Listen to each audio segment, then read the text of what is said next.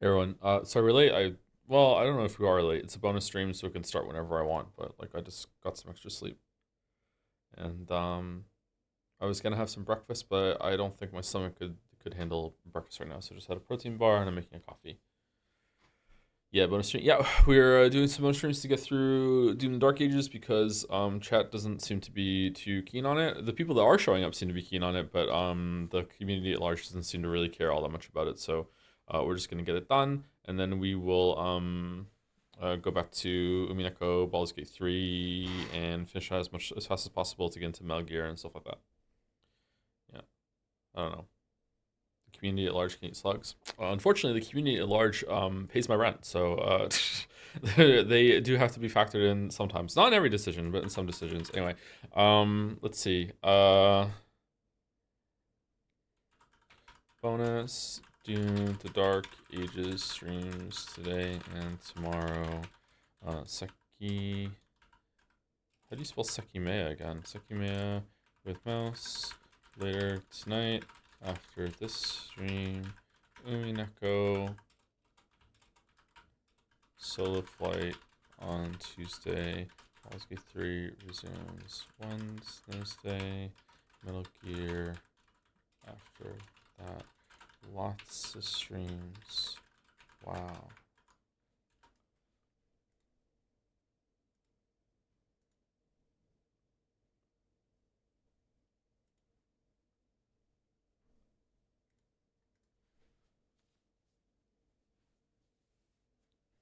Lots of streams. Wow. Okay, my link is out. I also have my Chaz on screen. All right.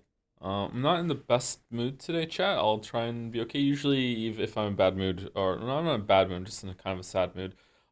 Usually, if I'm in a sad mood at the beginning of stream, usually I'm able to get through it really quickly. But like, there's a lot on my mind at the moment. A lot of things I'm not happy about. Um, the fact that it's the anniversary of Witcher today, isn't it? 10 year. I really thought that um that I'd have the video up by now, but yeah, this was one of the days that I'm like that would be a really good day to release it, but yeah, oh well.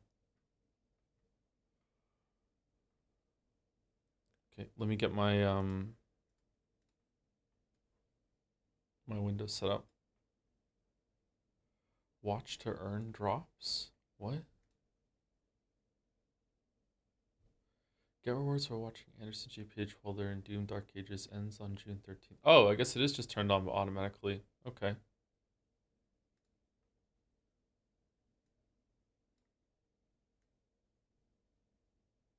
Are you still doing dolls? Yeah, we're gonna do the dolls. I enjoy doing the dolls, and we didn't do time guests yesterday, and I feel like time guesser is actually educational for me. I've already learned a bunch of stuff from doing time guesser. I will be maybe a little bit too honest and do think that chat gets a little too mean, and it is annoying. Um, but whatever. It's fine. Part of being a streamer for most streamers, not all of them, part of being a streamer for most streamers is that you consent to being bullied by your chat. Um, so I feel like that's just part of it. Like heckling is a part of the experience when it comes to Twitch. It's not like that when it comes to live shows for the most part, but yeah, just something you have to deal with. Mods need to start blasting. I don't think so. I think that it's just part of the culture. I don't think it's necessarily like worthy of bans or reports or anything like that. Although sometimes I guess it can be like that. I don't know. I don't know how you find a line or enforce that sort of line without like changing the culture of the entire website. I don't know. Heckling literally came from theater and stand up. No. Maybe it did, but mine. There are some types of theater that you're allowed to heckle, and heckling audience participation is encouraged and a part of the performance. But when it comes to stand up, most stand up comedians like it is a huge no go to heckling and interrupting the performance. Like they hate it, hate it, hate it, hate it. Um, Maybe some of them like it and will embrace it and will riff off the audience, but even then, if it's if it goes too far, you'll get ejected. You know what I mean? Like even if it seems like the comedian is having a good time with you, you'll still get ejected. Is it like, yeah? So I guess it depends on how it's done and if the comedian, the performer is consenting to it. Yeah.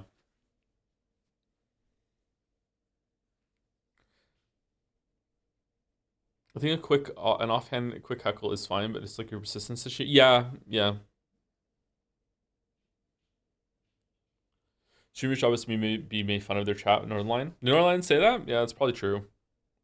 Um, the one thing I learned from Northernline, watching Northernline a few years ago, like I think maybe 4 years ago, was when I was watching some Northernline clips and Northernline like highlights.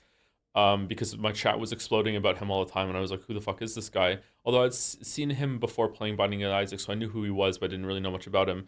Um, one of the things, I think maybe the only thing I learned from Northline, because I try not to watch a lot of other streamers because I don't want to adopt their mannerisms, is that Northline made me feel better about pushing back against chat. Northernline does not tolerate nearly as much bullshit as I do from chat, and he will really put chat on blast and will like stand up for himself and defend himself. I would say that he probably goes too far with it sometimes, and I think even he said a few times that he has.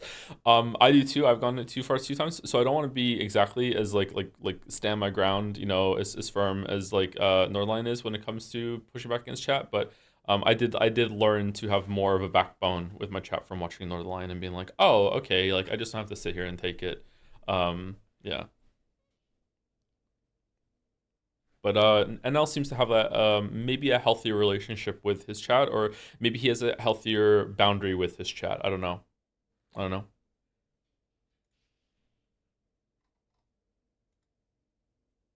Okay, let's see. Game duel time. You watch NNL? I thought you don't watch other streamers in case they were streaming influence you. You must have just came in at the end of that. At the beginning of that speech I just went on. I was talking about it was like years ago. When my community on Dragon's Den on Discord, I kept bringing him up, and I was like, okay, let me go and see what this guy's about. So I watched a couple highlights, a couple. Not I've never watched NL live. I've only watched some stuff on YouTube, usually Librarian. I've and maybe some like short clips. I've never watched him live, so I looked into that, and also a bunch of people were posting clips on Dragon's Den as well. And L is very funny. Okay, this is Bionic Commando. Nope, it's blue. It's Space Marine. No, it is Space Marine. It's Space Marine 2. These games good. Weeaboo Bill loves Warhammer. No, he doesn't. He likes 40K. I don't think he likes normal Warhammer. And he played Space Marine 2, and he said the game was like super short. I think he was disappointed how short it was. He said it was good, but it was short. I wonder if that's true or not. This is Red Dead Redemption 2. Nope. Uh, they're dropping in. It's a battle royale. What are the battle royales? PUBG. Yeah, maybe it's PUBG. Do people still play PUBG? Warzone? I don't know these games, chat. So I'm just gonna get help from chat. It's not. Hmm.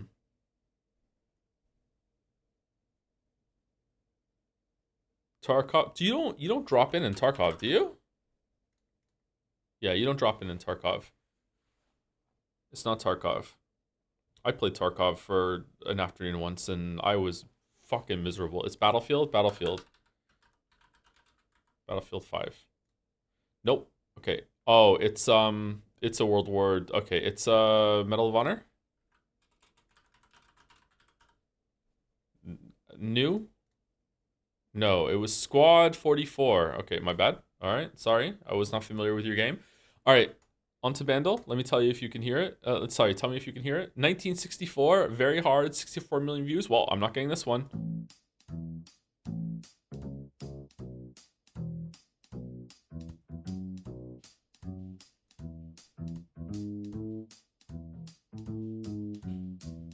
Here's a little song I wrote. Don't worry, be happy. Don't worry. Nope. Okay. Okay, I'm bringing chat back. There's no way I'm getting this one. Hello, chat.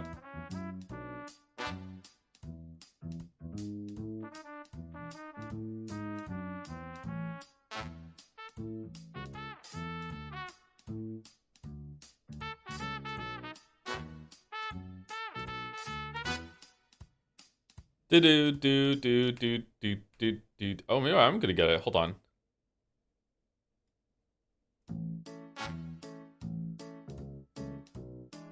Okay, I'm putting chat away. Actually, maybe I'm gonna get it. No, I'm being too ambitious.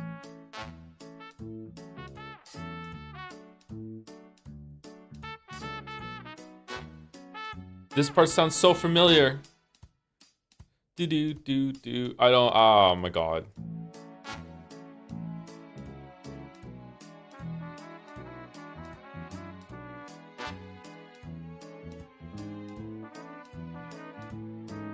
Ah, glorp me.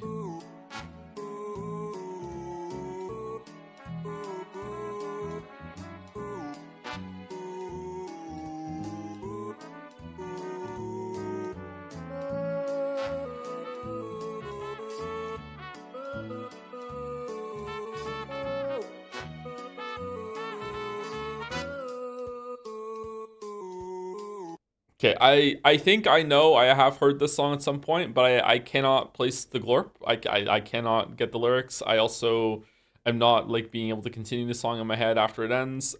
This is probably going to be, oh yeah, I've heard that song at some point in my life, but I can't place it. Affection.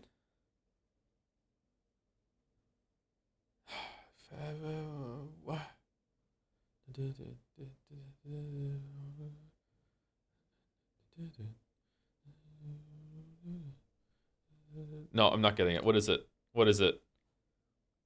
Nat King Cole, Love. No, I was never gonna get this. Okay. Yep. Put me in for Bandit every day, Coach. I got it on the brass. Wow. Really? Damn. Damn. You're more cultured than I am, Mouse, and you know about more things about the classical era, as I learned very quickly about you. So it doesn't surprise me. But I'm still impressed. That's crazy. You got it here? Joe, why are you doing Twitch? I'm not. They're just doing it.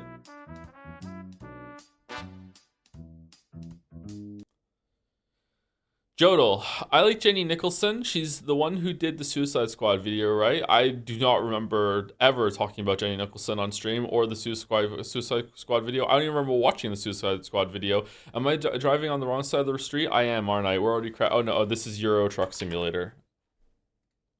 During a Q&A. Yeah. Mm-hmm. Yep.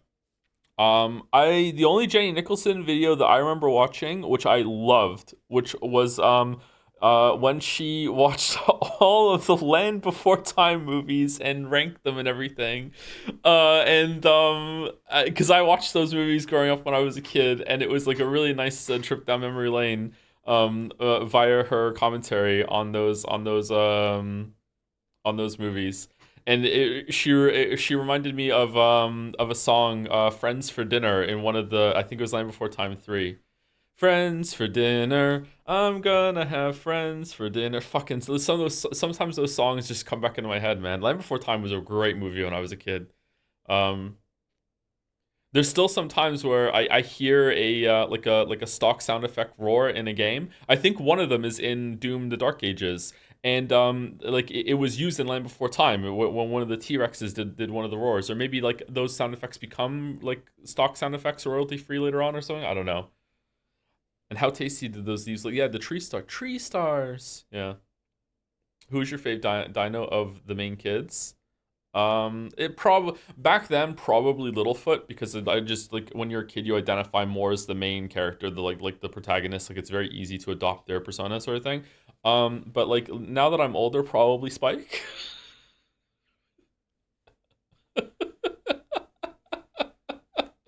Did your kids watch these movies? If yes, they like it. They have not seen Land Before Time. No, no. Leo would love Land Before Time. I should probably. Oh, maybe we tried and they didn't. They were too scared or something. Land Before Time has a couple of moments where it's a little oof. Um, but that was before. That must have been years ago now. Yeah, it's very. So you have to understand, chat, that it's very difficult to get to know what movies are appropriate for the kids because like the oldest one is turning 10 in August. The youngest one is turning 4 next week. So if they're gonna watch a movie like communally, that is not the biggest age gap, but it's a significant age gap. Do you know what I mean? It's not like with with two kids that are only like a couple years apart. Like no, there's like 6 years between them. And they occupy the same space. So like yeah, it's not always easy to be like, yeah, let's just pop this movie on because it might not be appropriate for the youngest one. What's their favorite movie? Finn's favorite movie is Finding Nemo. That's what he told me his favorite movie was. He told me the Minecraft movie would have been his favorite movie if it had a sniffer in it. But now Finding Nemo is his favorite movie. I don't think he liked the Minecraft movie all that much actually. I think they just liked going to the movie theater. Leo's favorite movie is probably I don't know. Like he doesn't really think about things that way. Um, I can't remember which Pixar movie. Kate would probably not also have a favorite, but she probably really enjoyed Finding Nemo as well. They really like Finding Nemo. They've watched that more than once. They've the movie they've watched the most is the Mario movie. They watched the Mario movie quite a few times, so maybe that's their de facto favorite because that's the one that they like to put on repeat. That they just don't think about things like in favorite ways. I don't know. And Mila does not have a favorite movie, so yeah, Finding Nemo is great. Finding Nemo is great. Finding Nemo is a great movie. Finding Dory is also a great movie. Do they like Ratatouille? They like Ratatouille, yeah, but not as much as the other ones because Ratatouille just doesn't hold up compared to the Pixar classics, you know? So true. Time Guesser has an app. Don't care. Don't care. Don't care. Okay. So this is in 1912 and it is in Odawara, which is down here somewhere. Where's Odawara? It's Odawara, somewhere along the Sweet Fish River, somewhere around. Oh, it's in Sakawa. Okay. Hmm.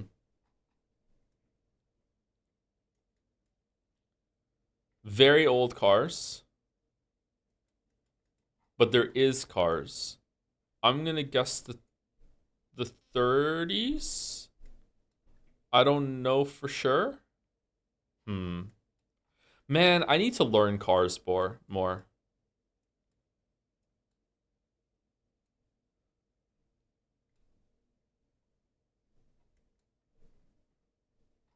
Okay, that looks like a British street sign to me.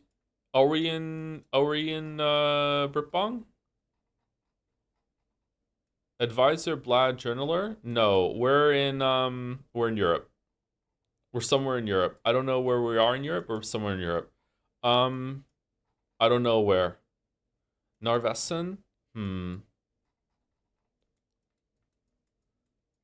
This is a like kind of amazing photograph. Like it's been overexposed, unfortunately, but like it's kind of cool, isn't it?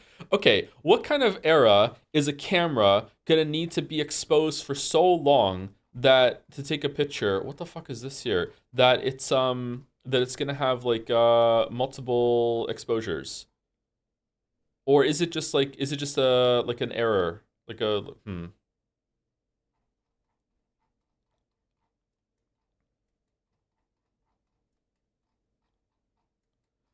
Okay, it's not Germany. It's not Paris. Narveson. Advisor Blad Journaler. Bjellands. Mange. Productor.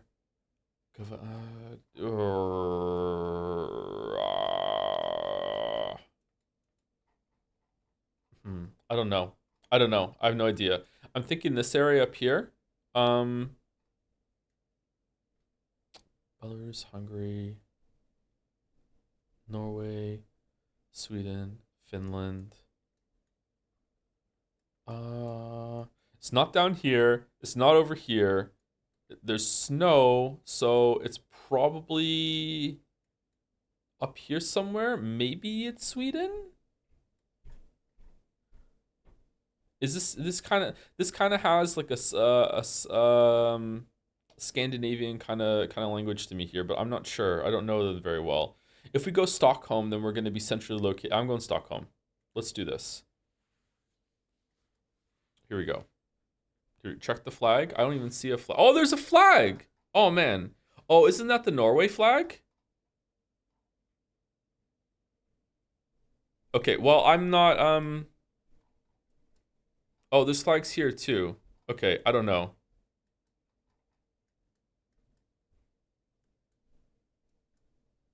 Well, we're just gonna stay here and see what it is. It was the 50s? Oh, damn. A long exposure photo outside a kiosk in Norway during winter of 1950. Oh, it was the Norway flag. Okay, I'm starting to learn some flags. Location, oh man, so many years off. Really, this was the 50s with those cars? Okay, I don't know fucking cars, man.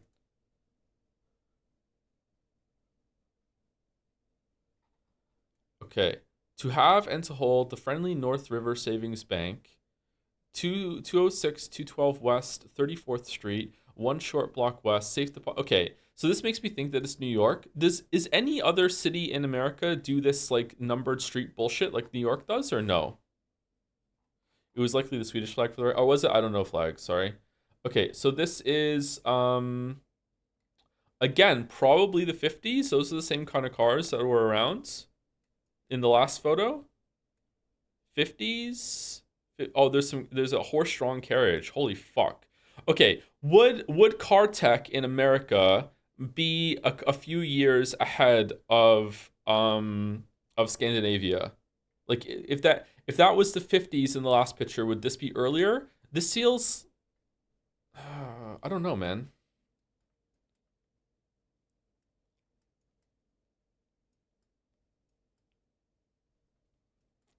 With the horse-drawn carriage as well, I kind of feel like it's like maybe 1945, 46. Let's go 1943 for no reason. Okay. So where is this?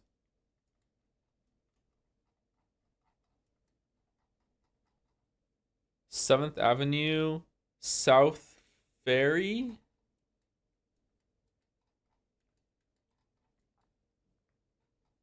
Saks at 34th Street. Okay. I think it is New York because I don't know another city in the world that does this shit. All right, so 34th Street. 34th Street.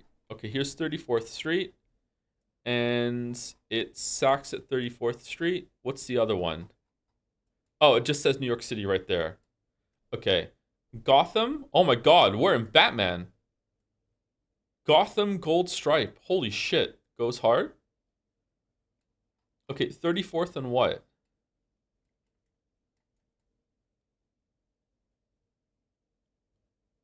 West 34th is just one short block west on West 34th. West 34th. Where I just saw 34th Street. Where is it? 34th. So this is West 34th. So we're probably like here. I'm gonna guess we're here. All right, let's go. Damn. 7 years off. It was even earlier than I thought. Holy shit. A view of Herald Square pedestrian crossing in Manhattan during the mid 30s. You were 7 years off. Why are American cities so square? Because they. Okay, So here's my understanding. I could be wrong. Here's my understanding from what I was told growing up. Maybe it's wrong. European cities were built for people. American and Canadian cities were built for cars. So because they were built for cars, uh or like more vehicles, because of that they're very blocky, they're very like easily now you can navigate them very easily, like it's laid out in a grid like structure because it was built with vehicles in mind, whereas European cities were built before the vehicles came, so then they had to like repurpose a lot of things, and there's a lot of winding roads. It's kind of like a nightmare. It makes it so European cities are a lot harder to navigate, but they have a much more character. Whereas American cities and Canadian cities are very easy to navigate. It's so simple to get around. You can just see everything on a grid laid out. It's really easy, but it makes everything feel kind of boxy the same and kind of soulless. So I don't know. There's pros and cons to both, to be honest.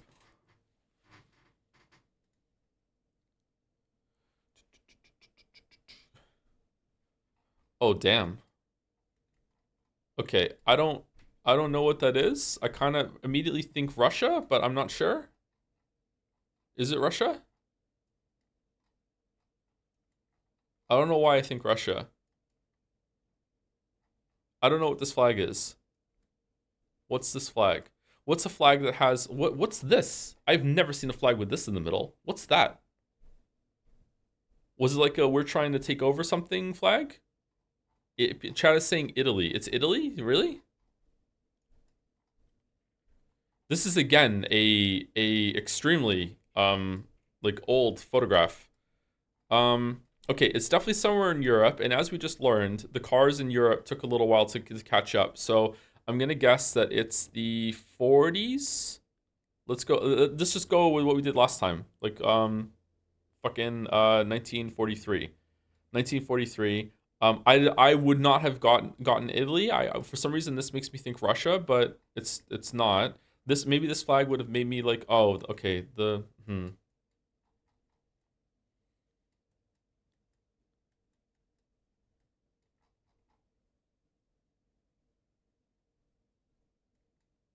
2122 4. Now now I see Rome because someone's in Italy. Someone said Italy in chat. Does that say Rome? Would it even be by city? Were cars given out like that? Okay, so now the question becomes, if the well, first of all, is that even Rome? Second of all, without chat saying Italy to me, would I have been able to see Rome on there? I can't see anything there. Can't read anything on that. Man, this is hard. Okay, all right. Well, I'm cheating. I'm going Rome. I'm going Rome. I'm cheating. I'm cheating. Oh man, what a good guess by me. You were 6 years off.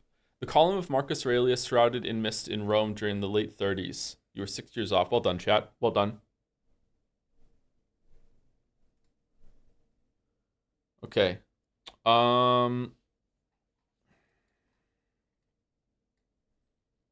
what?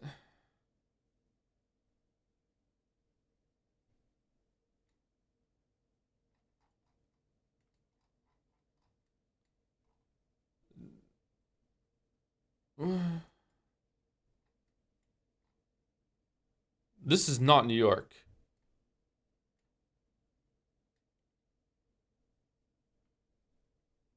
Where is this? What? Where is there a replica Statue of Liberty?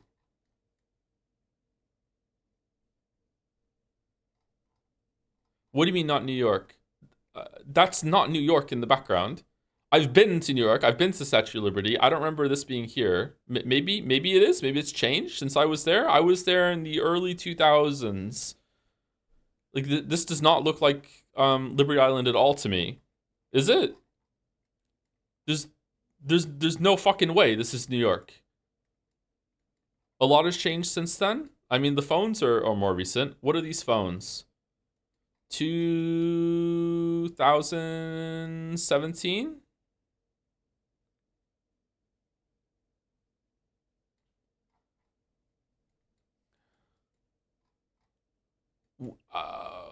I don't know where this is.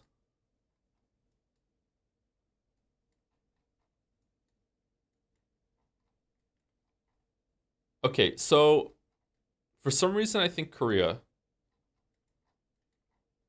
Is there like an island on off of South Korea that has like a replica fucking Statue of Liberty? What would it be called?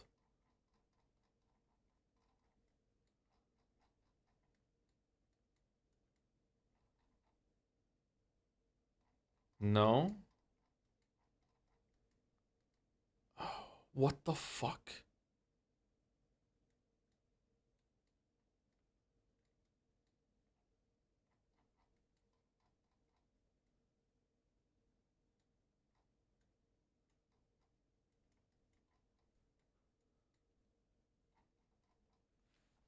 I'm feeling Odawara for this one. Someone in chat is saying Taiwan. Anyway, I think I don't know why I think South Korea. I'm going South Korea. I'm going into Busan. And then like maybe I'm somewhere in the area. Here we go. Let's see. Am I close to it was Japan. 1 year off. People taking selfies in front of a replica of the Statue of Liberty in Odaiba, Japan. 1 year off. Okay. It's here? Those are the two islands there? Oh, damn. Okay. All right. Oh, it's a raid from Hypothetical Walrus. Thank you, Walrus. I really enjoyed Umi News yesterday. Great use of Nanjo. Very high effort. Thank you very much, Walrus. Okay. Was there anyone in chat that was unironically making fun of me for not thinking this was New York City? Because yeah. Anyway, let's move on. Let's move on. Oh, it's the foot of beer. It's the Scrandal crossover.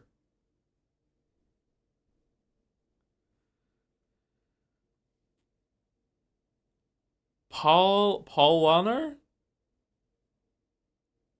Munichin? Okay. I have no fucking idea. Unichin makes me think of Munich, but that's probably not what it is. There's an umlaut. Okay, just because this is where okay, hold on. If they were doing celebration beer, they wouldn't use a glass and beer from somewhere else, right? It would be from that region, right? It has to be. Because it's all about. Because otherwise, I have no idea where this is. I'm gonna go with that. Is this actually what Munich is in German? I took German in high school. And I don't remember that. Is it? All right, let's go Munich. Okay. This is a digital photograph. Oh my god, look at that. Digital photograph. I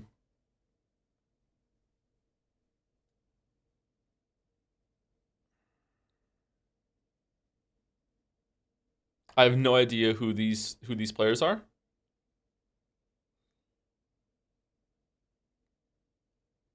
I'm gonna go 2010. I'm gonna go 2010. 2010. 2010. Here we go. Let's go.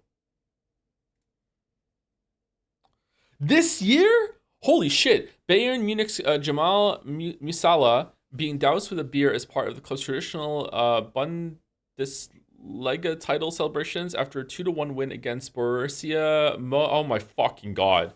Holy shit. This year. Damn, look too good for 2010. This looks so good that it was 2025. This doesn't look good enough to be 2025. All right. You know what? Pretty good time guesser today. Not bad score. 37,000. I'll take 37,000. Not bad. Not bad. I'll take that. Yeah. Pretty good.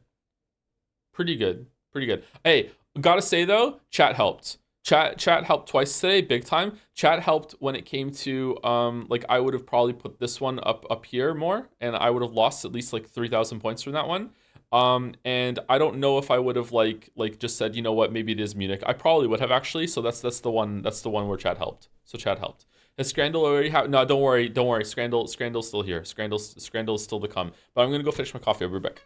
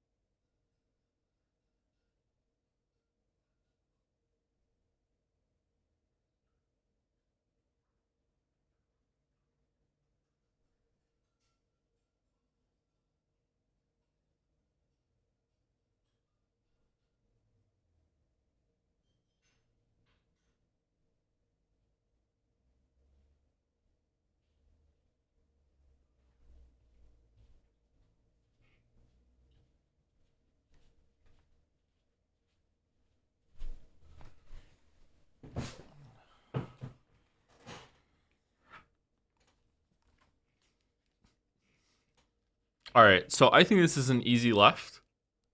Presentation on the left is like so much better. The right looks like someone just like pooped out too much mustard all over it. Don't get me wrong, I would eat right, but left has just the better presentation. It's also a little bit cheaper. Right looks slightly burnt. Left looks a little generic in the wiener. The pretzel looks good. It has a couple bites left out of it. I think the left. Yep, it's left. Okay, left. There we go. Mustard's too yeah, mustard's too heavy on the right. Okay, that cheeseburger is burnt as fuck. Yorkshire pudding wrap doesn't look all that great either, but it has some gravy to dip it in. It's got to be an easy right. Yep, easy right. Yep. Okay, easy right. All right, two out of two. 2 for 2. Curry rice with Scotch egg and rice. Sanguchi de potito, cow's rectum sandwich. All right, easy left. All right, 30. Wow, really? All right, okay. Fish and chips. That looks like chicken. That does not look like fish. I had fish and chips last night, and let me tell you, it was those chips look good. Hot dog and waffle. Okay. Okay. The novelty hot dog can go hard. However, I will say the waffles look pretty good. I would try this. It looks fun. These wieners look generic and kind of boiled, but the ketchup looks so lazily put on. It's like, who gives a fuck? I think left is gonna take it because like the fish here looks crispy. It looks really really good. The fries are chunky and look interesting to me. I would definitely go left. The mushy peas can fuck off. It's curry sauce. What do you mean? Where I don't see curry sauce anywhere here. Is it mushy pea curry sauce? It is 10 pounds. Hold on, it's more than twice the amount. Hold on, this is cheating. Hot dog and waffle. Why are there two in the picture? People might get confused and think that you're getting two hot dogs for 380 when really you're only getting what's gotta be left. Nobody cares about the price. Excuse me, objection. People do care about the price when it is 10 quid or above. Then the price factors into it. Or if it's 1 quid or below. If it's 1 quid or below, then suddenly it's like it's practically free. You know what? Free food. If it's free, it's for me. Whereas above, then people care. All right, akaraji. Okay, I don't know what that is. Fried bean dumpling with shrimp, vatapa, and peppers. Okay, I don't know what that is, so I can't judge if that's a good one of those. Mozzarella sticks, those mozzarella sticks look pretty good. I gotta say, Those look like they have a lot of seasoning in them. Mozzarella sticks go kind of hard as scran. This is cheap. I don't know. This looks kind of gross to me. Is this how it's meant to be? This looks gross. Expensive though? Yeah, but they're four big, huge, chunky mozzarella sticks. I'm going right. And you know what? If I'm wrong, I'm okay with that. Wow. I'm not okay with it. I'm not okay with it. Really? Really? Okay. Curry rice with scotch egg versus hot dog that has been, someone thought about cooking it for a long time. All right. Yeah, that's one of the worst. I can't believe it's not Scotland. Okay. Ultimate burger, the burger dog. Okay. The cheese is not melted. It's too much ketchup. Like novelty hot dog can fuck off. It's got to be left. Yeah. What? 71%? The novelty hot dog goes that hard? Okay, hold on. Hot dog 5. That looks like a good hot dog to me. Donuts. Oh shit. It's anyone's scran. It's anyone's scran. It's anyone's scran. It's anyone's scran. Oh my god. Right looks so good. Left looks so good too. Both of these look amazing. But it's like it's savory versus dessert. Scrandle does favor savory. Oh shit, it's Scotland. This is Scotland?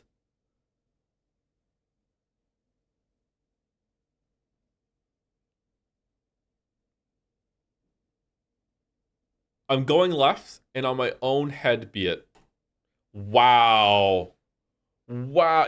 Yeah, I don't think that's actually from Scotland. Currywurst, easy left. Yeah, easy left. Easy left. Okay, can we at least get 8 out of 10 for the believers? Pulled pork cob. Uh, okay. Everything on the left looks amazing, except for whatever the fuck this is in the middle. This looks like it's been smuggled in. I don't know what the fuck this is. Cheeseburger with pulled pork and fried chicken. Huh. Applesauce, apparently. With fries, applesauce, and gravy. Huh. Okay. This is finally a worthy opponent. This is a suitable end of Scrandle. This is anyone's Scran. This is anyone's Scran. These are gonna be within a couple points of each other for sure. This is anyone's Scran.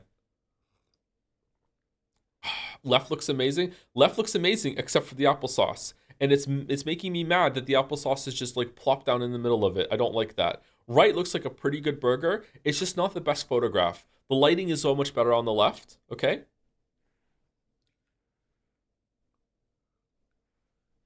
This is why it's important to learn how to take I almost said something else. Selfies. It's why it's important to learn how to do this stuff. I do not know how to do this stuff. I should learn because angles and lighting go a long way.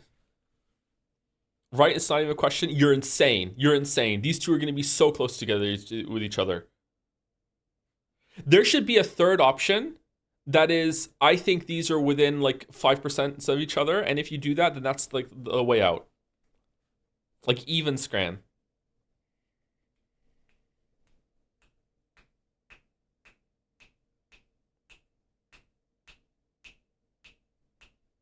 I feel like the applesauce is going to be polarizing. But parts of right look kind of gross. Okay, I'm going to go with what I would eat. I would eat right. I was so wrong. Wow. Okay, chat, you were right. I was so wrong. It was easily right. I was so wrong. Damn. All right. 8 out of 10 Scran. I'll take 8 out of 10 Scran. I'll take 8 out of 10 Scran.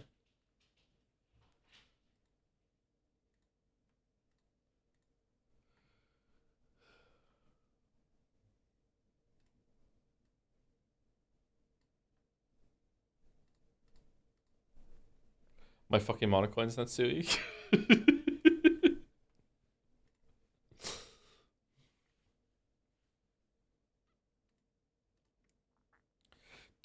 do. This makes me so hungry every time. I hate dieting. What's your diet strategy?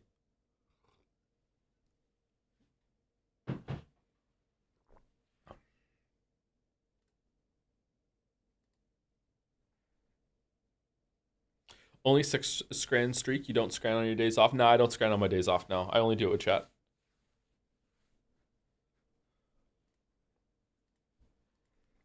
Oh my god, it's loud. Holy fuck.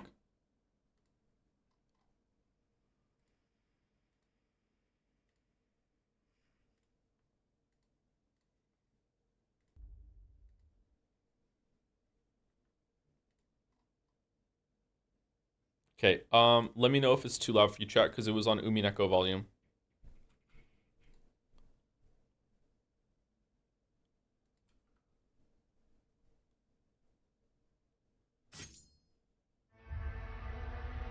I missed the Doom streams. How have you been enjoying the game? Very much. I love the game. I love the game. It's probably not going to be Eternal for me, but you know, it's still early days. We're only halfway through the game. I enjoyed Eternal more and more that I played it. So we'll see.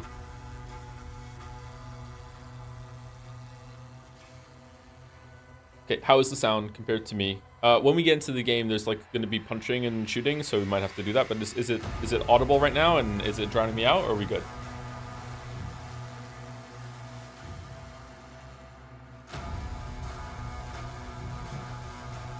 What would it take to beat Eternal for you? Honestly, it probably can't at this point because it's like 5 or 6 really, really great bosses that explore boss kind of like combat in this game. The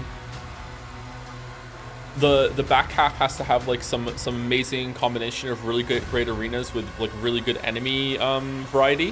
When we hit the full like saturation of the enemy variety, that they all work together really, really well. And I guess like maybe one more bit of movement tech, I think. But I think maybe we're not going to get any more movement tech. Low but audible, a bit loud. Okay, so chat is just all over the place. Okay, let me turn it down a little bit.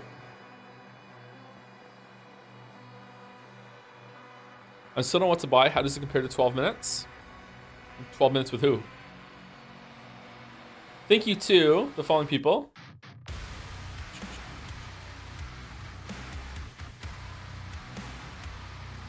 I've beaten Dark Ages and started over with 120% speed. Haven't gotten used to all tools. It's 0.3 away from Eternal for me, and I played it for 300 hours.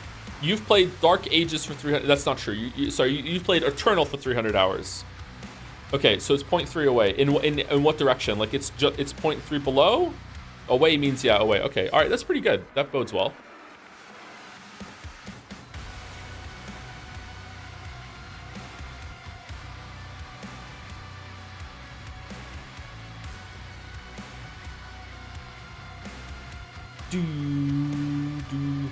Clips leaderboard. Deal 7 is the new top clipper at 795 views. Congratulations. I don't know.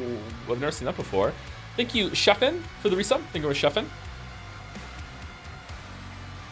You're playing 100% speed? Yeah, I'm not. I think maybe playing it playing higher might be good. I don't know.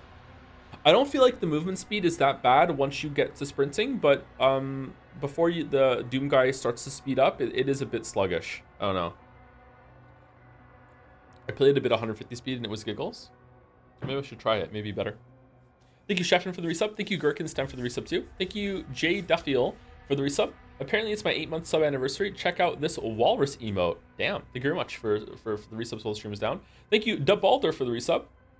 What does BG3 stand for? Big Gun. It is new Doom 3, so it's Big Gun 3. Yeah. BFG. When are we gonna get it? Thank you, Chitalian, for the resub. Hello, Weebs. I've stepped off the plane for Japan. Can't wait for today's Weeb game. Enjoy Japan. Very Weeb game. When are we going to get Weeb Doom? Thank you, Biologist, for the resub. Dirk Grayson for the resub, too. BC Kicks. George Washing Machine. As a Brit, any thoughts on Morris dancing? I don't know what that is, sorry.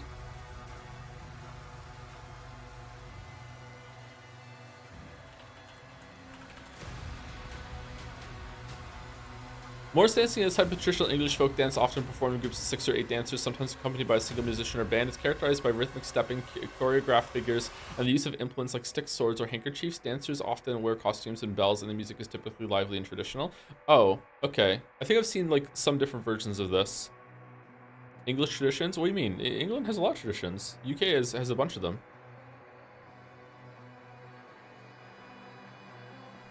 I don't know. I don't like dancing because I can't dance. If I could dance, maybe I would like dancing more. I'm not sure. Thank you, Capsador, for the resub. Tier 3 as well. Thank you, Caps. Thank you, Avdali, also for the hug. Thank you, Avdali, for the resub. Hello, Joe. Sending love from the president of the Undercourt of Umiful. How is Undercourt Umiful taking the streams? Or do they not care? Are they their own insulated community now?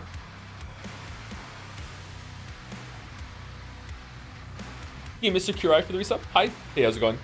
Our main 384 for the bits. Yo, you should level up adaptability for better iframes. Thank you, Echo Desu, for the resub. Wow, 2 whole years watching this trash. Thanks for nothing. Wow. Thank you. Thank you, Shiroa1327 for the resub. Walrus for the raid. Thank you very much, Walrus. Huli Gordo for the resub as well. It's been more than 2 years and I've never gotten a cringe welcome to the sub club message, so I'm requesting it now. Welcome to the Rub It Up sub club, Gordo. Clawfist. Thank you for getting on board the submarine and taking the plunge. Thank you, Bungus the Humongous, for the resub. New Doom goes hard. I like it too. I feel like people are down on it when I think it's a really great game. I think it needs a couple patches, but like it's nothing like major. It's not like Cyberpunk 2077 or anything like that. It just needs a couple patches to clean some things up, but it's still very, very playable. It's having a great time. Yeah, it's really good. Thank you, My Tuna Delicious, for the new sub. Welcome, welcome. My Tuna Delicious. Right after Scandal too.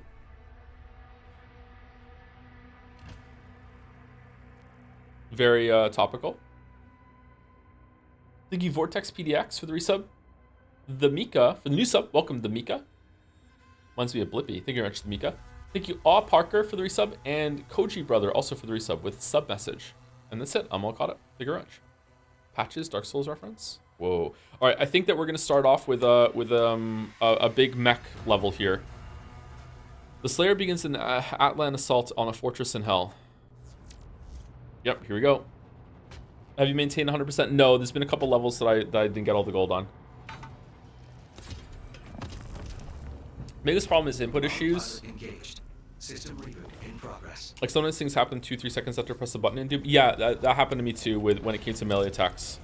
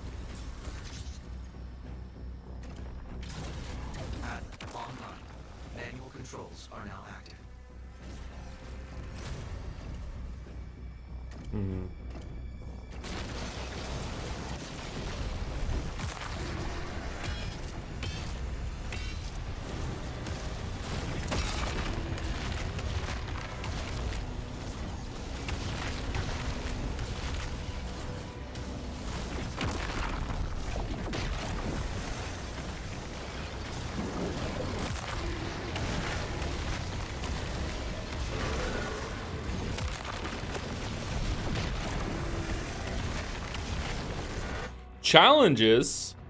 Execute a perfect dodge maneuver 5 times. Crushinator down. Oh, we're done. Okay, that's good.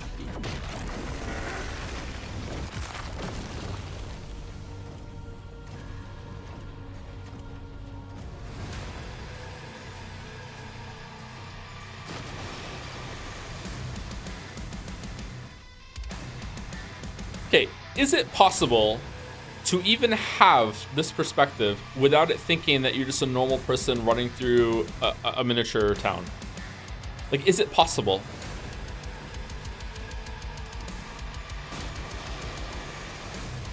Yes? What game has done it? I think it's very difficult. I think it's difficult too. I don't know if it is possible.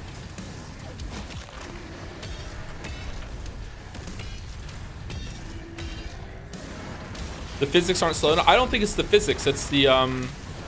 It's the scale. Maybe it's because everything's like oh shit, I'm dying. Maybe it's because it's like vacant. There's no like little dudes like running around on the rafters and shit. But the last time we were like this, there were little dudes and it felt kind of the same thing too.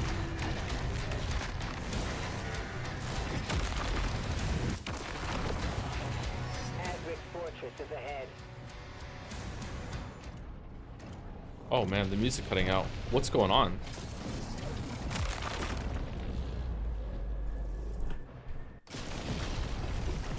Oh man, Hell left the gun for me? That's nice.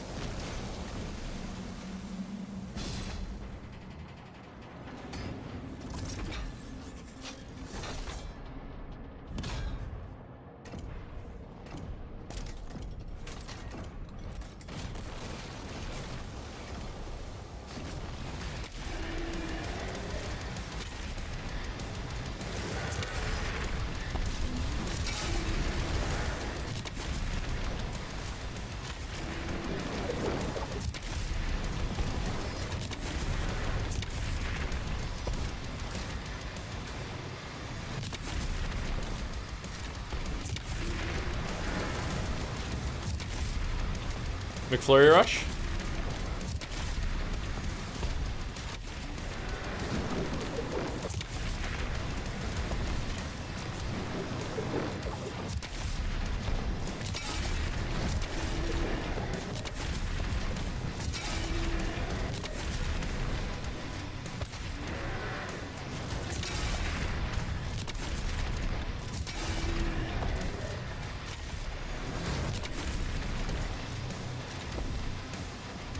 Oh, we're out of ammo. I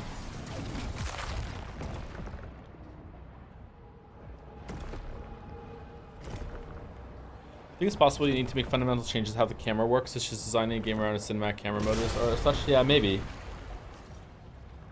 It's not bad. I'm okay with these being kind of like filler levels that are just about empowerment. I feel like they don't land that much. The dragon did better. There's some novelty here that other people might really enjoy. I don't know. It's all right. They're short. The makers have confirmed that Azric's signal is still inside. Okay, so we fully upgraded the flail. Do we want to upgrade the earth? I want to wait and see which one of these I like the most before I waste some gold on this, because if with gold I can like start upgrading some other weapons here in case I decide that I don't. Oh, I have a wraith stone. Okay, I really like the cycler. I also really like the rocket launcher. Cannibalism lasts significantly longer. What do you mean? Okay, significantly longer meaning I can get 2 shots off instead of 1, because I love the rocket launcher so much, but I think I prefer the cycler. Killing a shock demon with the cycler builds charge based on the size of the demon. Cycler deals increased damage. Okay, I'm gonna go with this one, because this is probably my favorite gun at the moment. And I'll get the rocket launcher next time. Thermal runaway, cause overload or lightning arc damage to demons with the plasma rifle cycler. Okay, what do I get when I get the masteries?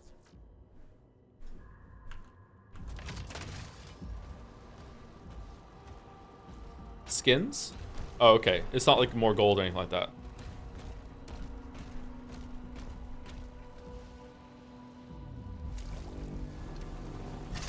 Oh, we're getting another shield rune right now. From hell. Holy Swarm. You have acquired a new shield rune, Holy Swarm. When activated, the Holy Swarm will launch out in seeking blades in a wide arc.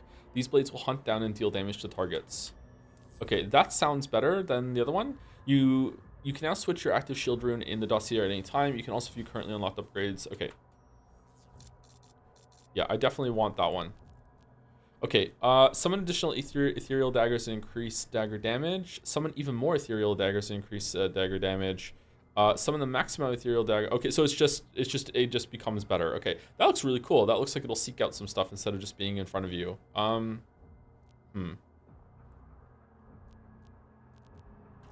How much would it be to upgrade this one right now?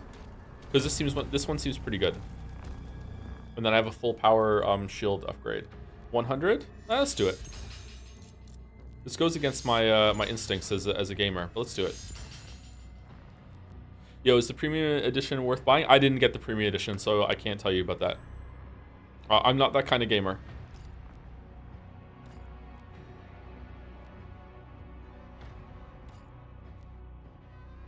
Okay, we do use the chain shot sometimes. Fuck it, we'll keep it.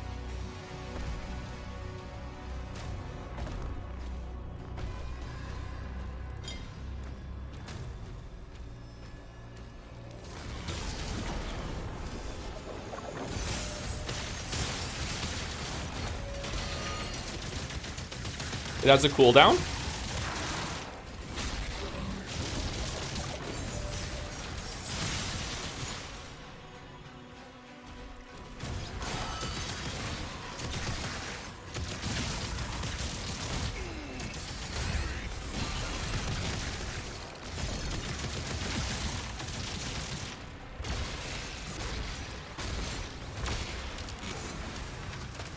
Okay.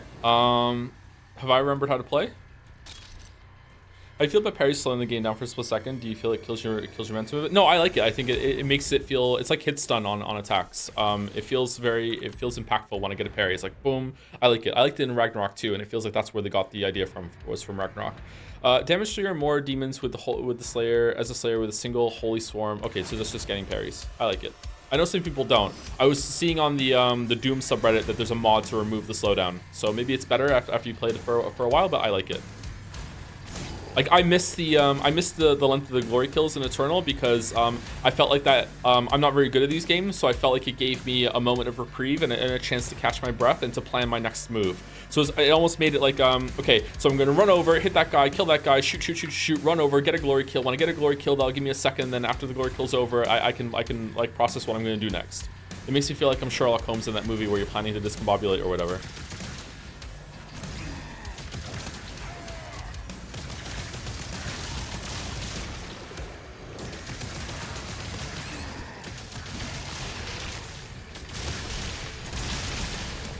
Playing on the highest difficulty though, and dying all the time.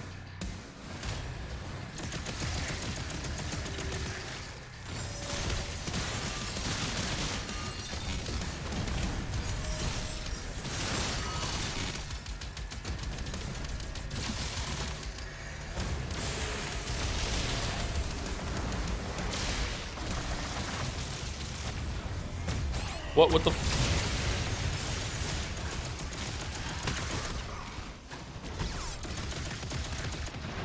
Whoa, how did we die? Oh, this guy. Okay.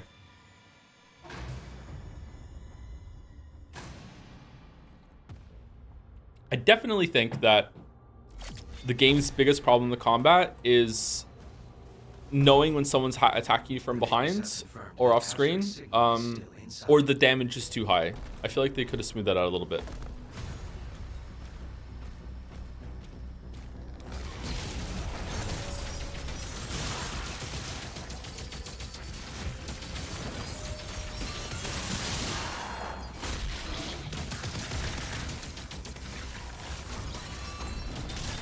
There's a mode that lets you turn it on. Yeah, but because it's not on by default, it's resin, so I don't want to use it.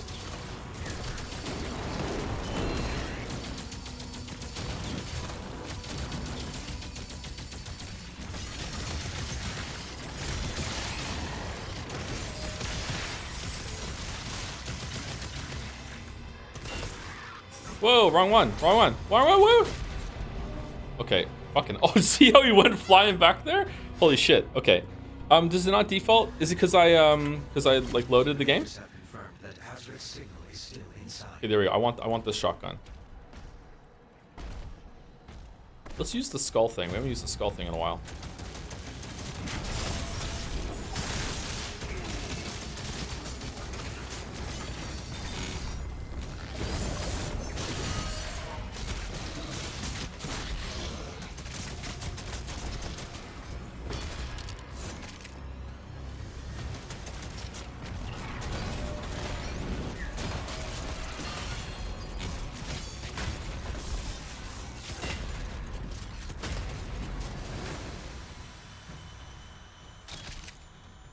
Does that mean you watch Christopher Nolan movies without subtitles since they aren't on by default?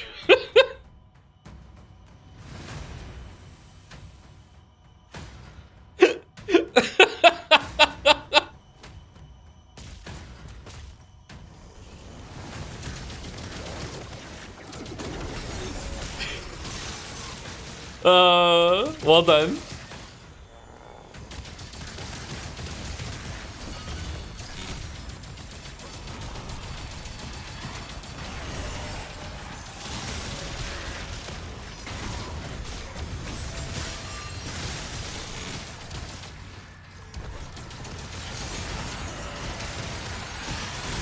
Whoa!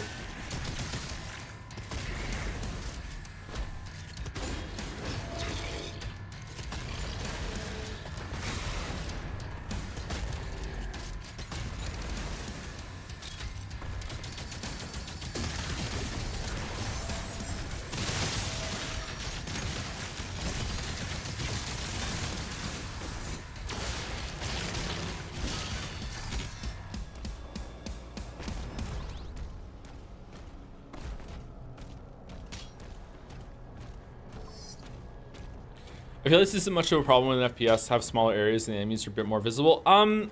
It could be okay. So I think that right now it could be one of a couple things. It's either that it's a skill issue and you just have to learn to play around it.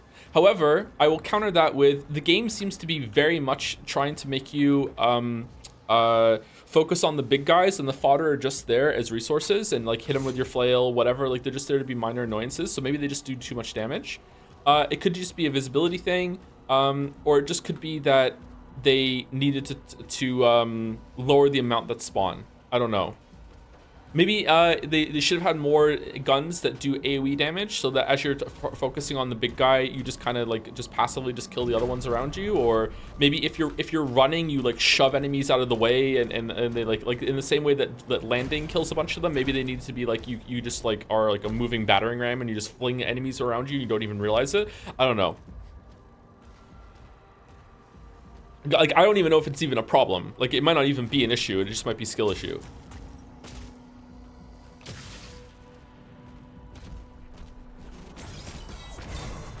Did we get the thing? Yeah, we did. Okay.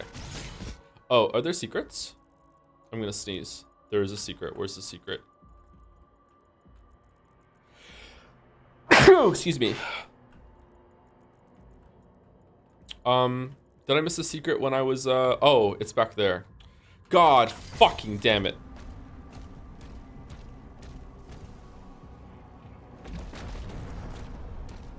Gesundheit, thank you very much.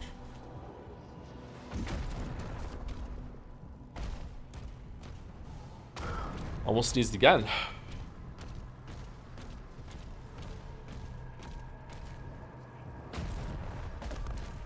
That she did a bit already. Shield charge explodes everything smaller than the big imps that I don't know the name of. Yeah, maybe I'm just not using the shield charge enough to get around. Maybe I'm plotting around too much.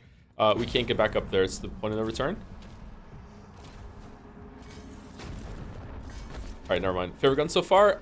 This one or the super shotgun. I really like the combat interaction of get a parry, get free rocket launchers that you can blast on the enemy, and it heals you. That's really cool. I like it, especially with the upgrade. That means I can get like more than one without. It's not so much I want the healing, so I just want to be able to not take splash damage. That's really, really cool. This gun just feels really awesome to use. I really like it. I really do not like this gun because it just feels like weak. It doesn't feel like skull fragments would do that much damage. I don't know, just like I don't know. I just really don't like it. It feels just kind of like a wet noodle. The super shotgun is probably the best super shotgun they've ever had. It just feels so meaty to use. This gun feels not strong enough to even be worth using. But I think what you're meant to do is you're meant to like pin cushion them on and then use the shield to explode it. So it's a synergy weapon.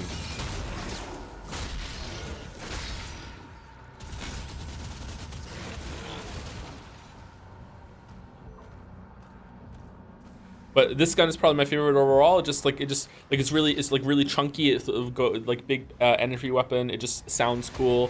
I like being able to overload the shields. This is probably my favorite gun. It just feels like a basic really good gun, or like just a fundamentally good gun.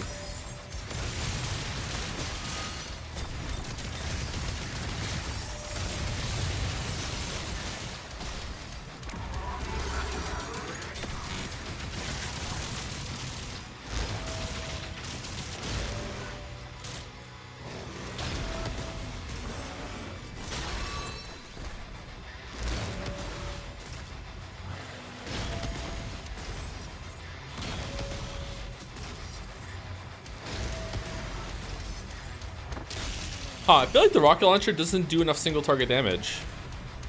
That was a lot of shots. Guess that makes sense. Huh. Maybe I don't like it that much. Okay, I see the rapid slow being annoying here. It can be a little annoying. I think it's alright so far though. It's not meant to anyway, but yeah, that tracks. I just thought that if I was like really close up and I just like on a target, it would do a lot of single target damage, but I guess not.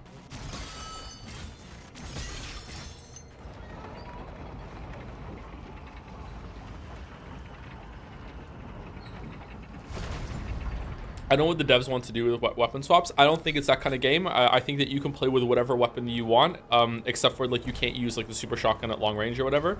Like you can have a long range weapon and a short range weapon. I'm pretty sure that if you wanted to, you could pick right now. You could be like, okay, so I'm gonna have super shotgun and rocket launcher, and that's it. I'm not gonna use anything else. And you could beat the whole game like that, because as long as you use your flail to get ammo back, and you'd be fine. Whereas in Eternal, like, fuck you, that's not gonna work. That absolutely is never, ever, ever gonna work. Except for maybe in the late game when you have enough ammo upgrades. I will say they made the weapon swapping way too slow. I agree. Like, I really, really agree. The weapon swapping is way too slow. That I agree with the chatter. I don't know what the fuck they were thinking there. I don't know why you're punishing me for weapon switching. You should be encouraging me to weapon swap as much as possible, because that's adding gameplay variety. I don't know, like, that's possibly the biggest, simplest mistake that the game makes, because it's such an easy fix, and it's just such a, like, what the fuck were you thinking sort of, like, reaction to it, right? Is that, like, hyperbolic or no? Where did I miss the green? Was this in, it was in the big mech part, wasn't it? Okay. Am I right? I don't see any hidden gold or anything on the map. What's the green again? It's a life sigil, isn't it? Try playing at higher speed, but if you play at higher speed, the enemies are higher speed too, so it's all relative, isn't it?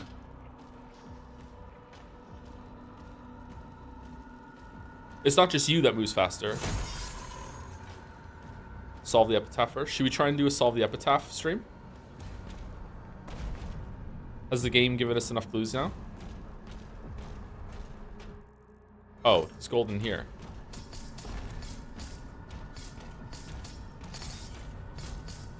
Man, this gold looks so pleasant to pick up.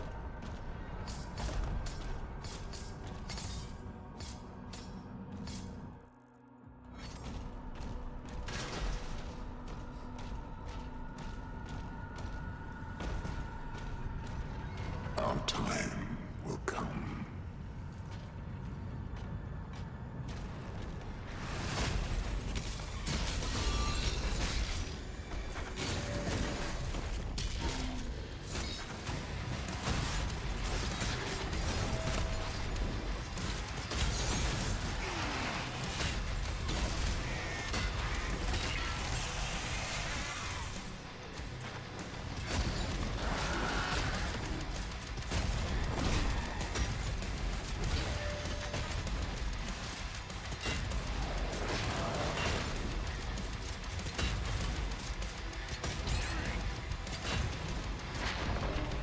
Whoa, okay. I really felt that I parried that. Okay. The quick dart they do to the side is kind of crazy.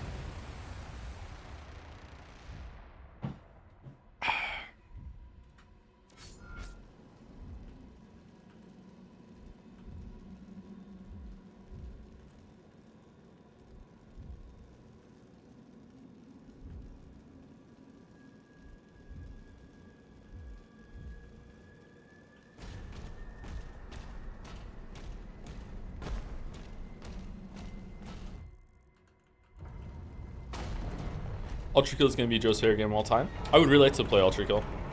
Can't wait for them to finish it. Right after I finish Witcher 3.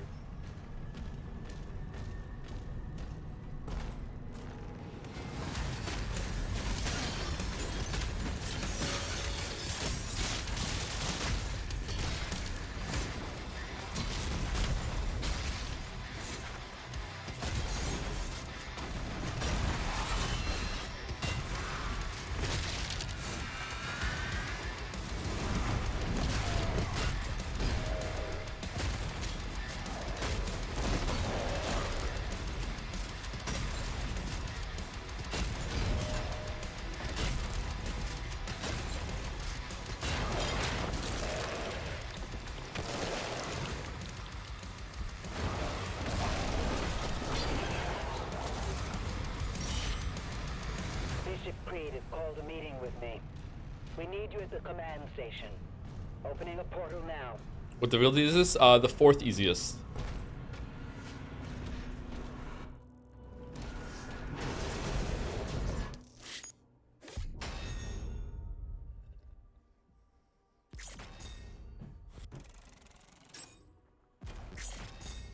Elusive. Elusive. Thank you, Henry White, for the bits. As a person who finished all Umineko and 7 episodes of Higurashi, I like to say that Echo and Arches are better. What are those? The pacing is so much better, you have no idea. I actually stalling finishing Higurashi because of this. If I might have some slight caveat in recommending Echo, I absolutely recommend Arches to anyone. It's a kinetic VN, so you'll love this. The amount of feels I experienced in Arches, I'm still recovering some days later. All right, fucking take your +2. All right, Sentinel Command Station. Thank you, Henry Wyatt. The Sentinels prepare for the Creed's arrival at Theria's command station.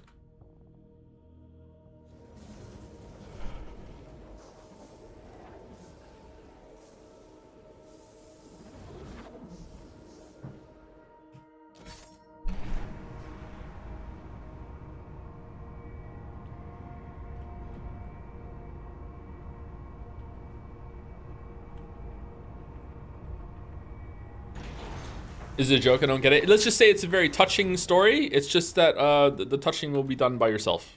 Let's put it that way, okay? That's what the joke was. Whoa. Hello? Hi? Why is there a demon door in our... Okay. His Eminence, the Bishop Creed, has arrived. Access control zones in effect. Huh. Sus? Go on.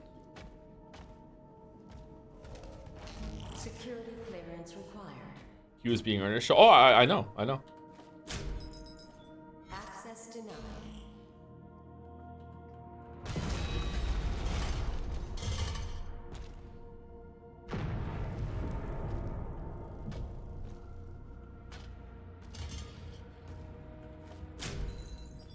Access denied.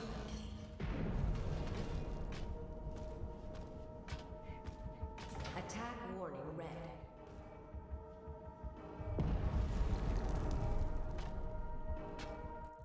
Uh...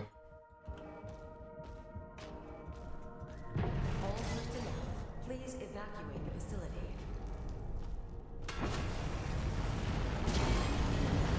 This base is under attack. Scramble the air units. All hands to battle stations. Now this is Doom 3. They must be after the Creed.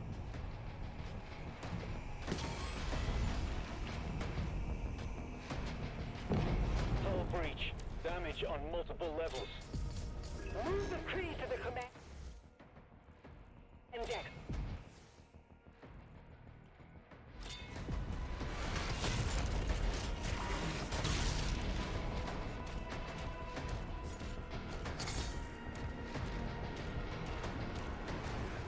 Too bright for Doom 3. In the future, there is no such thing as duct tape. Even though we're on Mars and have pretty much colonized it, there's no way in hell that you can get duct tape and tape a fucking flashlight to a gun.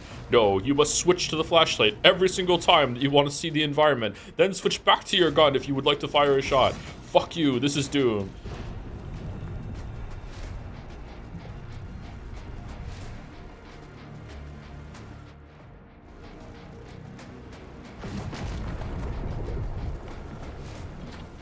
Man, you guys are remarkably chill for what's going on.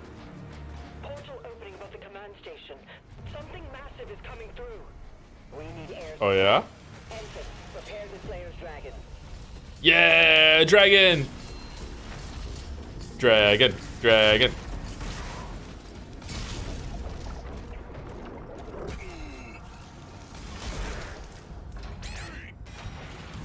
Whoa, let me fire, let me fire.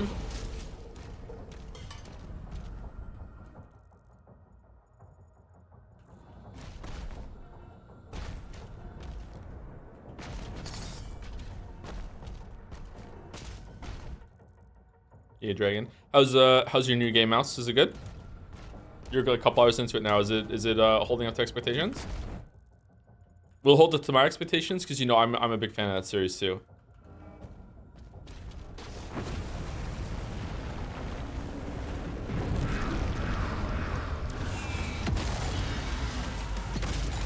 Yeah, it's like the old one with a bunch of quality life changes you wanted. That's good. That's good. We're talking about Fantasy Life, old 3DS game that probably none of you have played. I played it though, right? Release. I definitely did not just learn about this game for the first time yesterday. But yeah, it's the new one just came out today. Really excited.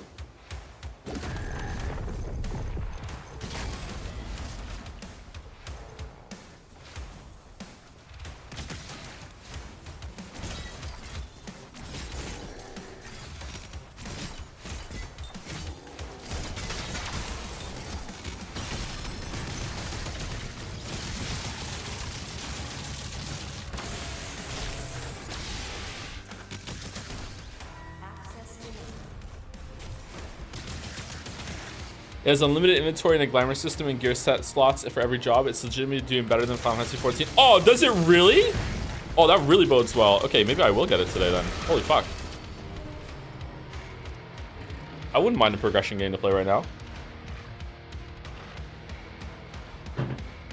I mean, I don't really have time, but you know. I just died. Like just miserably. I just died.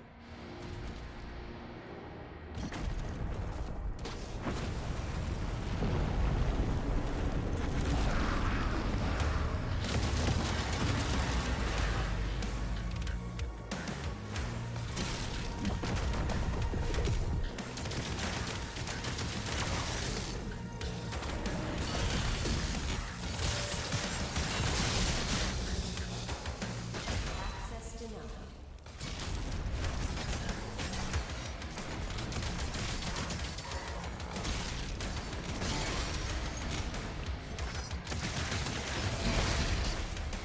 Oh.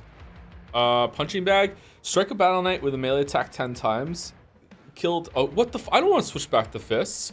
Open 2 secret doors. Kill. Okay, well let's put these on. Can I switch to fists just right now?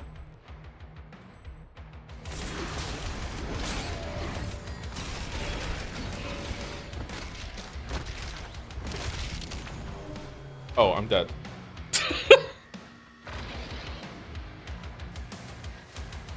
You don't need to switch? Don't I? I don't?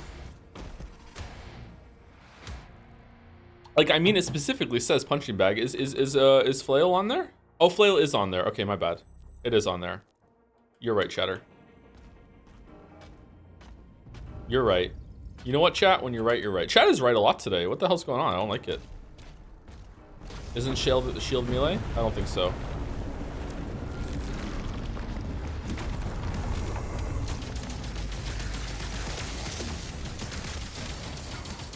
Access denied.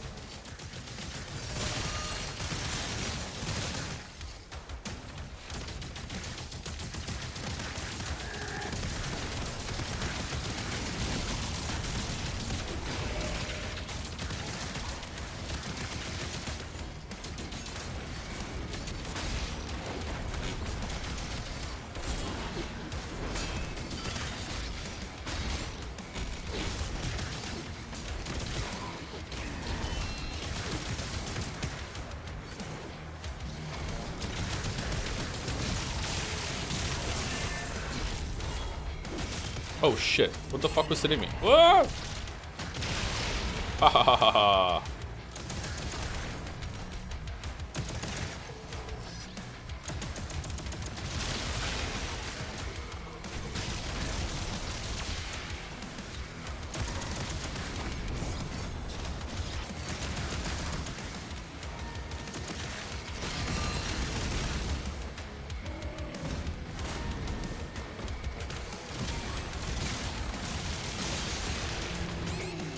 Whoa! Whoa! What the fuck? What the fuck am I dying?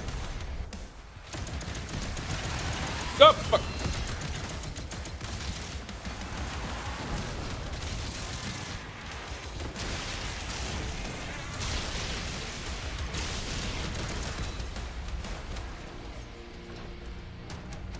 Alright, that was fucking clutch. You should play Yellow Taxi Goes Room, by the way. Easily Game of the Year 2024. More than 9 souls.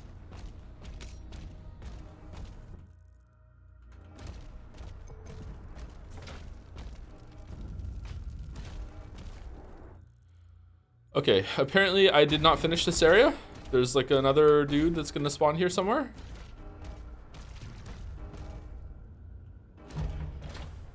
No? Okay.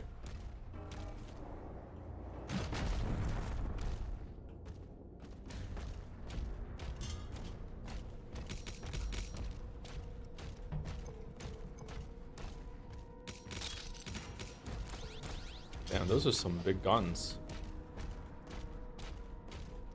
Or big bullets.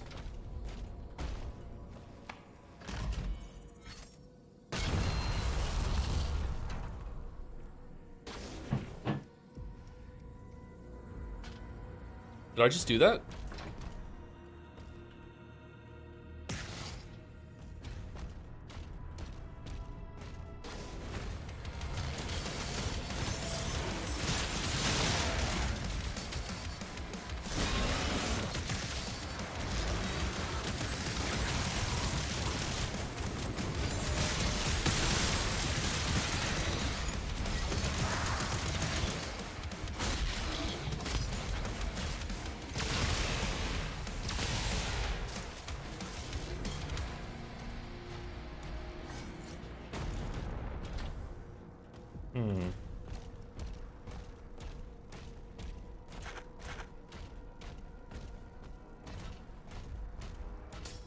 You know what they say? They say the mark of a really great game is how long you're still thinking about it after you're done playing it. And I gotta say, we think about Forspoken a lot.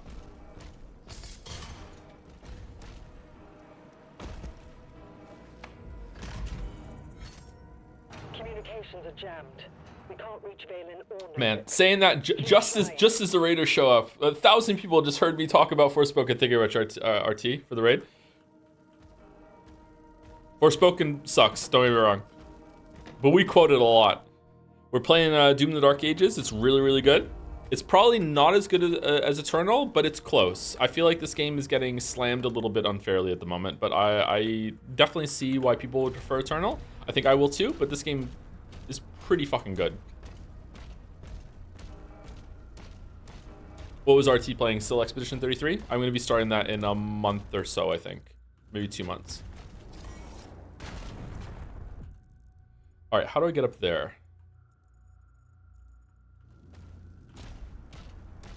It's so good. I hear it's really good, yeah.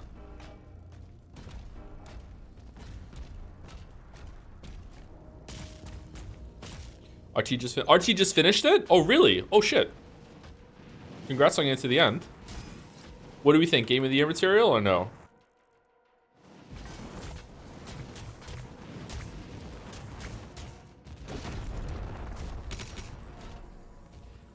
Very well written game. Oh, I'm sorry.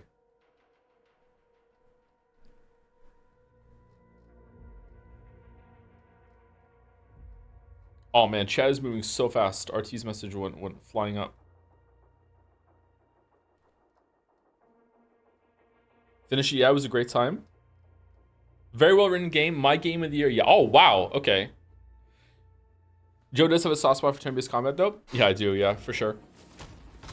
I do like JRPGs that I grew up with, so if it's in that kind of area, then I might be able to enjoy it. I watched Mouse play it a little bit, and the opening was really, really cool. It was like very atmospheric. The Ranger focuses a hail of bone shards in a tighter spread. The fire ramps up over time, allowing for massive damage output at the cost of movement speed. Damaging enemies at close range enhances damage. Okay, cool. So it's like a beam, skull beam.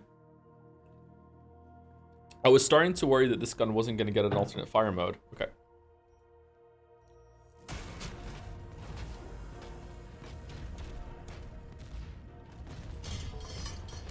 But it's French. I know. I will try very hard not to hold that against it.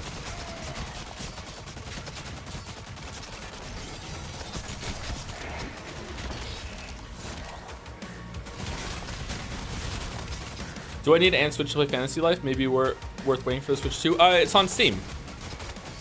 The Fantasy Life, the new one just came out. Oh, just to be clear, I know nothing about the series, by the way. I watched Mouse play the original a little bit yesterday. Like I have no idea if it's good or not.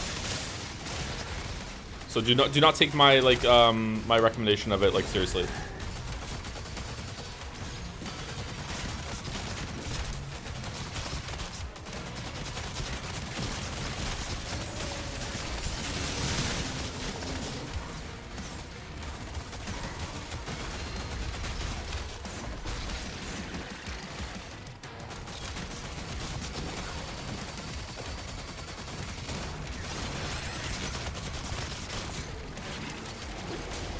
Whoa.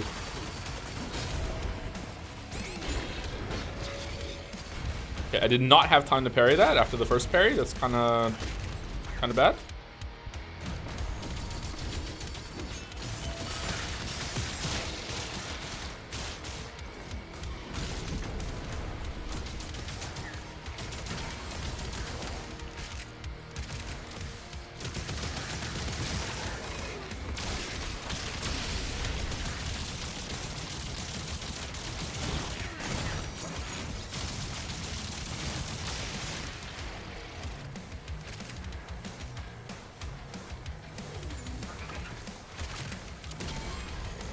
What?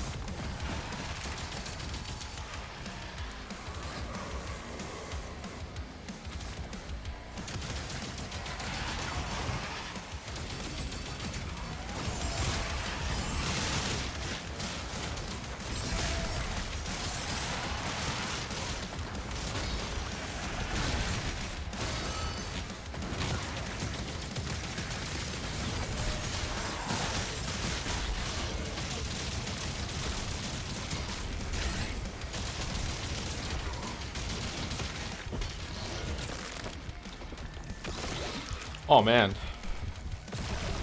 I don't know how I survived there. I feel like the game was taking pity on me there. I did not deserve to win that. Holy fuck.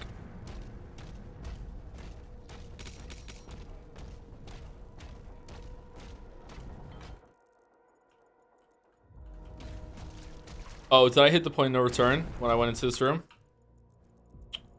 Shit, that's a lot of gold I just missed. Aww. Oh, maybe I can get back over there?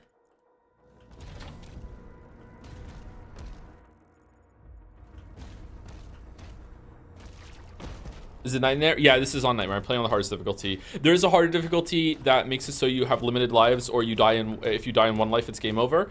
And you have to start all the way from the beginning again, but I'm not playing on that. But that doesn't increase damage taken or damage dealt or anything like that. Hellships have entered the airspace. They're blocking our flight decks.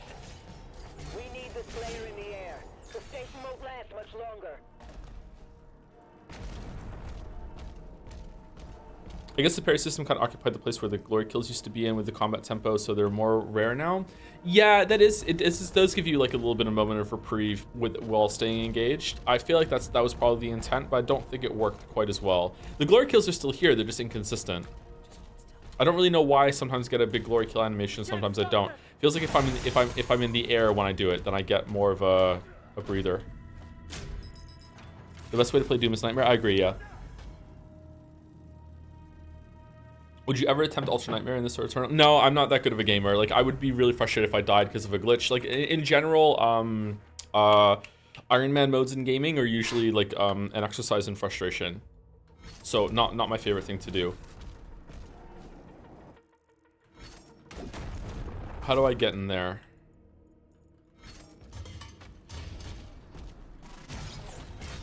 Like, more power to you if you enjoy doing those things. I can see why it would, like, the tension might add some stuff for you. Like, I like the idea of it conceptually, like Witcher had it, like Witcher 2 had an Iron Man mode, and I like the idea of being like, it makes you role play way more like in the mindset of someone that's actually in there, instead of being like, oh, I'm invincible, I can just reload, who gives a shit. When it's an Iron Man mode, it makes you think, okay, I must take every advantage I have, I'm gonna really research the monster, I'm really gonna give it my all, I'm really gonna focus, and it's like, yeah, it can be really good for that sort of mindset, but also like games are fallible, like they have glitches, and I encounter log glitches when I play games, and if I ever was doing an Iron Man like permadeath mode and I died because like in the online game because I got disconnected in Path of Exile, or if it's because I fell through the world, I would just be like permanently fucked off. So like, yeah, I would be more on board if it was guaranteed that whenever I died it was my fault.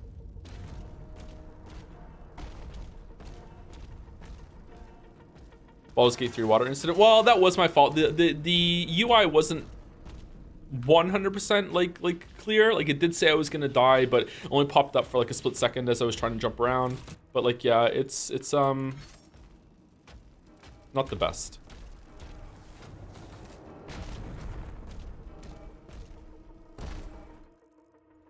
Hates roguelikes. I like roguelikes. Okay, where are we going? This way? Did we get the key? We're going this way now. Okay, I'm confused what I'm supposed to be doing right now. I feel like this room bugged out because there's still a red X here, and I feel like we should be able to fight some more monsters here at the moment. Maybe go that way, where the green is. Did we get this key? No.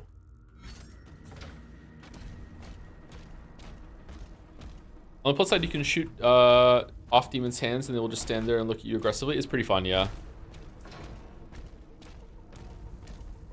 Get some buddies like Michonne in Walking Dead. I go up, then I come back down.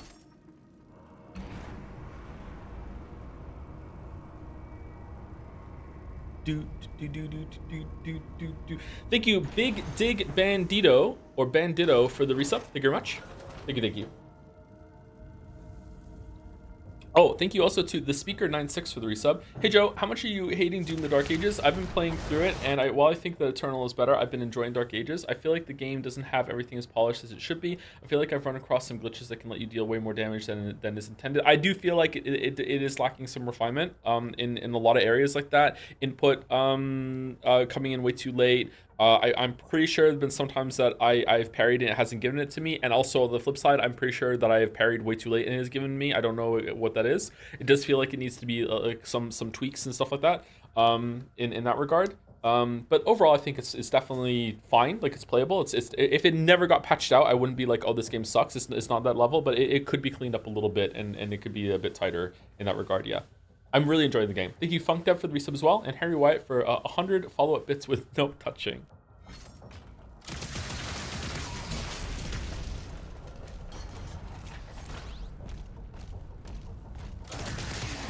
Oh, I hate the shadow guys.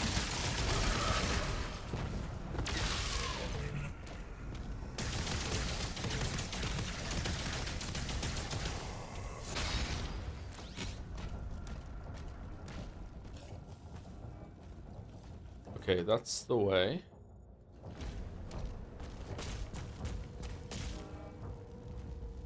There's a key.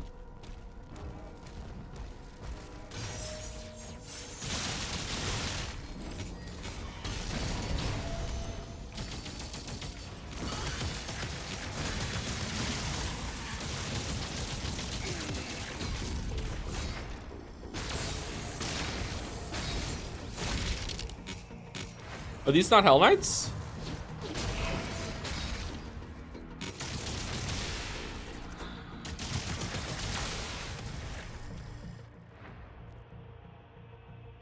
Battle Knight. What the fuck is a Battle Knight? Is that the Hell Knights with armor on them?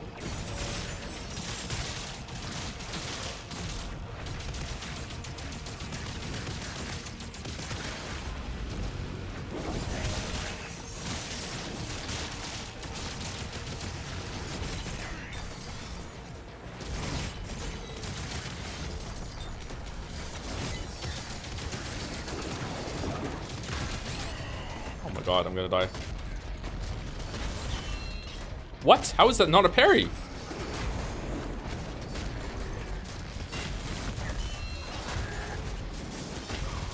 I'm dead. I'm so dead. Yep, I'm dead.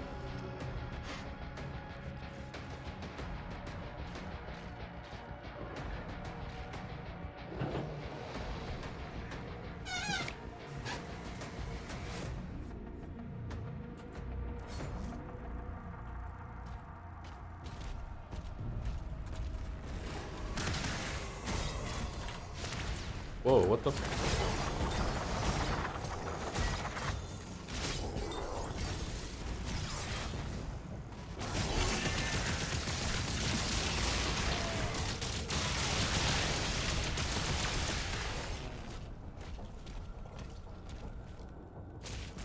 I'm a monster. I'm a surgeon.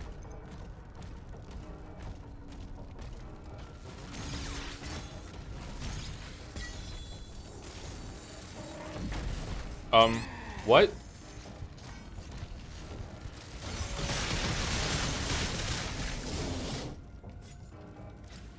It's afraid?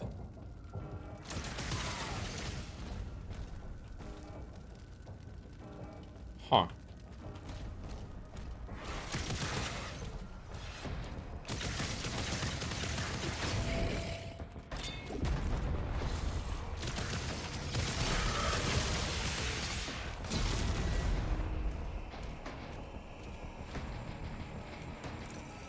It's a secret.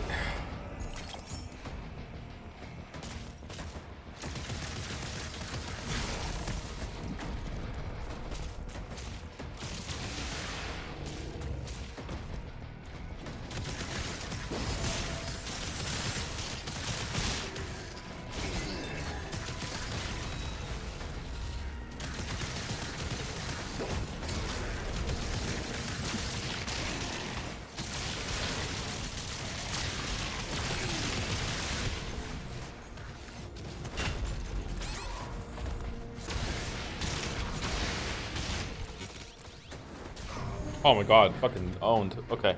Does anyone know, by the way, anyone into Nintendo, is the Switch 2 gonna launch with Switch 2 lights like somewhat after it, or did the Switch lights come after Switch 1? Like how long after?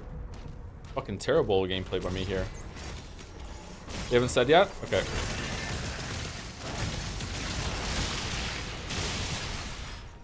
Took some years. All right.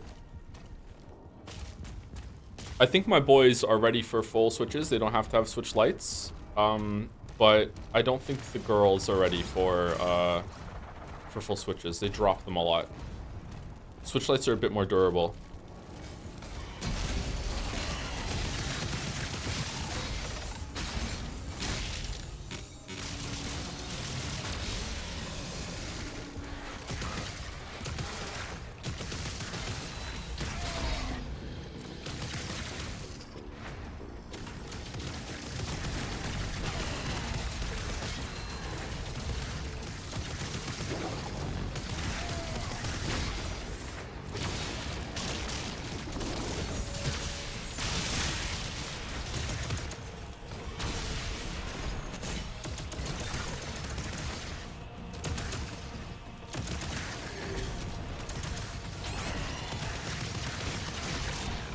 Okay, this room's insane. Are the blue ones getting buffed, or does it mean they're gonna come back after they die? Maybe I should clear them. This room is like really hard. Am I not using the shield throw as much? Maybe I should use the skull one. Oh my god, that room's really hard.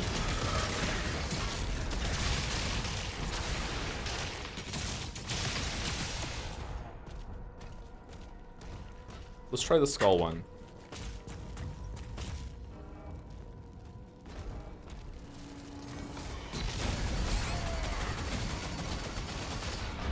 Okay, now I died to that one right away. Okay, you know what? Deserved. Deserved. Deserved.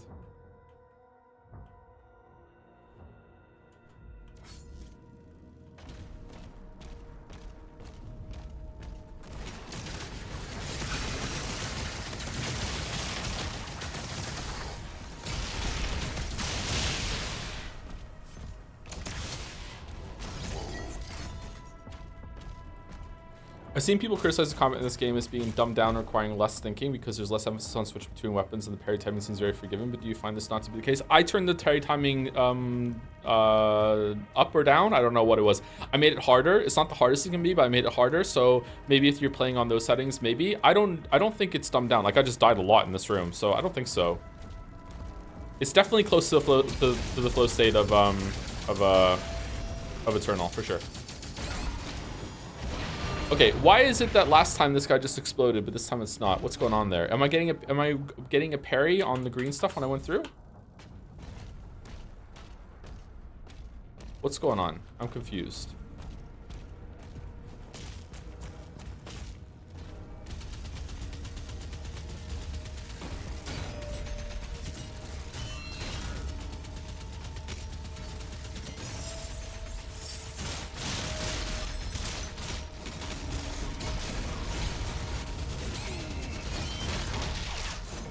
There we go.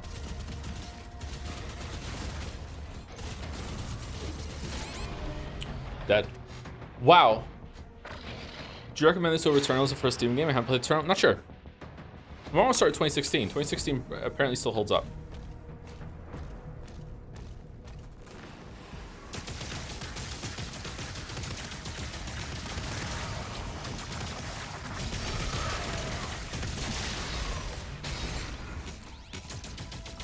This is the longest stretch I've died, by the way. So this is either I'm playing like shit today, or this is a big difficulty spike in the middle of this level, or like I just got unlucky and now I'm just like tilted or something. I don't know.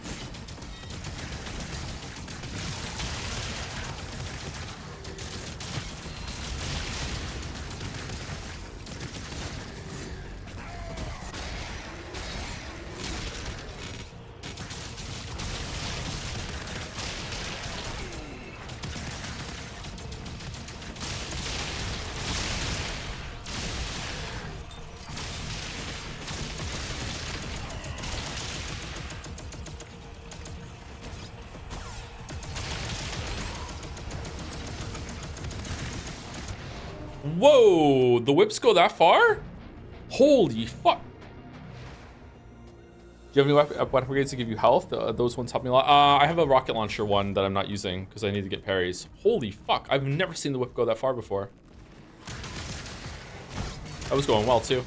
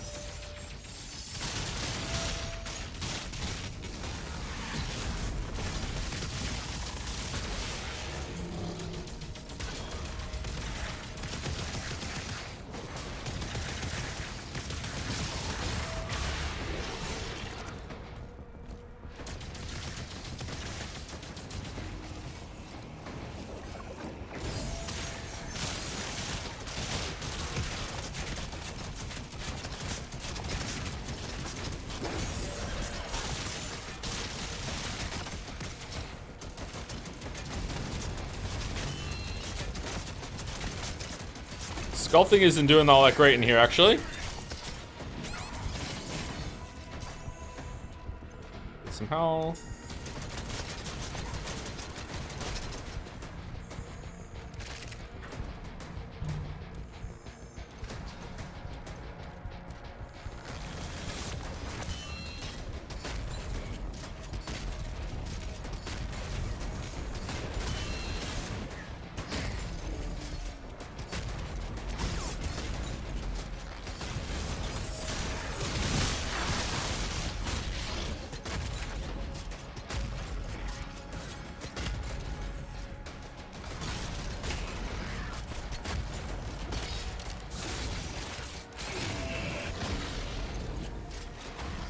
Whoa! Holy shit.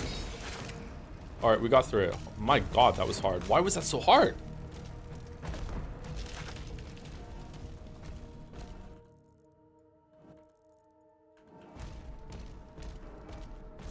Secret key. The skull gun seemed worse than throwing the shield every time I targeted. Yeah, the shield does really great AoE damage. It's a bit awkward to use sometimes. Emphasis on the sometimes.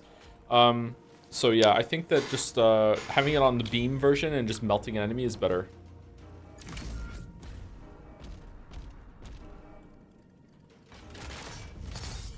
I haven't upgraded it though, so maybe if I upgrade it, it'd be better. What if it has like a skull healing effect or something like that? So what's this key? It's not this one. It's the yellow key.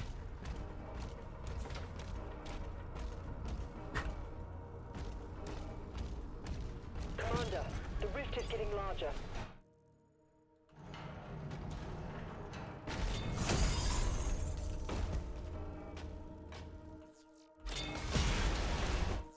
Okay, I can go all the way down, or I can go here for some gold and maybe...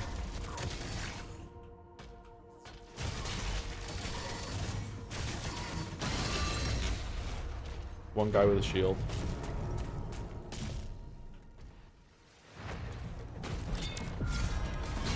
Counterpoint for me is that you get the skull gun going, increases your movement speed a lot. I find the long range one more useful though because it gives you health. Oh, does it increase your movement the more that you're holding it down? Okay.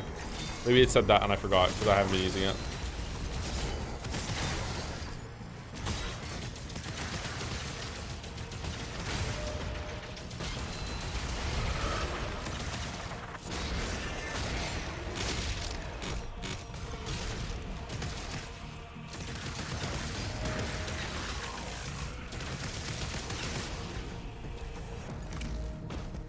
Secret key. Secret key. Nice. Nice.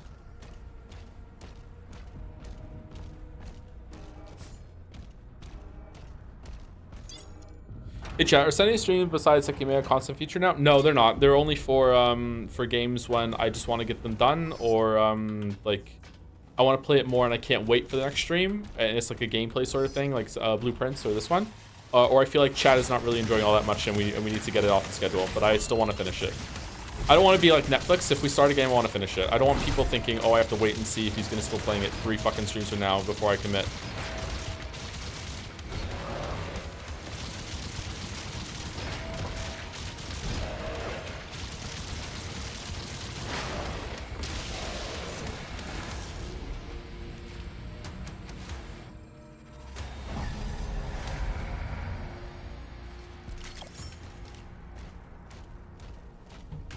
Like, the only game that we've ever dropped after getting significantly into it has been Steins Gate. It's not a game. There have been some one-off streams that we've done that we haven't continued for one reason or the other. Atomic Heart, Dead Space remake, maybe 1 or 2 other ones here and there, but they're pretty rare. And usually it's like early on, I'm like, I don't know if we're going to be finishing this or not. But if it's something like, hey, I really want to play that game, like I'm going to finish it. Like, I want to commit to it. All right, so now we go back down and we can open the door.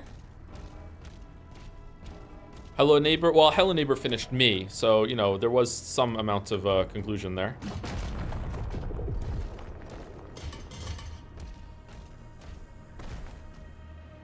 Another one.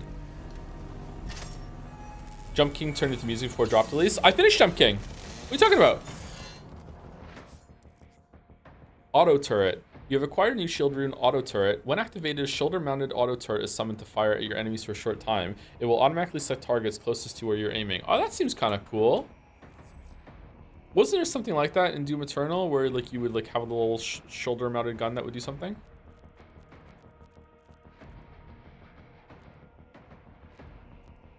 Health extractor. Oh, that seems like a really good one.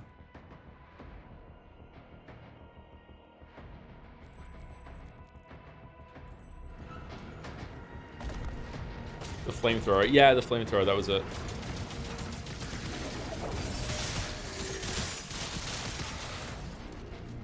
Where's a Hell Knight? There we go. This one. This is it. Yay! We did it.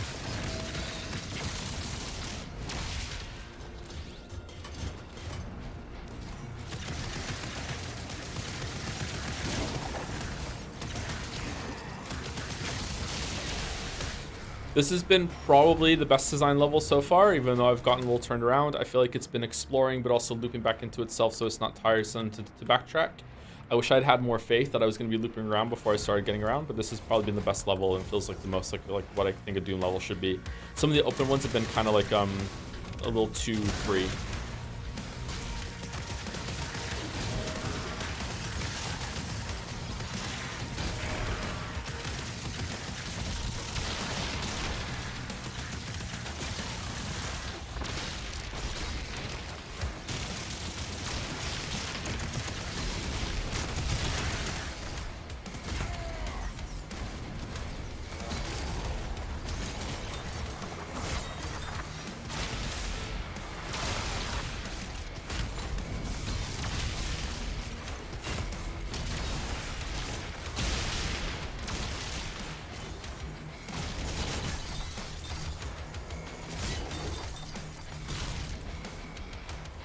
Where's the big guy? Where's the big guy?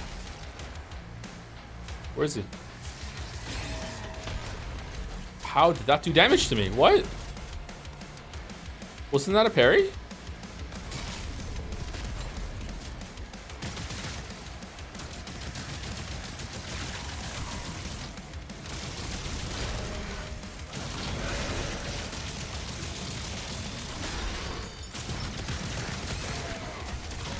Whoa! I'm dead. I'm dead. I'm dead. I'm dead. I'm dead. I'm dead. I'm dead. I'm dead. I'm dead. I'm dead. I'm dead. I'm dead.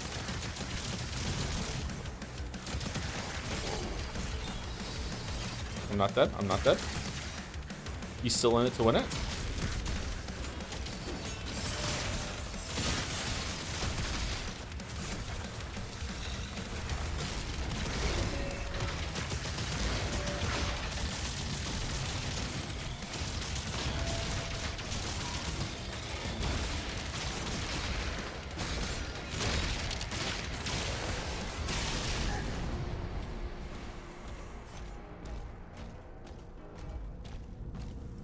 Oh, Mr. Joe, this is the first time catching one of your live streams after watching many of your VODs on YouTube. I think the only disappointing thing about watching you play this game is another stream where you're not playing Elden Ring.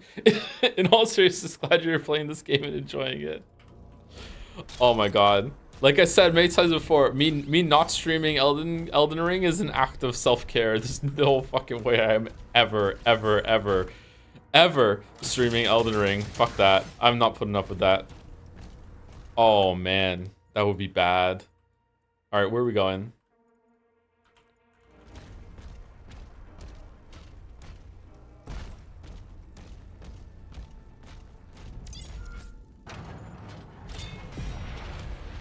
Oh, it's him. Why? Because I'm the hates Elden Ring guy, even though I don't hate it. I think it's a really great game, but because I had criticism for it, apparently it's the worst thing in the world.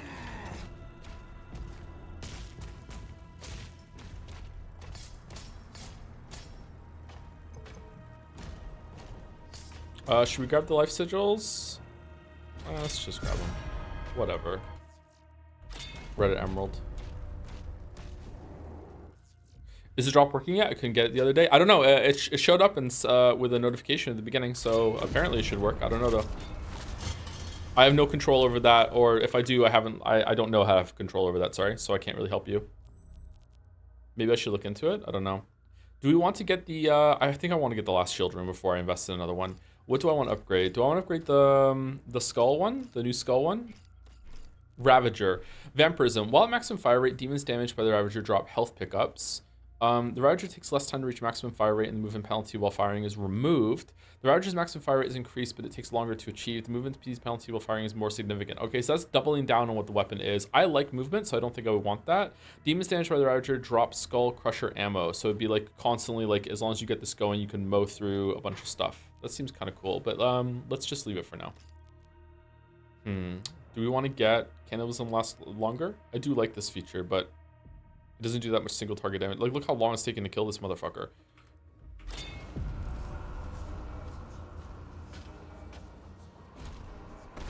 Really, it's a shame people see criticism as someone having no love for something, because in reality, criticism is the opposite in what you care about and want to do better. Yeah, it's don't get me wrong, criticism can go too far, and not all criticism is going to be fair. And there are flaws in those videos. Like, there are always going to be flaws in those videos, in anything. But yeah, it's a lack of maturity to not realize that.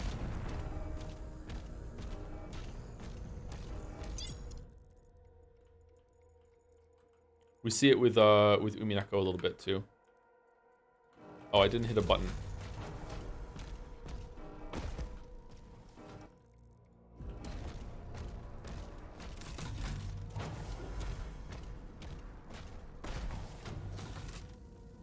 What? I did hit button? Okay, I did hit the button.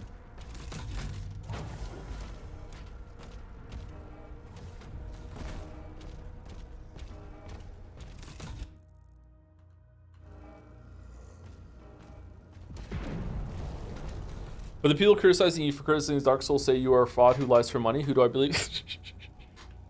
The good faith criticism is difficult, yeah. There's always going to be bad actors. I'm not saying anyone who criticizes me in that way is a bad actor. Maybe they're just very passionate and they feel like one of their favorite things is under attack and they need to defend it. It's a understandable situation to be in, but yeah. Not fun. Not fun. What is this UI? I think UI is okay.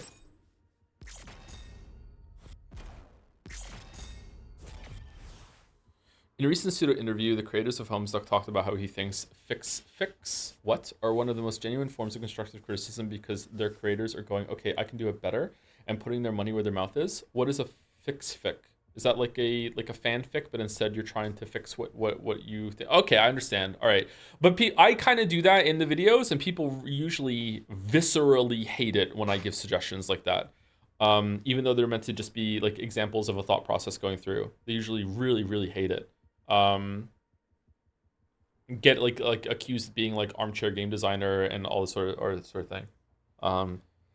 You know, I'm not a game dev, so I'm acting like one, even though I am a game dev. Oh no, not really though. Kind of, a little bit, half a game dev.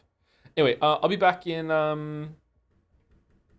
like 5 minutes. We're at 2 hours. It's time for break. I'm gonna run some ads so we don't get ads when new people show up. Hopefully that's okay. That's what we do now. I don't know if we're gonna continue doing it though. I'm like still in like the month-long kind of trying it out. I'm not really loving it right now, to be honest. Nothing happened when you streamed Tears of the Kingdom. Elden Ring spin-off stream would be fine. Tears of the Kingdom was a new game, and I did not get nearly the amount of backlash and like emotional hatred in response to Breath of the Wild like I did to Elden Ring. The Elden Ring critique was really, really well received, but over time, I don't know what it is about that game. Like apart from what I theorized in the Shadow of the Erdtree video, like Elden Ring fans and FromSoft fans in general have become like this frenzy hornet's nest of, I don't even think you are capable of talking about any of those games anymore in any capacity without hitting that problem. Even if it's positive, it's not going to be positive enough. If it's negative, that's not correct. But this whole other negative thing that is correct. But then they're going to get hit with the same thing. Like it's so difficult to have any discourse about those games whatsoever. Like they're on another level compared to Nintendo fans. Even I don't know what it is about FromSoft fans at this moment. Like yeah, someone in chat is saying it. Like FromSoft fans have like mind fucked themselves into a state now that they think Dark Souls 2 is legitimately an amazing game.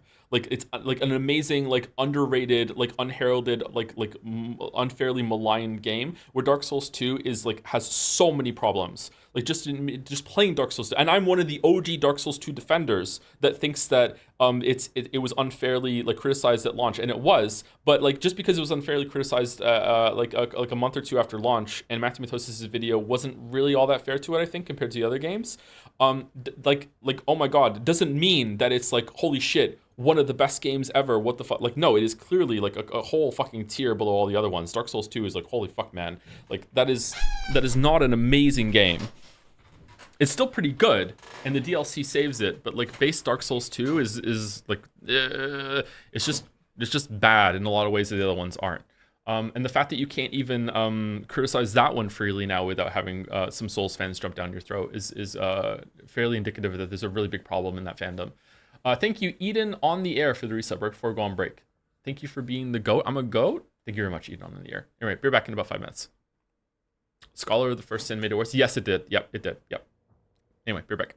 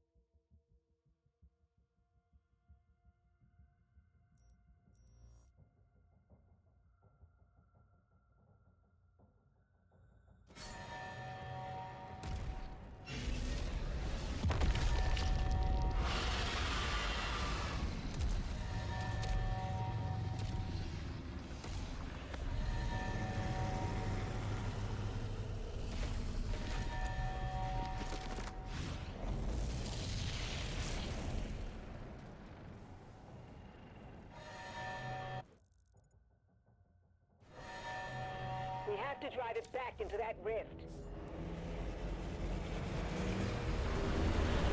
The demon. Energy readings are all wrong. Those tentacles are ripping the station apart. Take them out.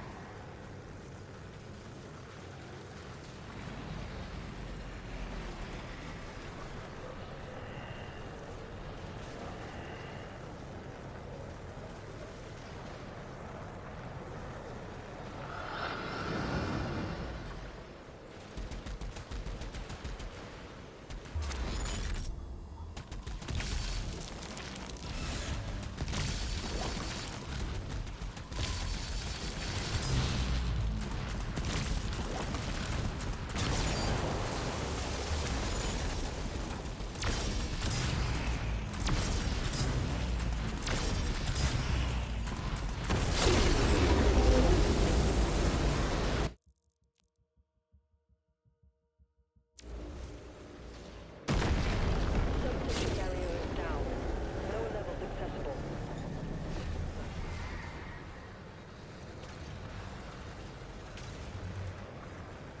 All right, sorry, but that was eating a protein bar. People don't like it when I chew on stream.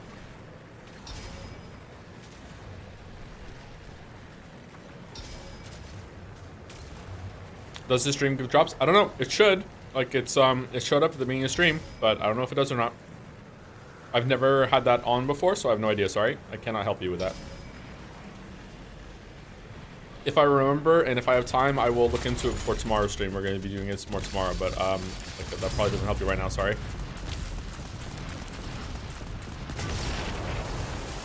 I got a notification that they're on. I also got a notification that they're on, but it seems like people are having trouble with it.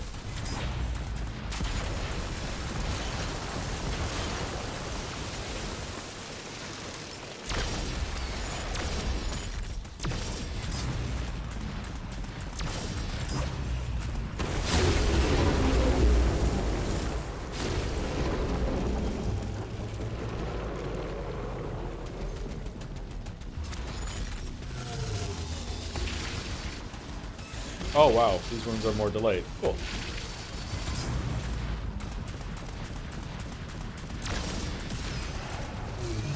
First tentacle destroyed. Eee.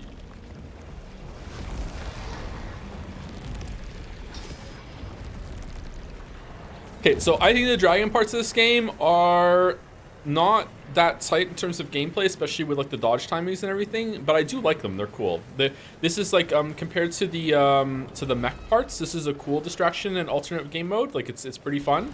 Like it works fairly well. It's not great the way it snaps you to like doing Simon Says dodge timings and stuff like that. It's like, you know, it's not the best gameplay in the world, but it's just inherently kind of cool. I like it. All right, what else are we doing here?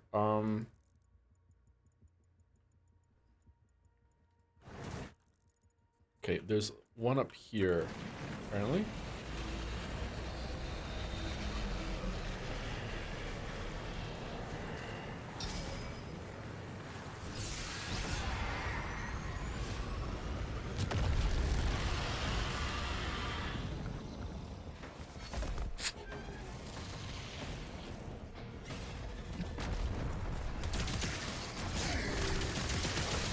Ooh, brains. Whoa, what the? Oh, fucking hell, I'm dead. I'm so dead. I'm so unbelievably dead. I'm not dead. I'm alive somehow. Do I have extra challenges when I'm afoot? No.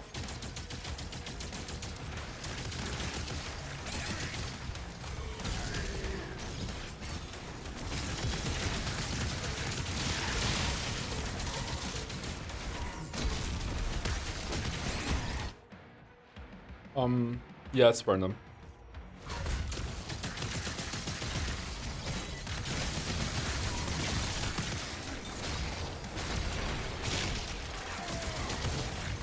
If people keep asking, I sent you a DM on how to check if they're enabled. Okay, hold on, let me see.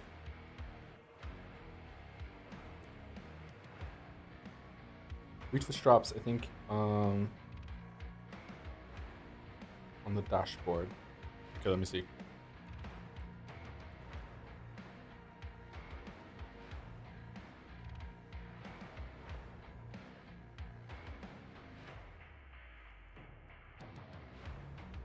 Stream together, that's new. Viewer rewards, drops.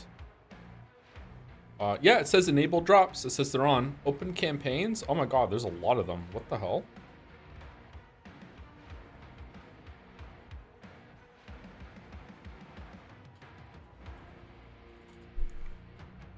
Doom is not listed here. But it says that drops are turned on.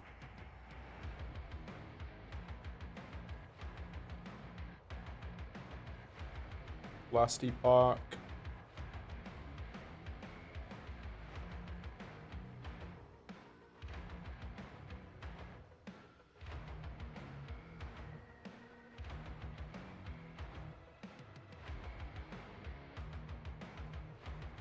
Yeah, drops are turned on. Maybe it's bugged on Twitch's end?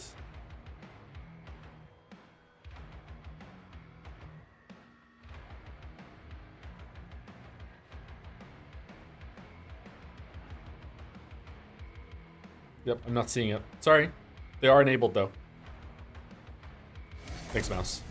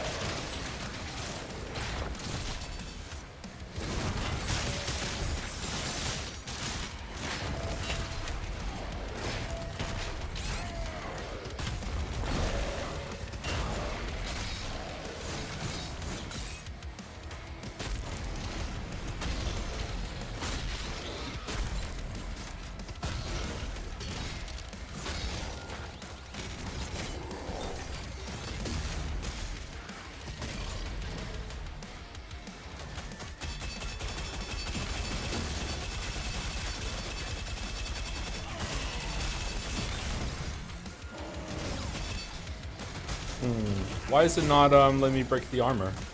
He looks pretty hot to me.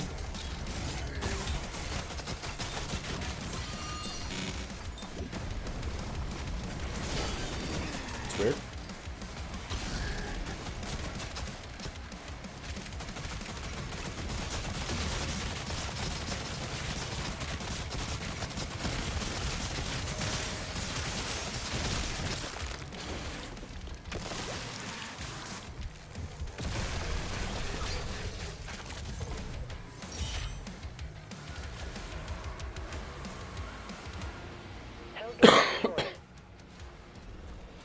Okay, so it seems like the brain things that are flying around, the best way to deal with them is to use your shield to CC them so they can't make their own energy blocking shield spawn, and then take them down.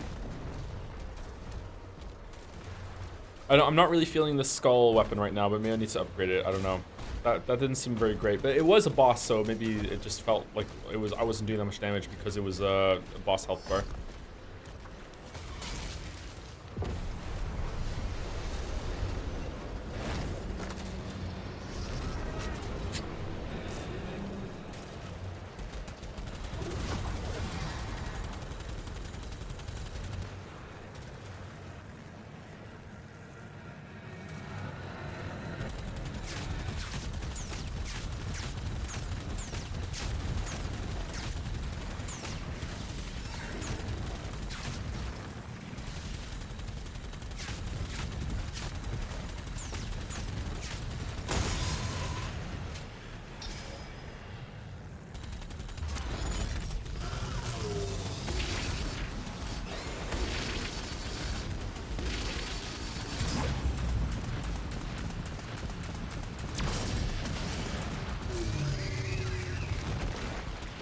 Skull's good in my opinion when you upgrade it. It goes really fast, gives you health and spawns for itself. Yeah, it probably is good with all the upgrades, yeah.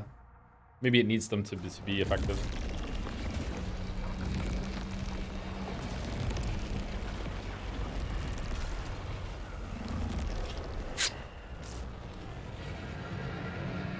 Oh shit.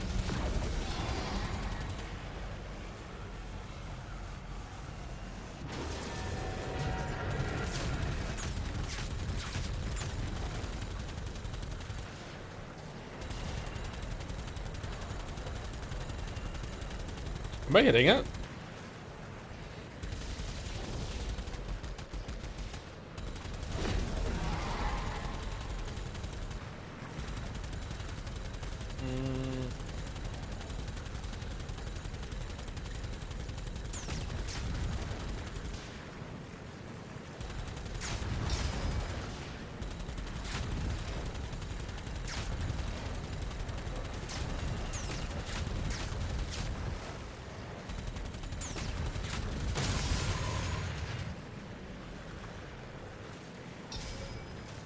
If you were stuck on an island with one Doom game to play, would you pick this or Eternal? Probably Eternal.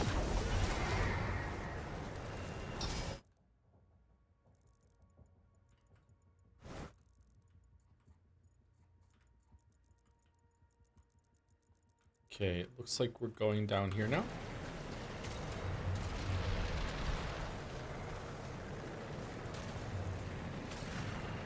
There was like,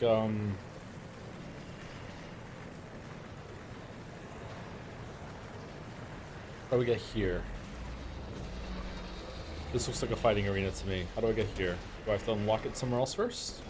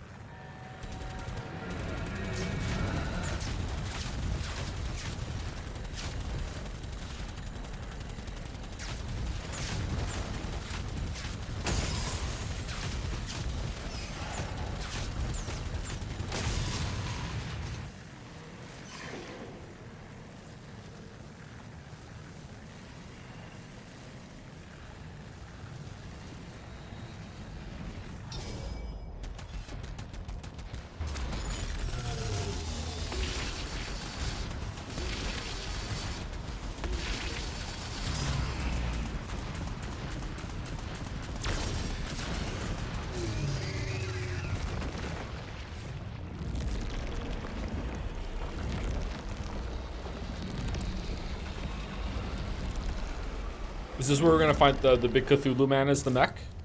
Or as the dragon, maybe? Because that was in the trailer, right? Trailer spoiling things? Oh, there's a lot of these things this time around.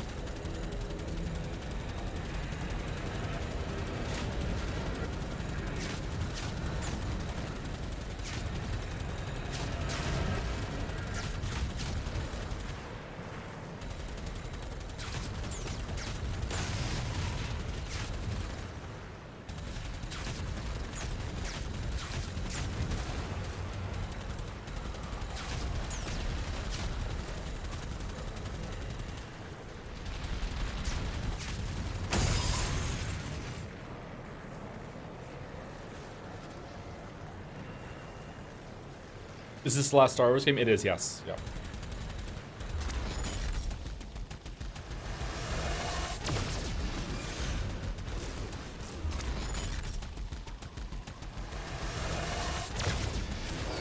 Nope, too early.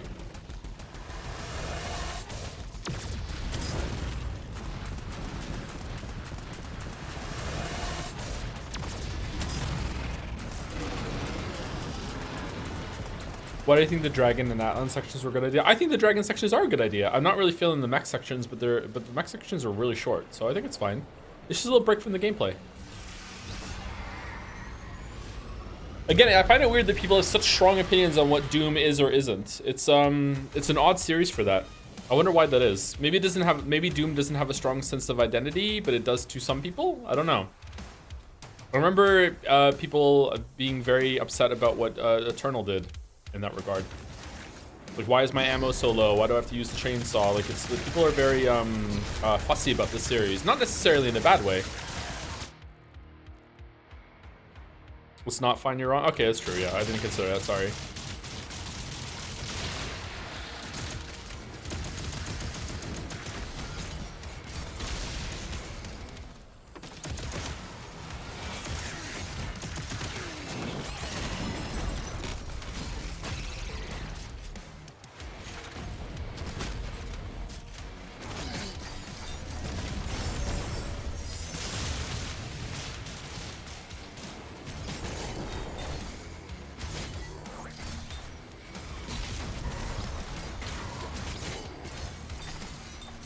Oh no, there's a Ronald McDonald hypothetical, and I can't read it because I'm playing Doom.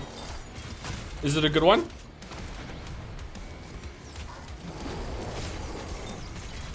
Okay, do I kill you? No, you're shielded until I kill enough dudes. Where's the big dude? There he is.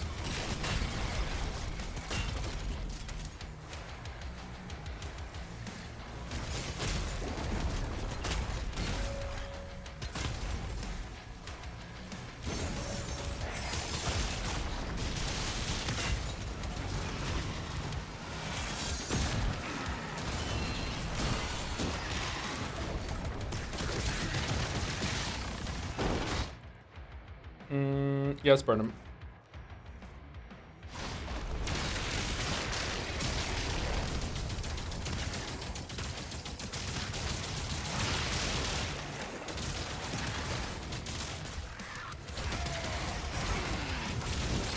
Oh shit. Shit. Run away, run away.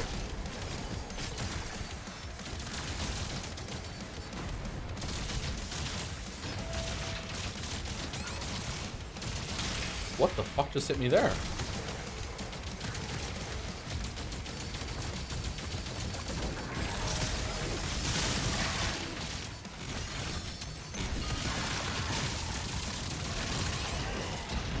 Oh my god.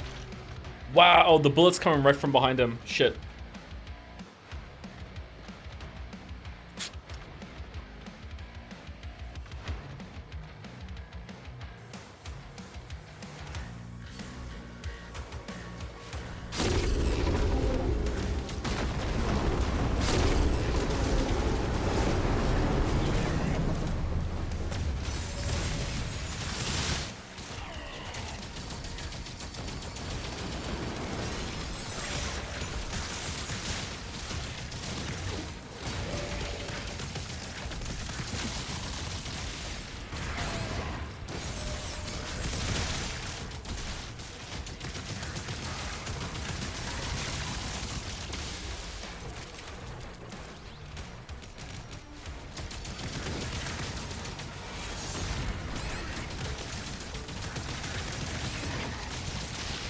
Terrible gameplay, Joe. Terrible gameplay, Joe.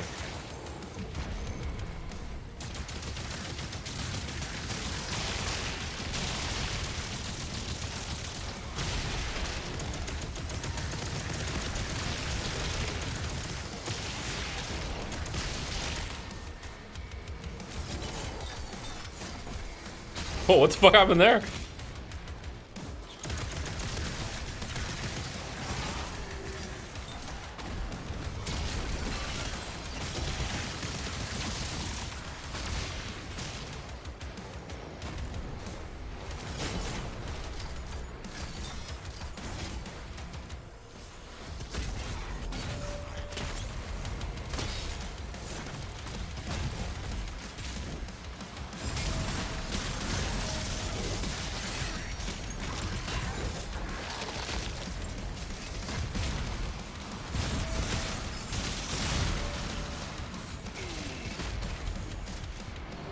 Whoa, what the?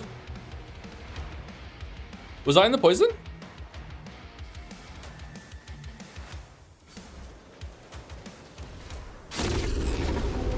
Yeah, I didn't feel like it. Oh shit.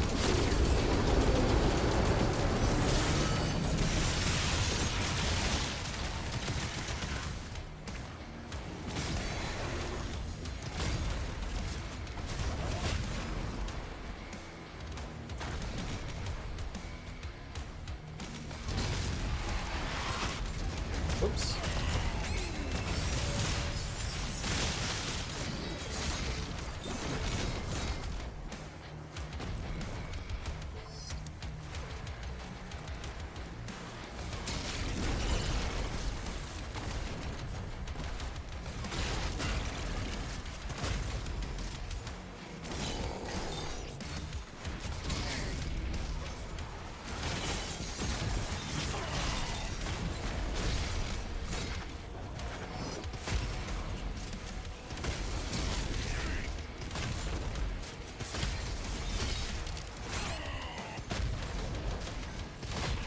Skip the orb.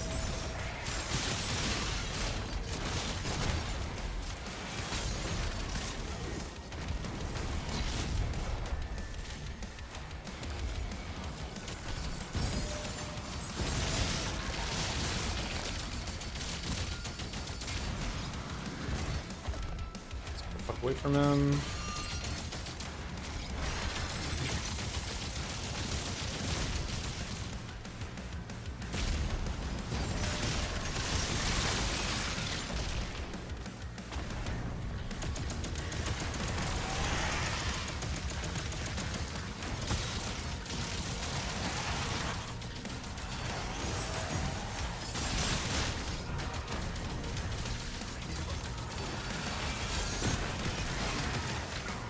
Fucking hell.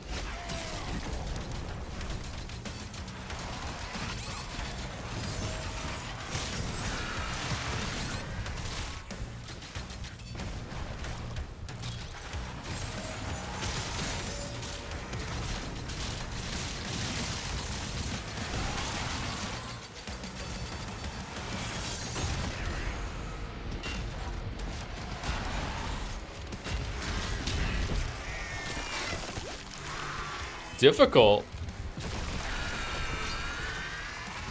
All hell gates closed. Whoa, what are we doing? All tentacles have been cleared. Oh, Threat neutralized.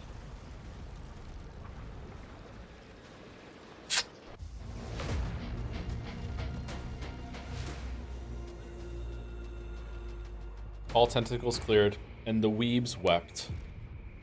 Oh, why are you hanging out with him?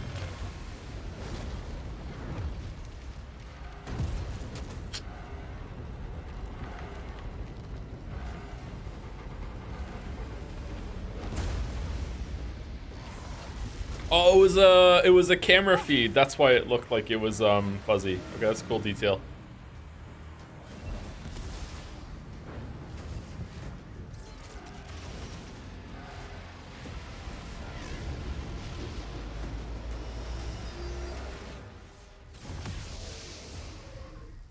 No. Doom guy kind of fails a lot in this one, huh? From beyond. From beyond.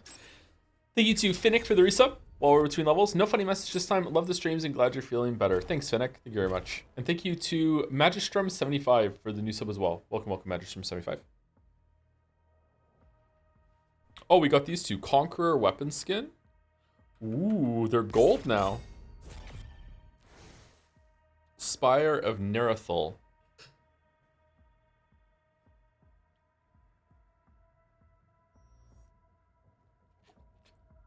Hey, it's fitting for how much you've been dying. Yeah, it's true. It's true.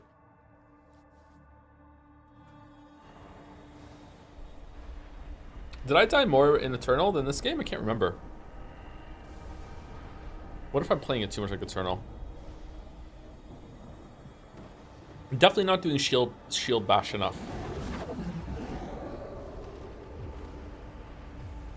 Shield bash is a big movement speed, big thing, and also AoE damage as well.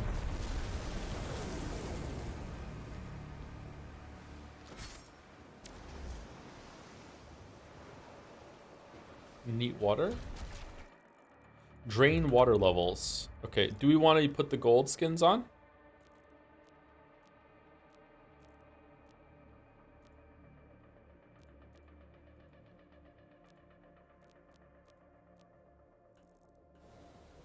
Ooh. Why would they hide this from us? The Makers didn't know it was here. Hold your position.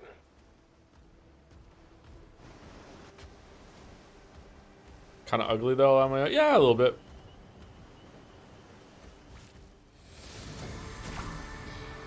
Should we turn them off?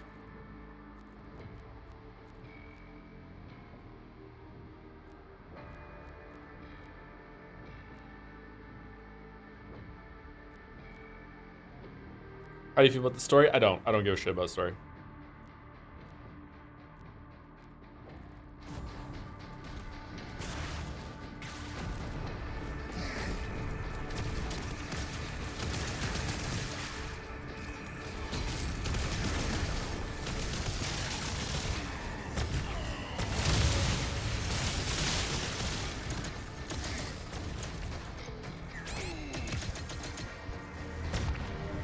Fuck no.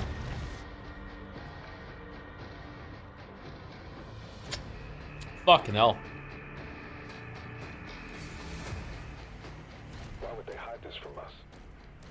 The makers didn't know it was here. Hold your position. Makers.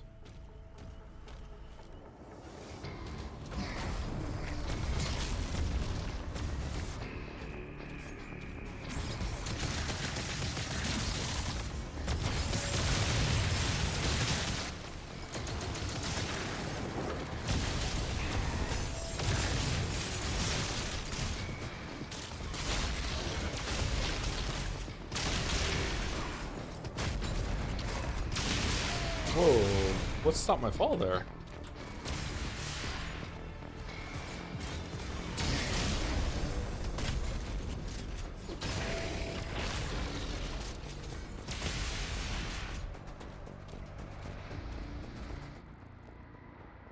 Kill all leader demons, damage demons with 250 auto turret rounds. Okay, so I need to turn that one on. All right.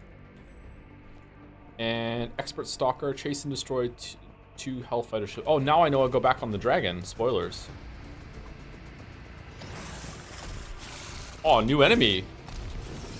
Oh, he did some challenges to get his golden glove. Holy fuck. Who's this dude?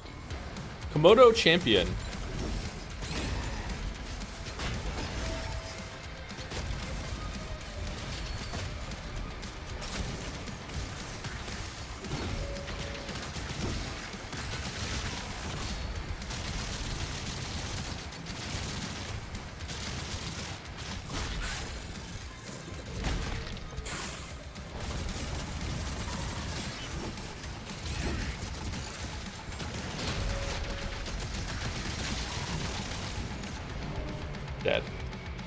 Dead. Dead. Oh, thank you for the raid. Backseat. What was Backseat playing? 2 raids today. Holy shit. Joe locked it? No, not enough. I died. Hello, neighbor. Oh, no. The first one? Why would you do that to yourself, Backseat?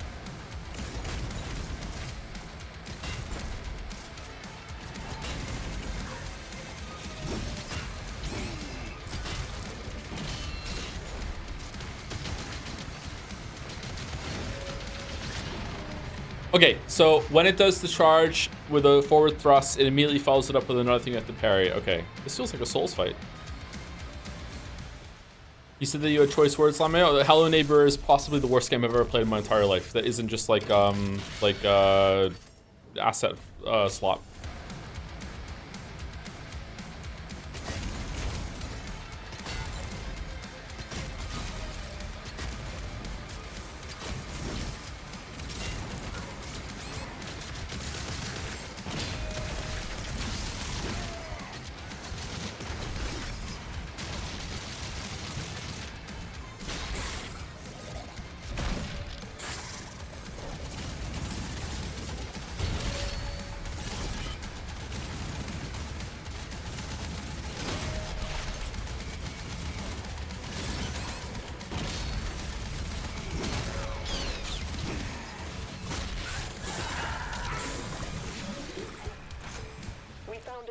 Switch. Okay, that's a cool enemy. I don't feel like I deserved that there. I feel like I should have died there and won a gun.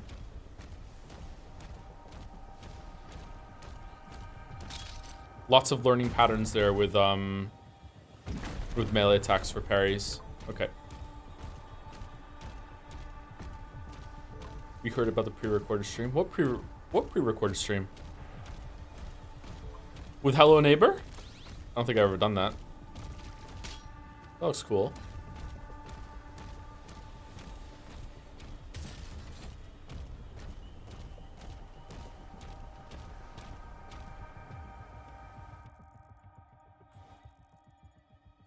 We are all pre-recorded. Yeah, that's true.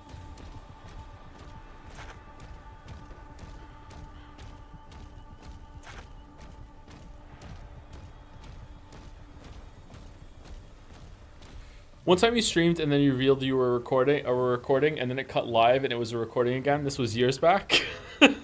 Zero Escape? I think it was Zero Escape, yeah. That was a fun bit, yeah.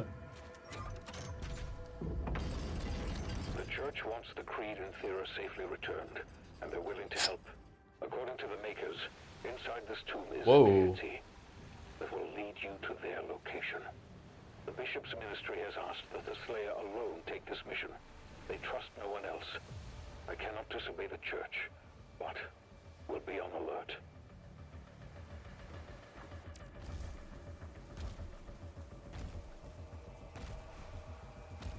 Speaking of Witcher's 10th anniversary, I was surprised to see you, Dragon, at Poland's Eurovision song last night. What?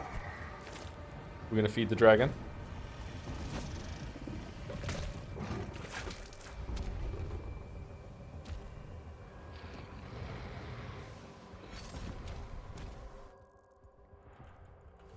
There was a Dragon Man at Eurovision?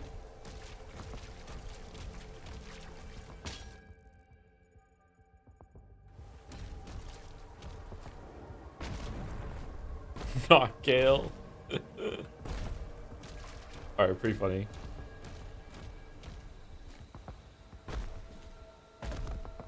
Nah, the Dragon Joe? What do you mean?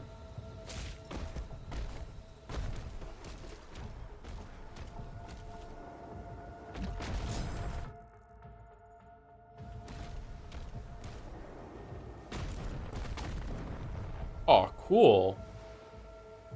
That's neat.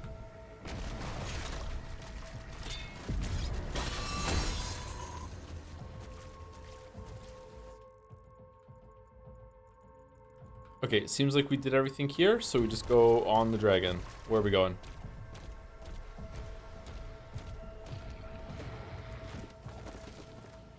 The entire structure was built just to keep this creature in stasis. We need to wake it up. Makers have given us directions. What are we doing? It's identified. Locking coordinates. Thank you, Jarvis.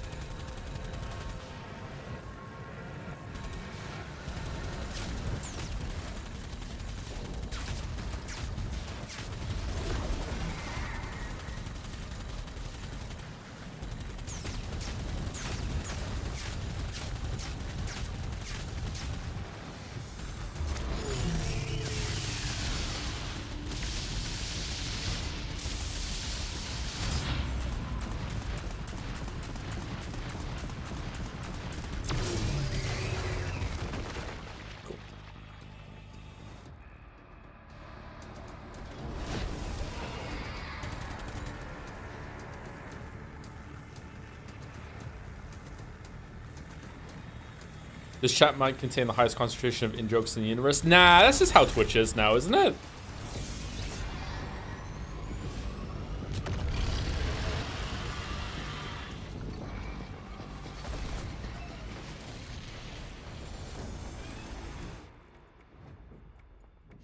Man, an in-joke.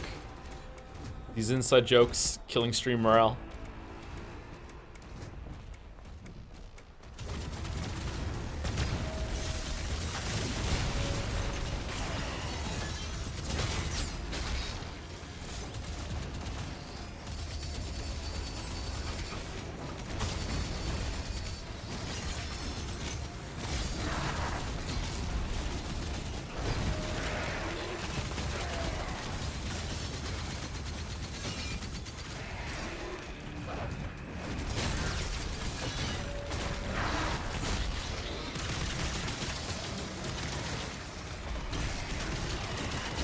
Whoa, what the fuck are we doing right?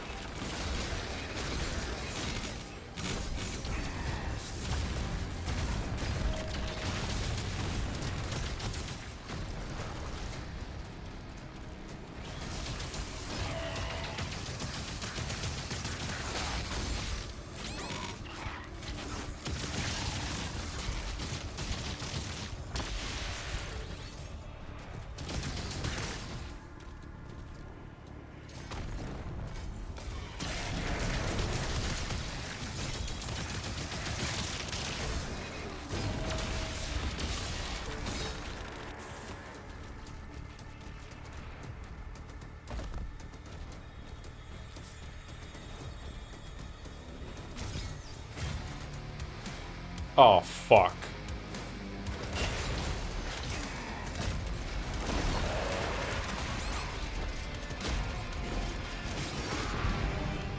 Okay, alright, okay.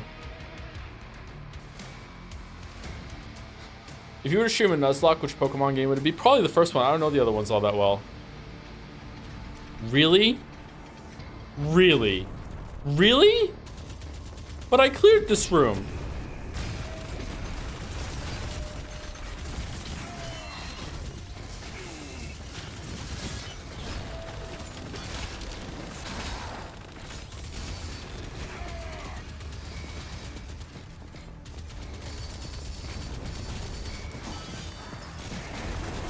An L bit? How is dying in a game and having to reset a lot of progress an L bit?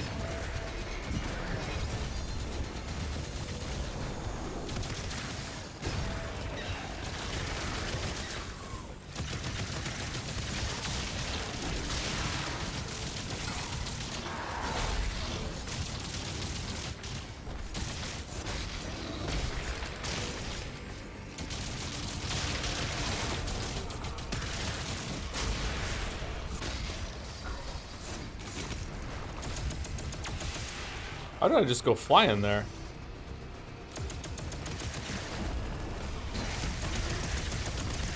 Mouse bit? Mouse, I heard that the other day when you streamed, you died so much in one location that you like bugged out the voice acting and it just kept repeating the same thing over and over again. It's impressive. Fuck, I died.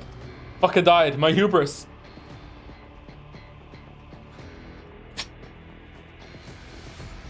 Dr. Lingard. Man. I was trying to own my girlfriend, but then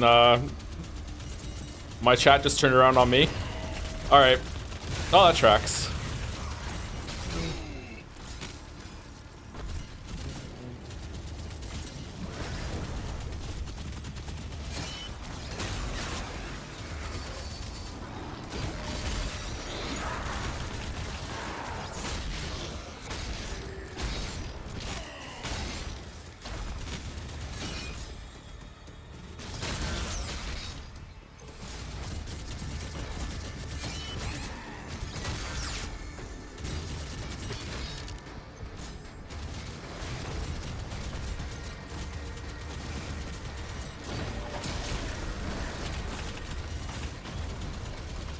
Okay, so for some reason, I don't know if it's how I'm playing right now or if it's in this room. This is not why I'm dying. For whatever reason, like it's when I parry and I'm firing, even though I'm letting go of the fire button, when I do the parry, it immediately makes me do a shield charge forward because it's still having the input of the firing, holding down left mouse button, and it's kind of annoying me a little bit. Anyone else have that when they played, or I don't know if it's like if it's just maybe I'm just like holding the button down too much, or maybe it's something to do with this turret cannon thing or whatever. It's like it's like registering as like I'm firing.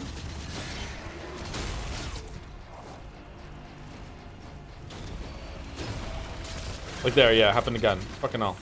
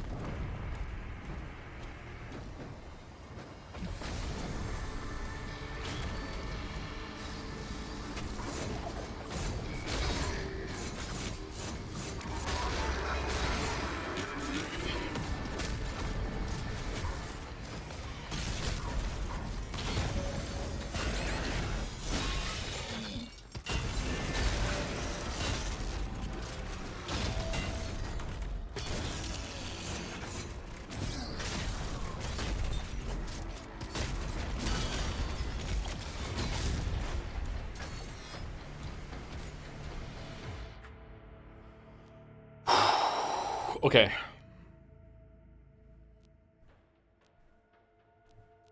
Do I want to upgrade the auto turret? Is your auto turret the best one? The auto turret gives you health. I think I want the last one to see. That Cyber Demon died in 3 hits. What the fuck? I swear their health is ran. I feel like sometimes my shots do, like, can you get critical hits in this game? Because sometimes I feel like I'm getting crits. Shit just melts. And other times it takes like fucking 4 hits. Super Shotgun fucks Cyber Demons. But I have been using the Super Shotgun a lot. Okay, did I get a checkpoint there? Because I want to go in here, but I don't want to die.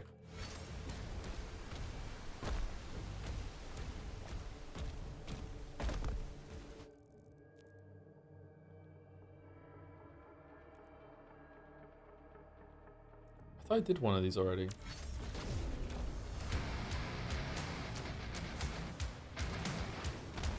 Here we go.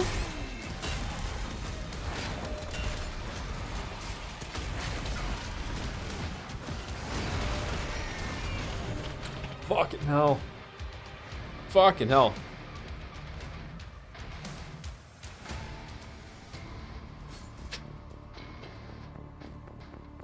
No, I don't want to be here. I want to go back and do the fight.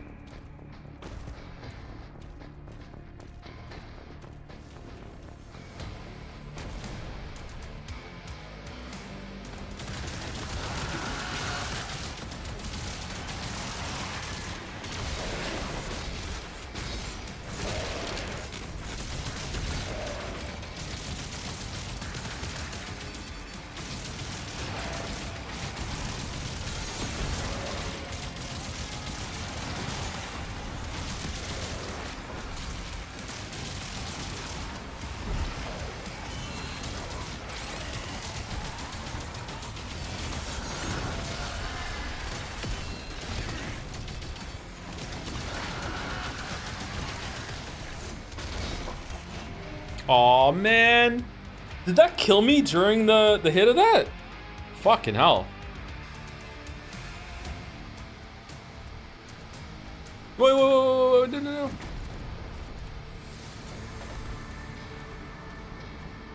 Maybe we want to go, do you want to go missile launcher here and get some bunch of things and blast it down?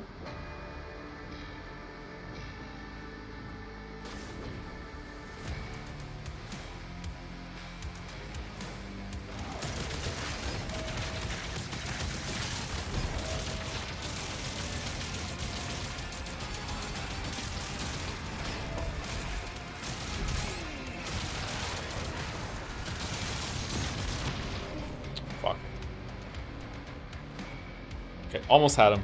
Almost had him. Almost had him.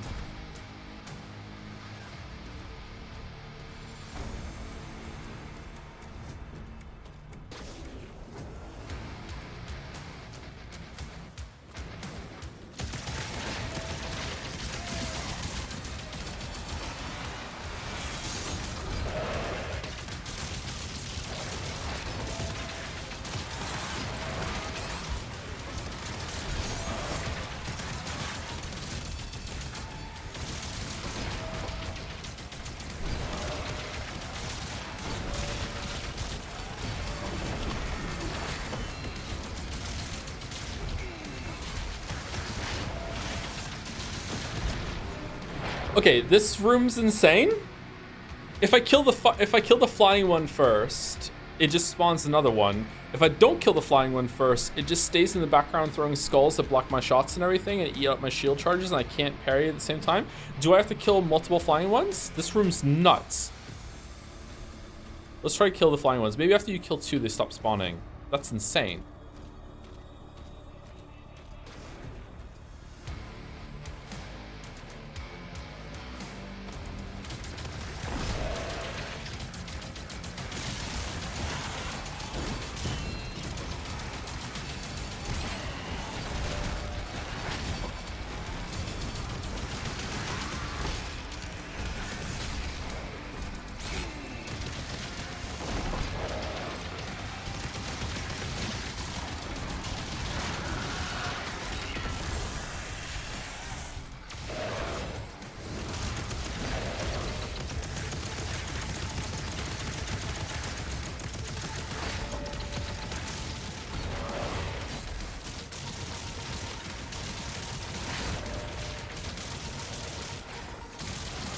Okay. Alright, you just have to kill 2 of them. Okay, my bad. I misunderstood the fight.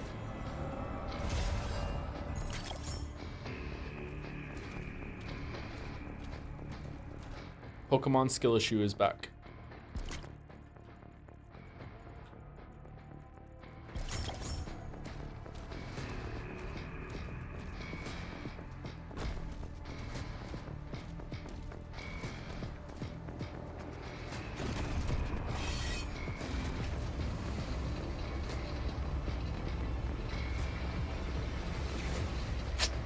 I will say Big Guys with the Shield is probably my favorite enemy in this game.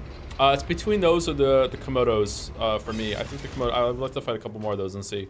That felt like a boss, and it was a pretty good boss too. I like learning patterns in that and like memorizing it and being able to weave it together with other attacks. It's fun.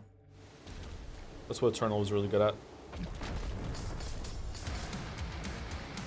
Why do I hear me? Oh, okay, we're going. Never mind. Shit. Whoa, what the? Oh my god, they're buffed.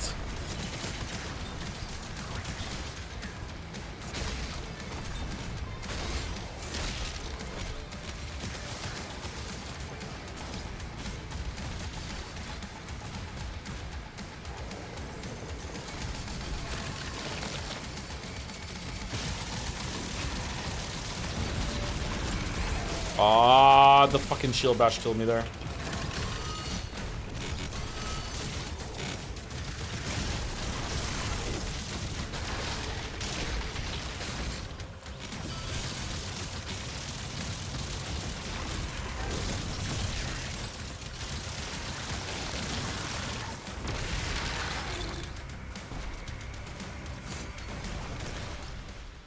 Okay. What's your opinion on the game? What's your opinion on the game so far? Doesn't it feel like the new encouraged gameplay loop is much less varied and therefore ends up being more on the boring side? No, it is. I don't like saying more boring because that implies that it is a level of boring, but like it is an objective statement for me that it is more boring than Eternal because I enjoy Eternal more. But I wouldn't call the game boring by any stretch of the imagination. I think that this game is all about getting you into this constant evolving like loop of decision making of, do I have a cooldown, like do I have what movement ability is the best now, what weapon is the best, where should I aim that weapon, should I do a switch, should I fire a grenade, should I try and get a parry, that sort of thing. I'm like meshing Eternal and Dark Ages together right now, and to me removing the ammo requirement from chainsawing and like the weapon switching that you're forced to do in Eternal is a downgrade that's gone in this game. But that doesn't mean that there still aren't a lot of decisions to make on the fly during all of the combat. I think there's enough here. It's just that Eternal had a little bit more and more of a encouragement of weapon switching and picking the right weapon for the environment. But that comes with it like less freedom, and for some people, probably not me. I don't mind when a game makes me do something as long as it feels like a fun, viable option. Surprisingly, that might surprise some of you to hear that, because usually I like to play games in my own way, but it all depends on how it's done. Eternal did it really, really well. Like, I don't mind switching weapons and everything like that, and it forcing me to do that if it's a really, really good time the whole entire time, and it's not something that's like based on consumables or anything like that. Like I think that this type of gameplay would appeal to more people than Eternal, because if you really want to, you can, as long as you're using your flail, you can sit here and you can just use the same weapon pretty much the whole entire game. I'm pretty sure that this weapon has enough ammo that you could just use it the whole entire time, as long as you're remembering to keep your flail going to get ammo. I think it's almost certainly that you could pick between 2 weapons. I'm kind of already doing it. I'm kind of missing between this gun and the super shotgun, and so far I'm not really having much ammo issues ever, really, unless I forget to do the flail. And some people are really gonna like that. I don't know, it's more of a relaxing, approachable version of Eternal's gameplay loop in that regard, because you can just kind of settle into some weapons and you can just like sink in and kind of turn your mind off on that side of the game and focus on what the game is throwing at you in terms of like enemies and parries and all that shit. But it is possibly less engaging. I don't know. It's like a good marriage of 2016 and Eternal. But it still is adding some new ideas to the mix. I like it. I think the game's really good.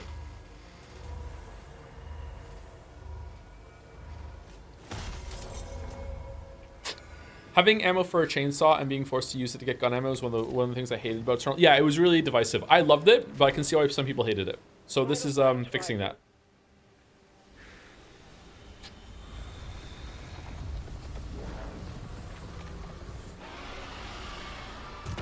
This looks like a big version of the guy that was at the beginning, who's floating, the Star Wars dude. Not sure if this is a hot take, but I still like the glory kills from 2016. The ones in this game are kind of mad. They purposefully have moved away from the glory kills, I think, because it was slowing the combat down. I think someone in chat said that. And it was slowing the combat down, but I liked that it slowed the combat down. I liked the pause that it gave. So I'm missing them a bit. I liked how they were used in Eternal.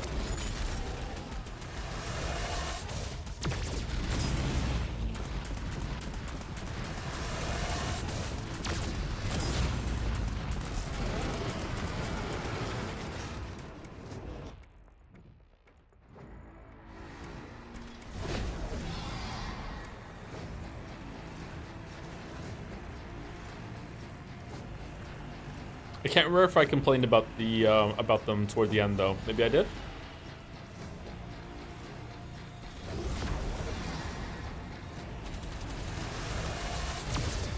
Shit.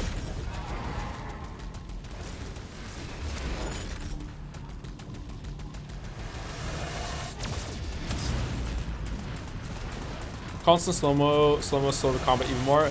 But it's to make parries feel impactful and to give you still that moment of reprieve. I don't know. I like it. I think it's fine.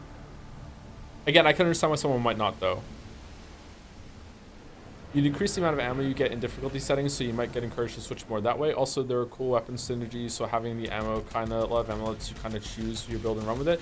Yeah, I don't like having to like pick and choose my own difficulty options in that sense though in a game like this. I want a more creative experience. I know that's one of my mind worms a lot of people aren't gonna agree with me on, but like intended experience when it comes to gameplay is really fucking important to me, and like if they wanted the gameplay to be like that, I feel like they should have just made that the default then, right?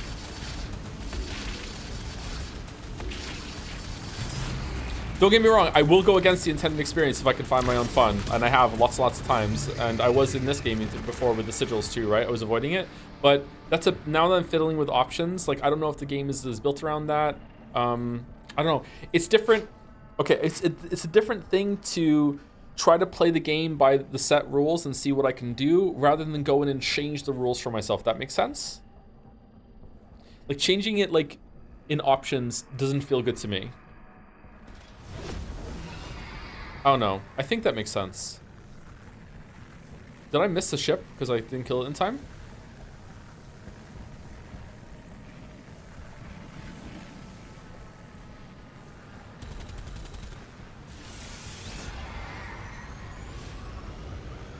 I agree with that as well, and it can be really infuriating when I don't know if I'm actually taking on the game correctly. Yeah, it's why I don't like it when Bethesda games make me switch difficulty options, or like you leveled yourself up too much, so like turn it down from master, or else you're gonna have a bad time. Oh, now you've leveled yourself. Now that you're ahead of the curve, so like now go back to oh fish.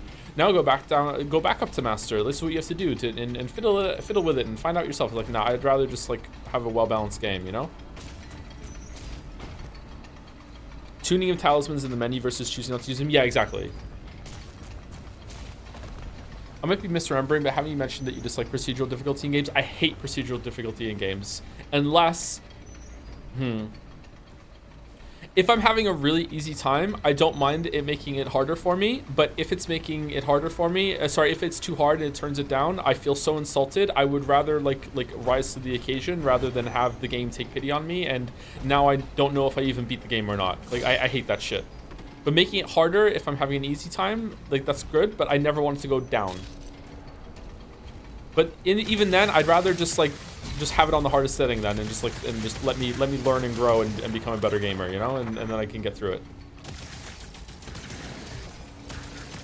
Like I was worried in this stream, I was worried earlier when I killed the Komodo, it felt like it was significantly easier than the first two times, and my brain went, I wonder, did some procedural thing trip up here and they made it easier for you, or did you just get lucky with the patterns this time and some damage buff crit shot or whatever the fuck it was, and I still don't know. I would be really fucked off if I learned it was procedural difficulty and I didn't really actually beat that boss. I didn't get any better, the game just let me win. That's how it feels to me. But again, I know this is like my own mind worm, and a lot of people disagree with that. But yeah.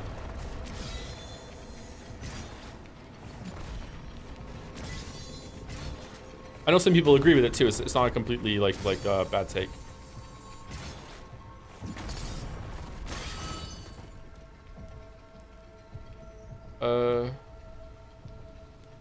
But why?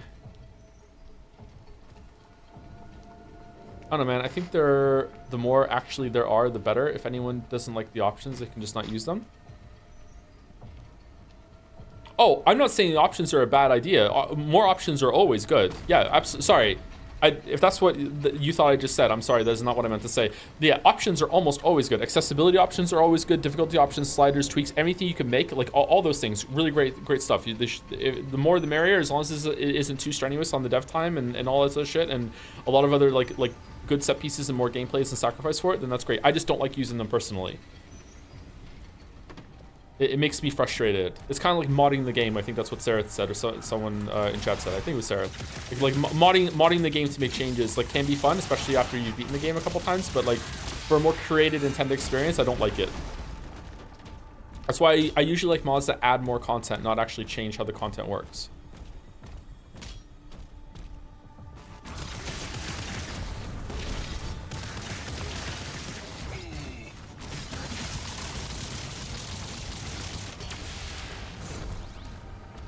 Levito, is this on Nightmare? Yep, we're playing on Nightmare.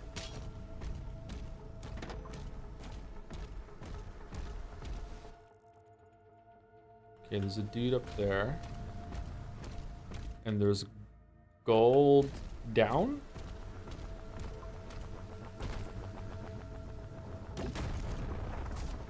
Ooh. What?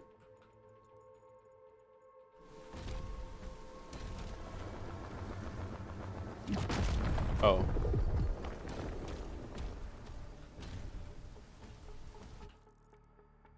All right, so we go from another side then, and we bash through that wall, and then we use it.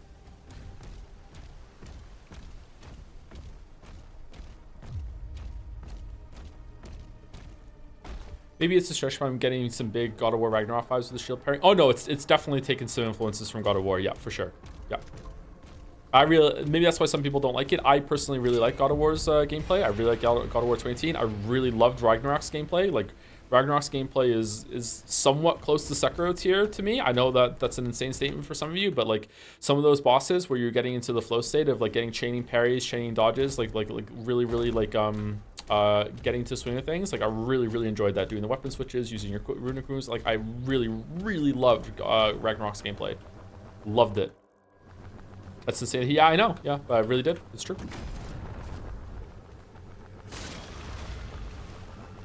Okay. I think it's like 4/5 of Sekiro. Yeah, 4/5 of Sekiro might be there. And that last point is doing a lot. Yeah.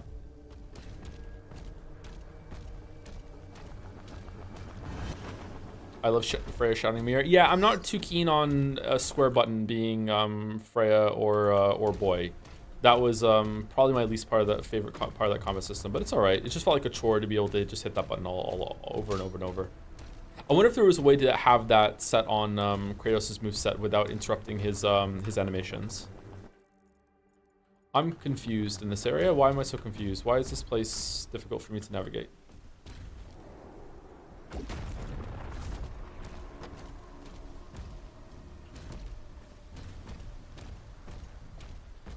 Chat does not like the thing about Ragnarok time. Yeah, I don't know why. I don't know why chat is so negative about Ragnarok. I've known this for a while. Chat was really negative on Ragnarok even when we were playing Ragnarok. So yeah, I'm one of the biggest Ragnarok enjoyers around. Apparently, yeah, I really liked it.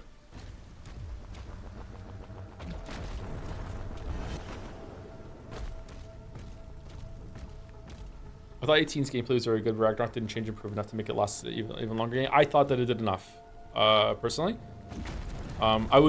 Thought I was going to be right there with you, but then I played it, and I really enjoyed it. I had a really great time with Ragnarok. They did enough to change it.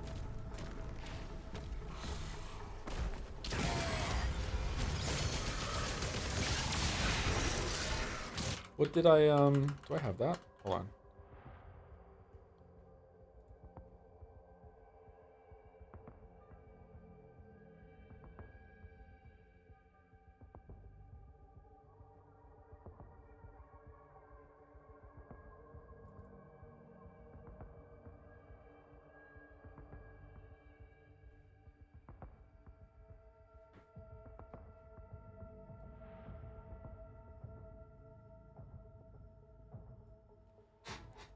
In 2018, God of War released on the PlayStation 4, and it was so good that it was shocking. Open parentheses, cut to Thor getting Mjolnir. I'm sure that not everyone was surprised, but it felt to me that the majority were taken aback by the first wave of reviews praising the story and characterization of Kratos more than anything. The shift in combat direction from the first games was, and still somewhat is, a controversial change for some fans. A bit of mixed feelings about that were to be expected, but in that first week, it went from not being clear if this was even the exact same Kratos in the exact same canon continuity, into it being confirmed that this was not a reboot, and that somehow, in some way, the same Kratos that destroyed an entire realm and once crushed a naked woman to death on a door lever just so he could get to the next room was now a sympathetic and mature father figure in a serious story about redemption. Not only that, it also worked to the point of it garnering a slew of near perfect scores. This was enough to leave me and many others gobsmacked. I remember doing frantic emergency playthroughs of the original trilogy in preparation for the new game, and I was very glad I did when it was all over. The reviews were mostly correct. The series had successfully been charted into a new direction without wiping out that's an Uncharted joke, into a new direction without wiping out the past of one of the most bloodthirsty and insane video game protagonists that has ever existed. The baggage and body count of his rampages comes with him, and the forearm scars stay on into all of this. Clip. I'm bringing some baggage of my own here because I made a giant video on the 2018 game, and it was a difficult project.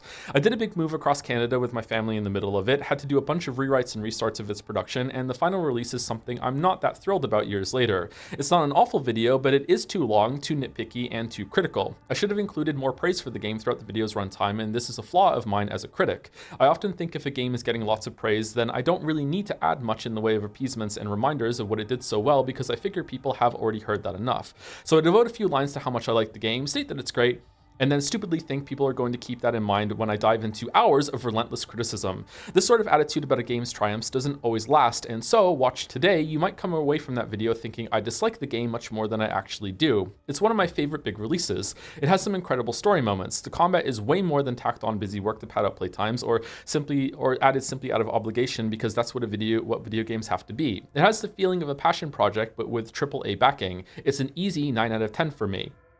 I'm saying all this because I am fortunate enough to have the opportunity to do so years later, and to steel myself against doing the exact same thing again to Ragnarok, because while I enjoyed this game, it wasn't the sequel that I wanted it to be. Some things, particularly the combat, received enough attention to be significantly improved from the 2018 release, and others, at least to me, were such a letdown that I am entertaining some conspiratorial thoughts about this being the second game in a secret trilogy after all, and that some of the strangest parts of Ragnarok's story aren't bad, but are instead set up for the next game, as a way of coping with how it went wrong.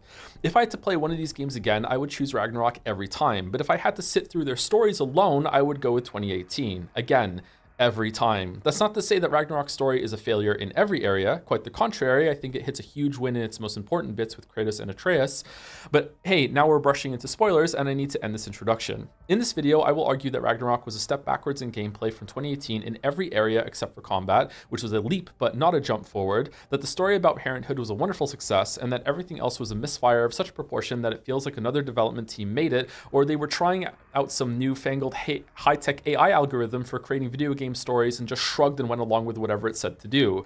You should probably play the games before watching this. You don't need to watch my first video before this one, but you may enjoy this a bit more if you do. Slap it on ×2 speed if you're feeling frisky and go for it. For me, God of War Ragnarok is an 8 out of 10. I hope words remind both you and myself of that throughout the video, even when it comes to the parts that I found disappointing. Spoilers from here on.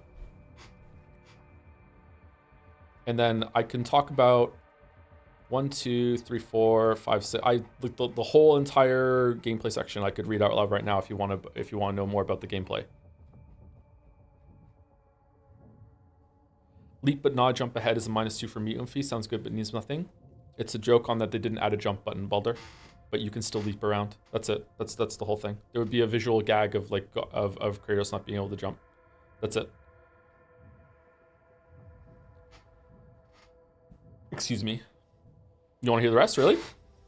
On paper, Ragnarok should be a universal success. It increases the scope from the first game with enough of a budget to not feel stretched thin. There's no part of this game in which a boss fight feels missing like in 2018. You get to visit every realm instead of a select few. There's tons of high quality side content, and if anything, the main story and that conflict goes on for too long. The promised battle of Ragnarok happens, Thor and Odin play major roles, Freya is back, the dwarves are too, Kratos and Atreus continue their family drama, Mimir quips, there's an eclipse, the new weapon drips. In short, there's a bigger cast, a suitably and more epic story, and the tease zoom out to a larger mythological scale is realized. There are even some welcome surprises when Tyr returns to the lineup, the subversion of Thor sitting down to talk when he shows up at the house when the 2018 cliffhanger becomes real, followed by how unexpected his entire characterization is after that, and some perspective switches to Atreus. There's also an optional side area that feels like thoughtful DLC that was included with the base game instead for free, which is some of the best gameplay Ragnarok has on offer. Sure, there's definitely some ripe disappointment to be found here, since this is very much a direct sequel made from the same fundamentals of the first game, meaning that some of the core problems found in those systems have carried over to this one, since nothing like an overhaul has occurred in the past 4 years. It's most definitely far beyond a DLC-like addition, and instead closer to part 2 of the same game, with most of the same tech plus some visual polish and game feel touch-ups. I mostly think this was a good way of making the sequel, and the only reason I can't wholeheartedly praise it is because of issues with how things were executed.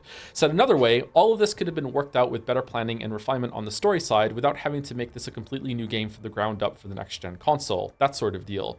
That paragraph is a little, I would change that now. I haven't read this in like years, by the way. I wrote this like a month after I played Ragnarok. I would change that paragraph. I don't like that paragraph.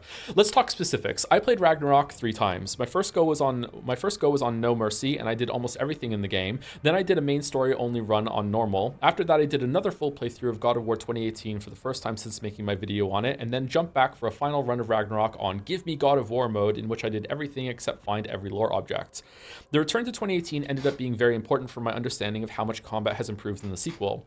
Someone in my Discord community said it best with, God of War Ragnarok plays how you remember 2018 playing. That's not to say that 2018 has anything close to bad combat, but going from one game to the other is instantly illuminating for how much smoother fighting is in the sequel.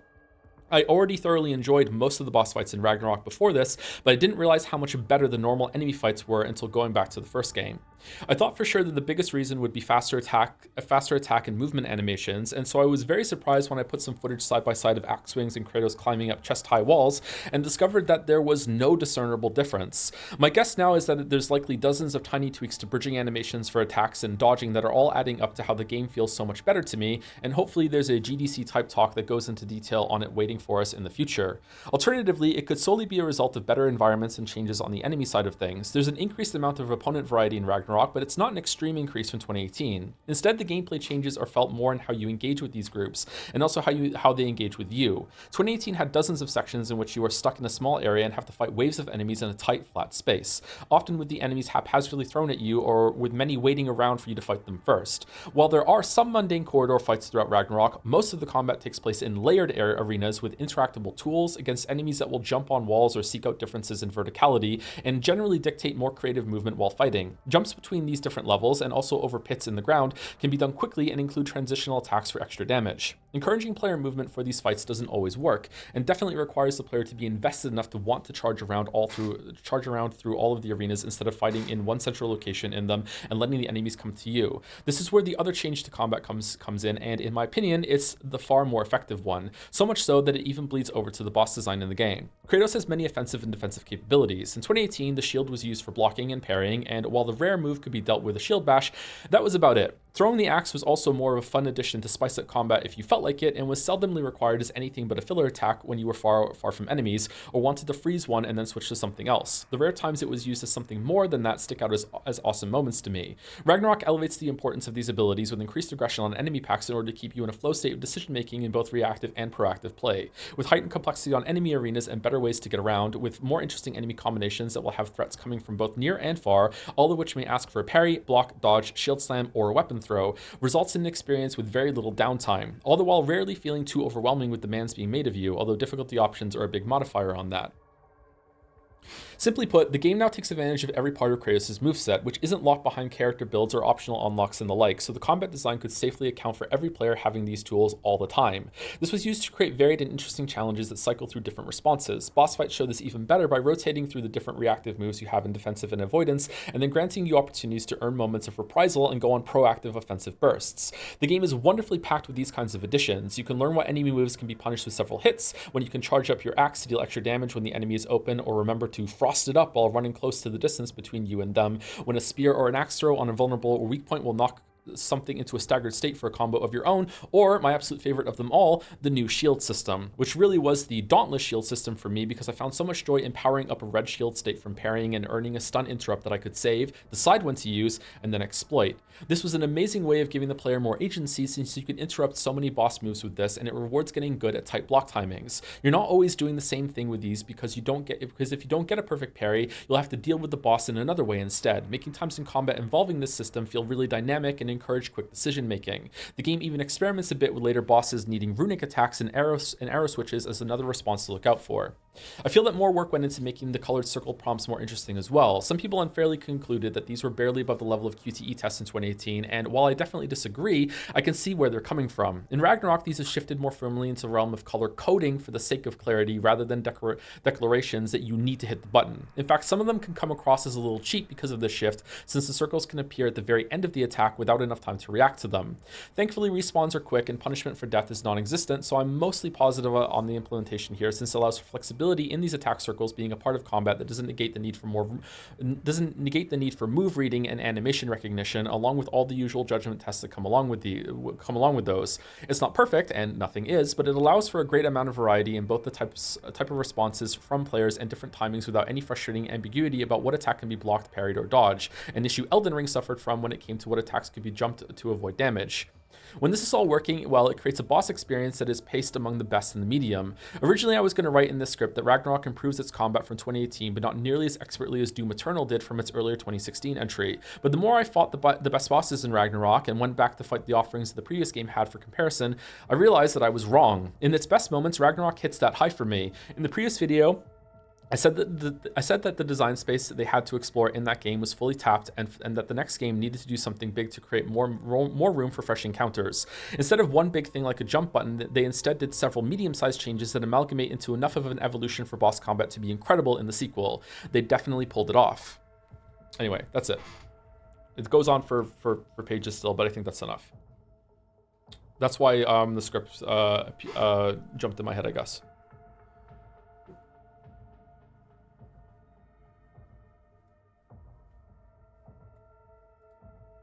That was the first 3,000 words of the script.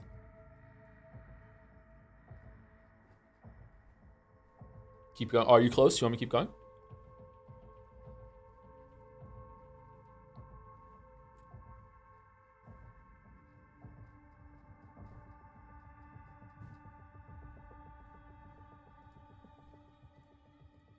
Anyway, sorry, I know some of you did not give a shit about that, but yeah, I just wanted to read that.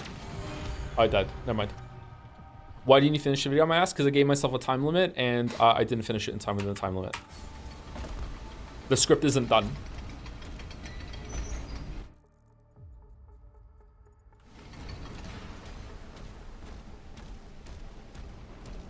Did you go into a lot of detail for any of the bosses? I think so. I don't really remember, sorry. Would you ever go back and finish it at a later date or no? I'd love to.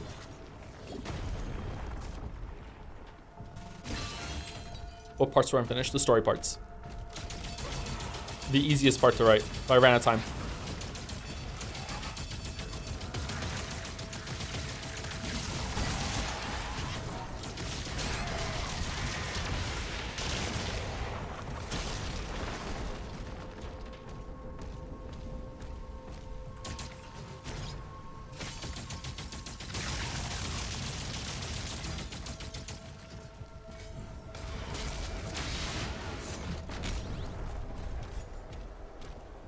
Personally, I thought the Thor and Odin parts of the story were really good in addition to Kratos and Triss. Everything to do with Thor was really great in Ragnarok, but Odin, no. Odin was a waste of time, but I don't want to get into spoilers about that game. Wonderful gambit, Joe. Losing your voice by speaking the entire Ragnarok script just so you don't have to go on Mouse's Sekimea stream tonight is genius.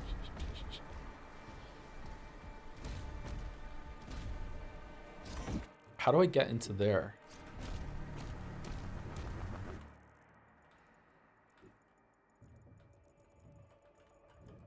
There's a hole up there?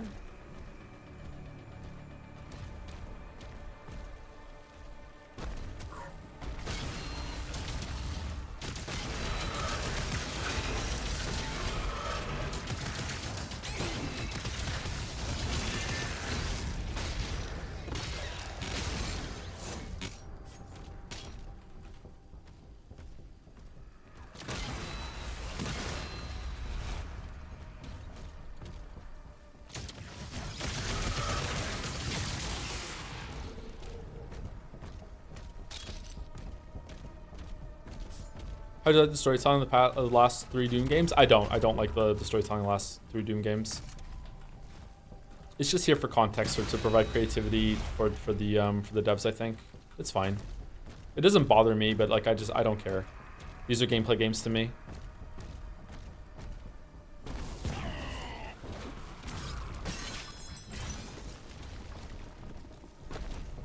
If they really want to make a Doom guy have like a really good story, they probably just need to give him a kid.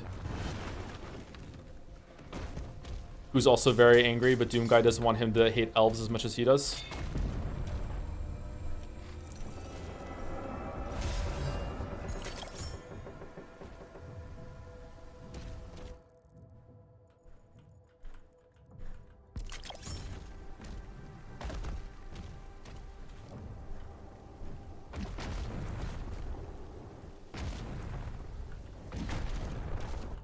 Okay, we're here, and then we go down.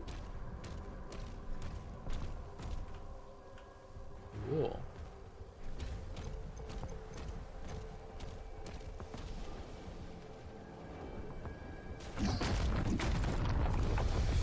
2016 started off promising with the Doom guy not taking the story seriously either, but then they seem to forget about that. They forgot about that in that game, yeah.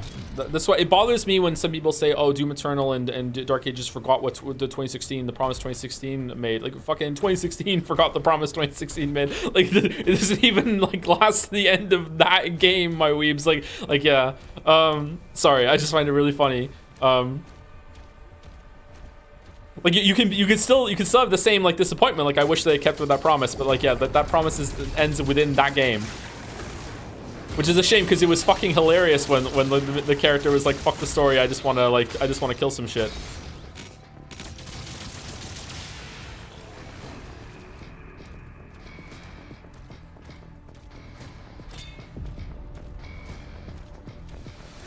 Story Doom or exists is called Wolfenstein. I haven't played those. Maybe we should play those at some point. Oh, it's another one.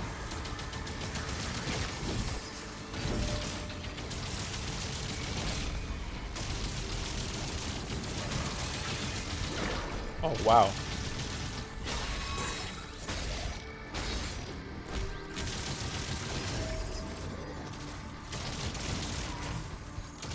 Okay. So he doesn't always follow up the front stab with a slash, or is it only when he like pulls the spear behind his head like he's fucking Sword Saint that he follows it up with a slash?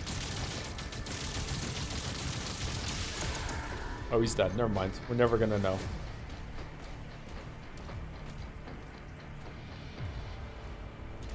Do I have a Sekiro script? Are we just gonna read just scripts today? Is that what we're gonna do? Do I have a Sekiro script?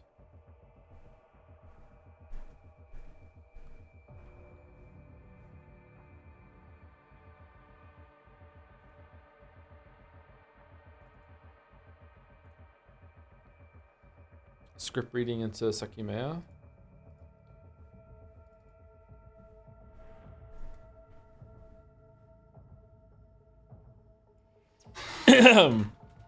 Here's one for you. Okay. Let's get the rating out of the way first. I think Final Fantasy 16 is a 6 out of 10. If the story was better, especially in its pacing, it would be easy to see that number going higher. As it stands, the combat and visuals are propping the game up from being a total failure, and both of those successes hit hard because of the gaps in current gaming media that they fill. This is an accessible spectacle fighter, a genre that many people find daunting to play, that still provides ample room for expression, experimentation, and opportunities to pull off some badass moments of player-produced spectacle. On the visual end, when the game takes over and directly supplies even larger, far more grandiose moments, it fills a hole that I think was left by God of War Ragnarok. Over the top, jaw-dropping fights that go above and beyond larger than life and align with the ridiculous characters taking part in them. Ridiculous in a good way. Ragnarok was sorely lacking in this area, and here comes Final Fantasy 16 with not just one or two, but several incredible scenes. And yet, it's a 6 out of 10. And not a Final Fantasy 6 out of 10 either, because that's one of the best games of all time. What the fuck are you doing, Joe? Ask me on the right day, and it's my favorite game outright, with Chrono Trigger being the best answer on all the other days. See, this video has to start off with a bit of bothersome busy work of qualifications and explanations. I really enjoyed the older games in this series, but I fell out of love with it so long ago that I don't care about the new direction the series is trying to find in gameplay. In fact, the only reason I played Final Fantasy 16 was because a moment in the demo was really fun, and I thought this might be a great time to see if this latest entry was something I could vibe with. Said another way, Sumari, this isn't going to be a not enough Final Fantasy type of response. This game isn't disappointing to me because it's different than what this series used to be. It's disappointing because it doesn't live up to the expectations set by its own opening, especially the parts in the demo. But I also feel rushed to add here that I haven't played any of those older Final Fantasy games in over a decade, maybe even closer to 2. I'm about to turn 38 years old, wow, and I first played Final Fantasy 4 and 6 when I was only 9. I was 12 when I played Final Fantasy 7, and yeah, while I did replay some of my childhood favorites ritualistically as I grew older, there are some I haven't returned to since my early 20s. I want to be upfront about that because I will be making some comparisons to them later in the video. No, I won't because I don't finish it, but we're just going to have to hope my old man brain gets close enough to write. If I did play them again today, I don't know if I would like them as much or if I would even be capable of judging them fairly. A ton of nostalgia surrounds those games for me. They're special. Anyway, let's get a spoiler warning on the screen, although this first bit is going to be about gameplay and things the game does well before we get into story discussion afterward. There will still be some visual spoilers though, and some of the combat unlocks you get are a part of story progress, so be warned. And then it goes on for 3 pages. Do you want me to read them? What would you say your finish rate is on videos when you at least start the first step of the script? Usually high. There aren't that many scripts that end up being unfinished like this. This was again this file is called Final Fantasy 16 Testique. Because I'm really testy in it. Because I know Testique because I was trying to see if I could make a video based on one playthrough of a stream, and as I wrote this, I realized I was gonna have to play the whole entire game again, and I didn't want to.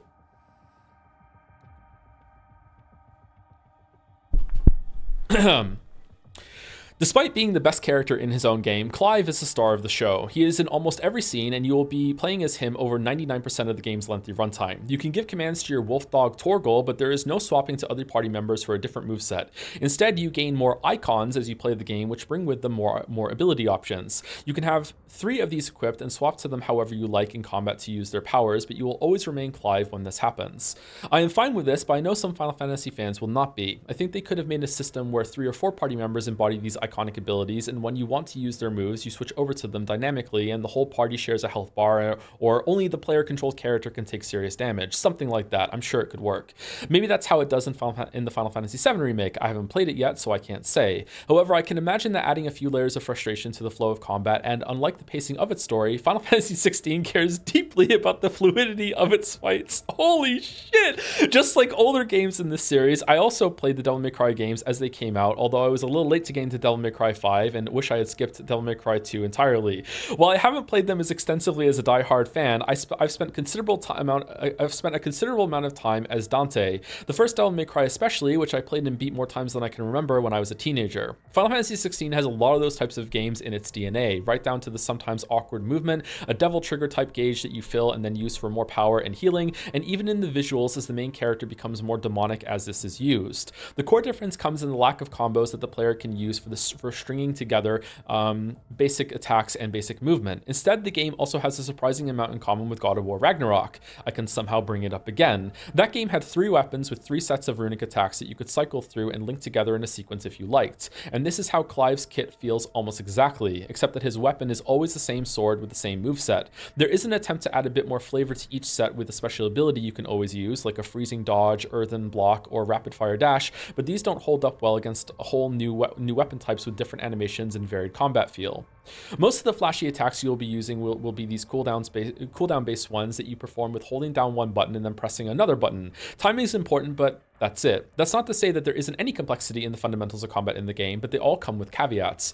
First is that you can weave magic bullet-like spells between every melee strike or charge a big blast to be unleashed once. In my experience, doing this for every strike wasn't worth it because it added an appreciable amount of extra animation time onto every swing, to the point that it felt clunky to add the extra damage instead of being smooth, and I'm not sure if it's even a DPS gain over charging one big burst instead and attacking faster. This may sound like a small thing, but it's actually one of my biggest gripes with the combat system. This little timing test to add a bit more damage to every swing should be something I want to always engage with and be rewarded for. And eventually I stopped doing it because it didn't feel good to execute. Likewise, you can juggle yourself in the air on big enemies for some extra damage, or use some of your attacks to launch smaller opponents upward and then keep both of you airborne. Unlike the jump and aerials in Devil May Cry, Clive's capabilities here didn't feel great to me. It was more trouble than it was worth, and I preferred to stay on the ground. Your mileage may vary here if trying to stay in the air as much as possible feels good to you, and if so, then you will likely have even more fun than I did. Because despite these few gripes, I still think there's a pretty good combat system here. It just takes too long for the game to get there, and even after it does, slashing your way through packs of smaller enemies stops being fun well before you see the game's credits. It's the elites and bosses that remain engaging, and a big contributor to that was finding iconic abilities that weren't just fire and forget for extra damage. Deciding when to use these while performing regular attacks, precision dodges, oh fucking hell, that would be hard to record, and avoiding enemy spells eventually becomes a very accessible but not patronizingly simple version of Devil May Cry's flow state. Although depending on what moves you decide to equip, it's possible that the game could get too easy. I didn't use potions on my first playthrough, my only playthrough, and that extra challenge made fights much more enjoyable, and I still didn't die that much except on 2 optional fights. Having to learn dodge timings, even though the game is quite generous with the windows required to get a precision reward on most of its attacks, became a lot of fun because of the counter moves you can equip to further exploit that knowledge. Boss fights rarely get overwhelming, and neither does Clive's moveset, but you still have a fairly meaty system to interact with because of all these timing tests and counter reversals you can perform while weaving in normal attacks and dealing with the increasing complexity of enemy damage patterns. These raid boss-like sequences are possibly the only way in which the game feels like an MMO in a positive light. I think this game's combat deserves a fair amount of praise for being an introduction to this kind of fighting system while still having enough room for player expression if you mesh with it quickly. That's not to say that Devil May Cry games are extremely difficult, far from it actually, since they have lots of options and are rarely that punishing, but they can be challenging for new players to get into the zone with it and for it to feel as good as it can be when you get comfortable with the long combo lists and intricacies in all the weapon switching and the like. Whereas Final Fantasy 16 is much easier to slip into the zone with and pops with snappy animations and celebratory flourishes when you react correctly to enemy patterns. You definitely have to find the fun through experimenting with the movesets as you unlock them though, which I very nearly did not do enough when it comes to the counter skills that I grew to really enjoy. So I can see players having vastly different experiences here. I think the biggest risk is experienced players walking away having not being pushed enough by the early game fights to respect the system and want to experiment, or newcomers spamming heals and ultimate abilities to get through it without enough engagement. If you happen to hit if you happen to hit the right mix of skills, playstyle, and challenge though, I think there's a lot to like here in the boss fights. So it goes on for another page or so, and then I realized I had to play the game again. So basically, the main point I wanted to make in terms of the gameplay, that it was a really accessible but still not like bare bones simple version of a spectacle fighter, which I think you just get the gist of that, right? Like I really wanted to hammer that home because I think Final Fantasy 16's gameplay is really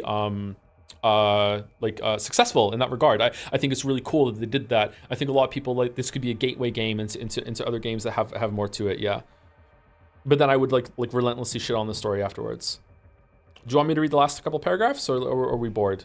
What do we want? I'm almost done. Let's just read the last couple paragraphs. For some of the fight stuff I don't like in the combat, we have to move over to the mostly gorgeous visuals. The game is simply too flashy and pretty for its own good sometimes. It hurts the readability of enemy moves. Sometimes to the extent that the whole screen was covered in so much magical bullshit that I literally could not see where Clive was or what the boss was doing, and I would have to blindly act and hope for the best. Relatedly, the game isn't as pristine with its hitboxes and dodge parry counter timings as I would like, and this isn't meant to be a full critique, so I will pass on putting us all through 30 minutes of relentlessly monotonous hitbox frame analysis. I'm sorry, and or you're welcome. The combat isn't punishing enough for this to be a deal breaker, but it was annoying that on many fights I would be left wondering why a dodge didn't work properly, or that the counter box Clive would put up when I used a move would spawn so far ahead of me that I was behind the enemy I was facing and I would still take damage.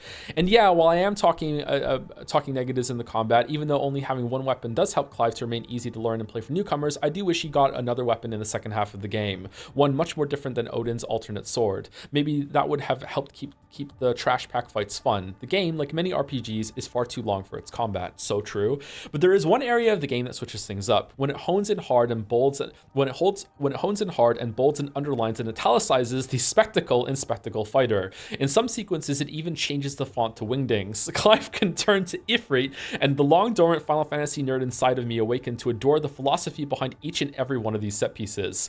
Hey, remember how much you loved those pre-rendered cutscenes in the other games, often involving these big summon magical godlike monsters, or those comically drawn out summon attacks that you could use in combat? How about playing as that, acting it out, and it being a part of the fight that you directly control? Sound good? Sounds fucking awesome. The main cast of characters also embody these iconic staples from the series as their avatars. The idea here is flawless now that the series has the technology and the budget to fully realize it. The execution, however, is lacking. Now I know if this was any other game, I think it would be easy to dismiss all of these sequences as glorified QTEs that would have been better off as cutscenes they were trying to reimagine. They're barely interactable and are an insulting waste of gameplay and gamepad inputs, needlessly splitting the player's attention from just watching something cool so you can press a few buttons and pretend you're a part of it. Indeed, if I hadn't finished the game, I would still hold that opinion about Final Fantasy 16 because holy shit, they start off real simple with this and take far too long to ramp it up. But when we finally do get there with the phase 3 of the Titan fight and then fully realize the glory with the Bahamut fight, which marries the insane movie spectacle with an actual honest-to-God good fight where you are dodging and thrashing and chaining moves and reactions with visuals that are better than the pre-rendered scenes of the older games, it's hard not to get caught up in the infectious success of Final Fantasy 16's best moments. Even the few terrible QTEs that they still sprinkle in can't ruin it. It's in those scenes that you know, this is the whole reason to play the game. This is what Final Fantasy 16 is all about. And it truly is glorious while being an Ifrit-sized backhanded compliment, because this is where the fun stops. The bridges between these scenes are atrocious. Video games can often be viewed as a bunch of fights loosely linked with a story to add context. The comparison I always come back to is an action movie where that action is the point, and that's it. That's the end of the script. When I realized I would have to play the whole game again, I was like, fucking hell. Anyway, that's Final Fantasy 16 Testique. This is one session of writing. This is my first impression of Joseph Anderson. I'm so confused. I was trying to figure out if I should play Doom. Yeah, sorry. I was a YouTuber first before a streamer, and I'm just reading some scripts of some projects that I didn't get done. I don't know why I'm doing it actually. I just kind of want to, I guess. I don't know. Maybe it's because I'm upset about the Witcher video. Did I make a Sekiro script? I'm sure I wrote a Sekiro script. Is it on this computer? Maybe it's on the other computer. No, it's not on this computer. Okay.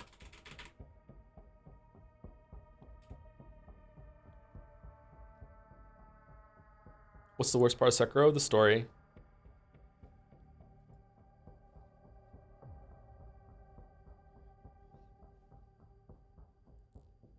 What scripts did we do before 16? A tuner pretty late here. God of War Ragnarok.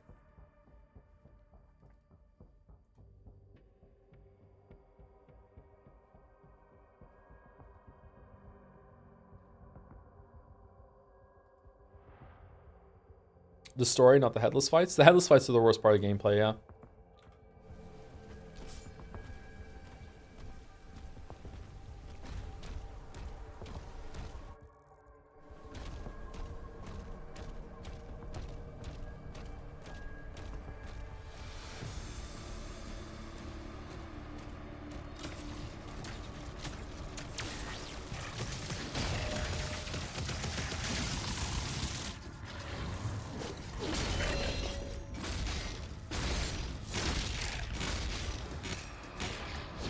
How is this dude still alive? Thanks for sharing the show. I really enjoyed it. I'm glad someone did.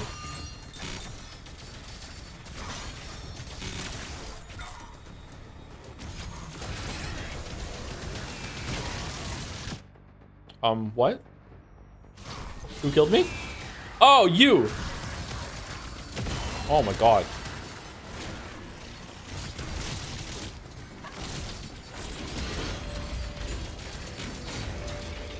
Uh-oh. Uh-oh. Uh-oh.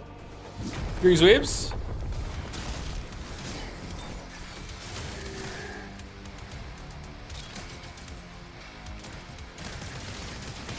Jimmy waiting for someone to discuss gameplay in Ragnarok for years. I mean, I went on for another like 4,000 words in that script. You want me to go back and read it again? Nah, you have to wait. You have to wait. You have to wait 4 more years before the video's finally done. You have to wait.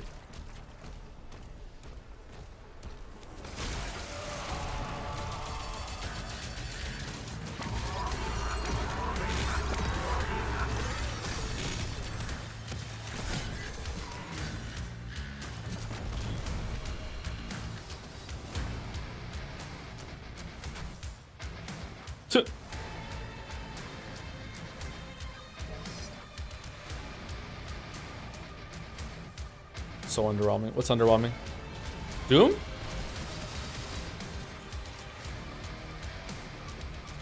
Okay, is this this is an enemy that I need to kill a bunch of smaller ones before I can damage it, right? It's shielded?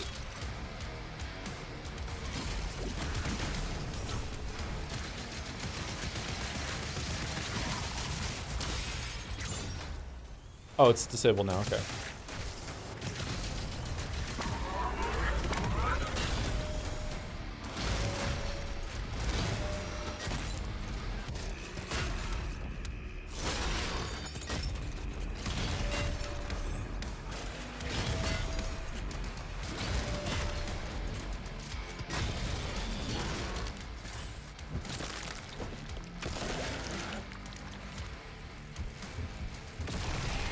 Why did you give yourself a time limit for Ragnarok again? I don't want to talk about that.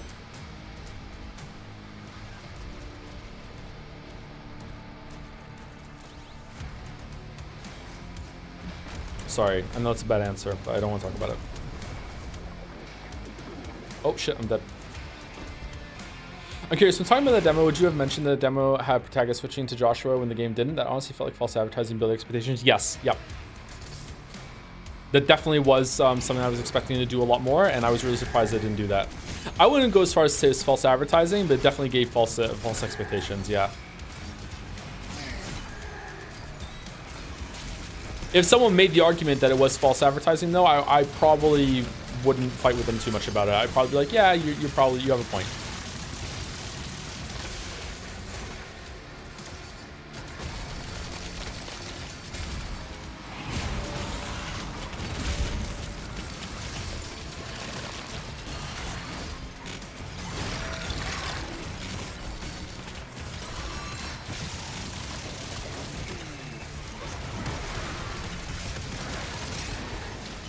Oh my god. Fucking hell. Holy shit.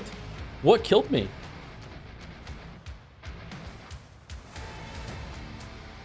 Best story in a FromSoft game? I don't really think the FromSoft games have story, but I think probably Elden Ring comes close enough to having one. FromSoft games have lore and world building. They don't really have story.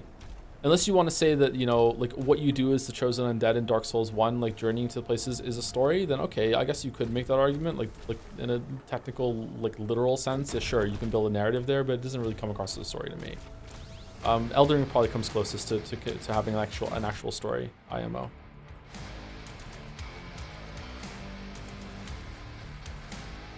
What killed me should be the game's tagline. It really makes you feel like you're playing Path of Exile.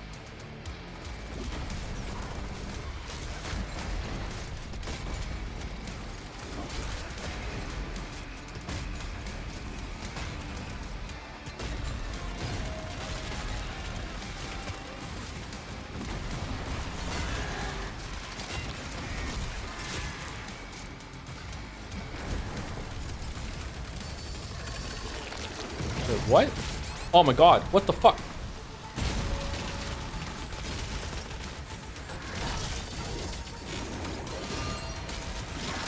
No!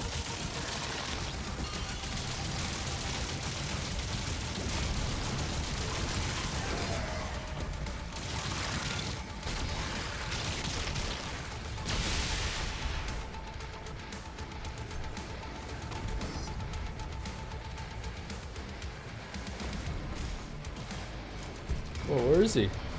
Where's the Mancubus? Is it invisible? Where is he?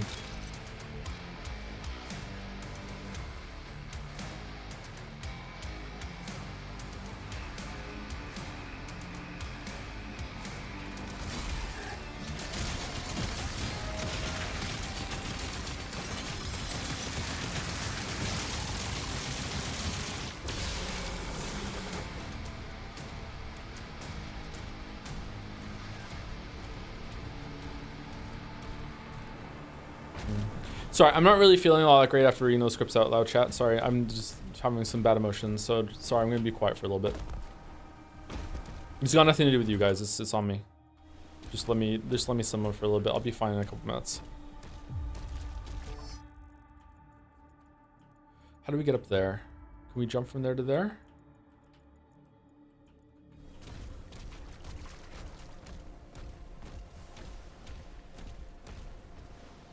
This looks like a place that you should be able to get back up to.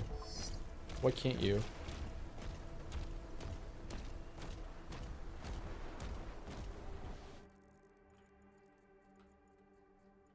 Oh, did I just skip a whole thing because of that? Because I accidentally fell?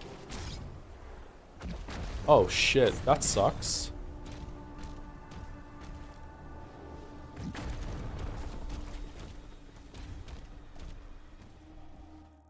Really? What if I just jump off? Maybe it'll spawn me back upstairs.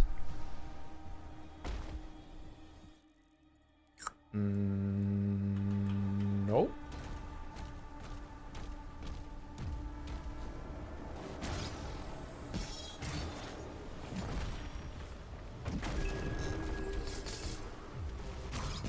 Is he 100% in the game? No, I do not want to 100% the game, but I do want to try and get all the secrets as I play the game for like the unlocks and stuff. Man, that's really lame. I feel like it's really easy to fall off here. Shit. Huh. I know not many of you played this game, chat, but is there a way back up there? Am I just fucked?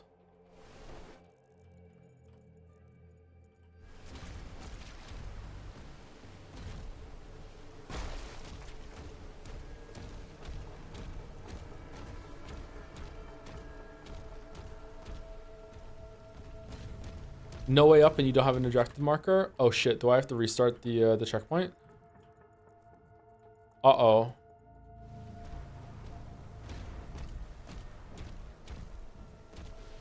Oh, hold on.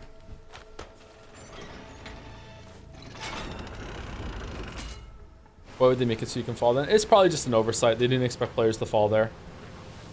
Maybe it didn't happen in testing.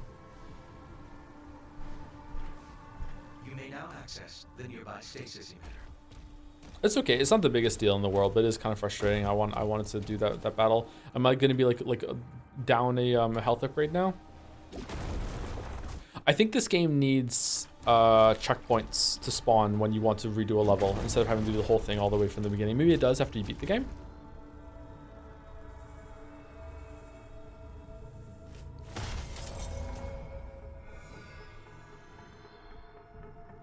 It doesn't really? Oh, wow.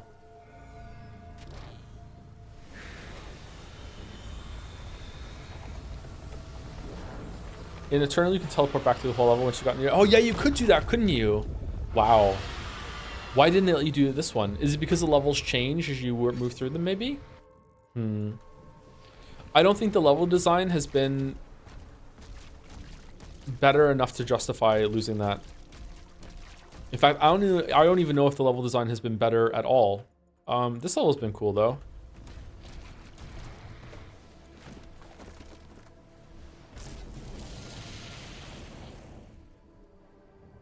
Thank you to Nert36 for the resub. Oh, thank you, Nert36 for the resub. Hey, Jooms, haven't been able to catch the recent streams, but I'm still happy to see you still streaming. I'm going to be listening to this while I study for the MCAT. Wish me luck. Oh, good luck with the MCAT, Nert. All the best with that. Hope it goes well. Good luck, good luck. Thank you, Henry White, for the bits. Joe, what's your opinion? Do writers feel something when they hurt or kill off characters? Some do, yeah, I do. I've hurt one of my characters enough that I felt bad about it, yeah. Yeah, for sure. I would say that it's probably common. You don't have to, but yeah, it's probably common, yeah. Thank you, Kino Verida, for the new sub. Welcome, Kino Verida.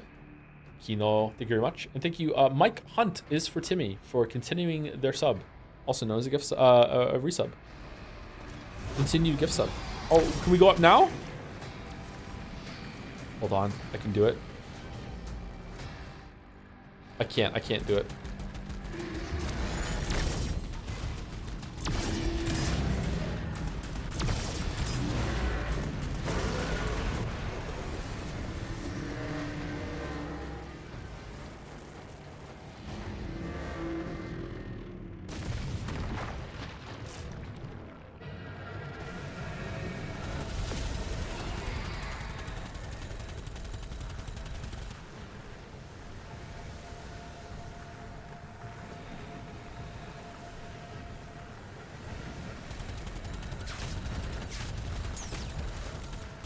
They got some cool spectacle in the levels, but the actual design levels seem like their goal is try to make the game bigger in a way that isn't necessarily better. Yeah, I would say that if I was to make a video on this, which I don't think I am, because I'd have to play 2016 and Eternal a lot over and over and over again, and I don't want to do that.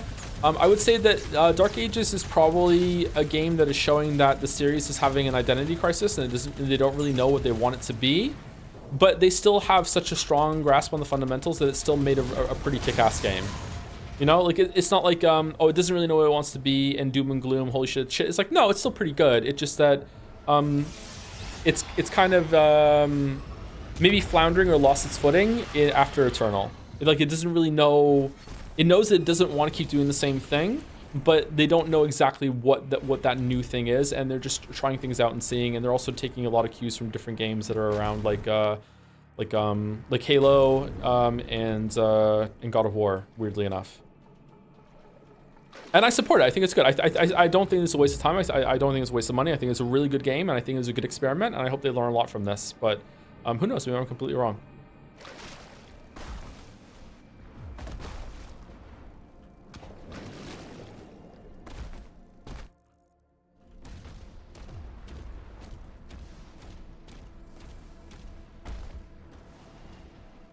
How doth... Oh. There is something in the water? No.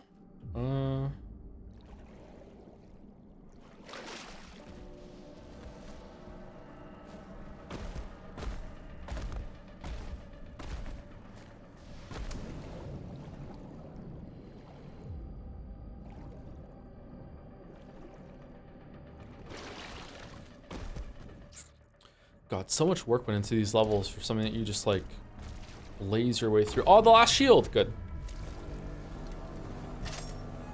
Do you think this game could have done with a little more spice to basic movement without enemies around? Yeah. I understand some devs don't really like to do that though, because then you have to like trust that the players are going to be able to understand that the movement is not always going to be there. I was really surprised when I was able to handle Enter the Gungeon with out of combat faster movement, and it became natural to me, those sorts of things. I don't know, in movement in general, I feel like they could have added some more, but they wanted to lean into this like hefty kind of slow tank kind of gameplay. Yeah, you've acquired a new shield rune, Heaven Splitter. Parry Hell Surge projectiles are now converted into bolts of lightning. When lightning bolt impacts a target, it will trigger a lightning strike that stuns nearby enemies. Okay, that seems really strong. Stun duration of the Heaven Splitter is increased. Area effect of the Heaven Splitter is increased. Demons affected by the Heaven Splitter also gain the effect of shock. Oh, we love shock. That increased damage. Okay, so this seems like a really good one. I would say that these two are really good, but this one gives you more sustain with that, but you have to aim it. I don't really like that. This one must do the most damage because you have to aim it, right? It doesn't automatically shoot. I think I want the Heaven Splitter. The stun and shock is really, really good.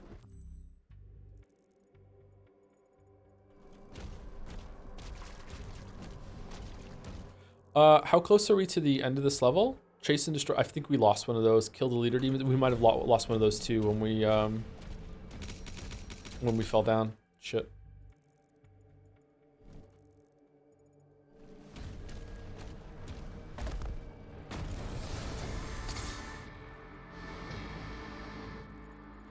Do you drain the water some more?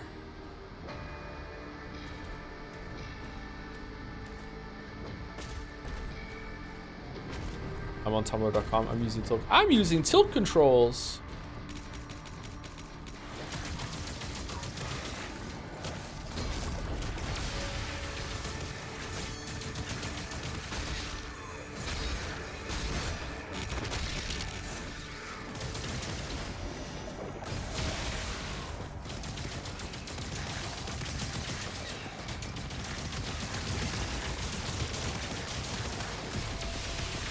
Okay, this actually might be too strong. What the fuck? Oh, it's only projectiles. Interesting.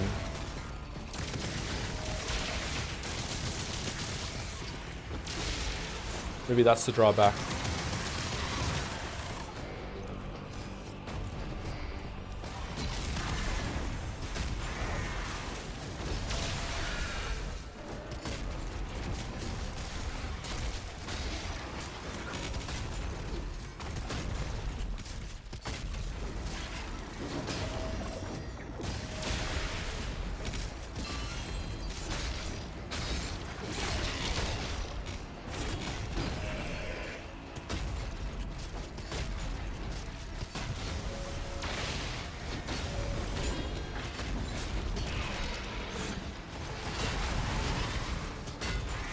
Those guys also seem like an enemy that has inconsistent health. Would you say, Sarah? The armored Hell Knights, like sometimes I feel like they die pretty fast, and other times it's like, what the fuck? How are they not dead yet?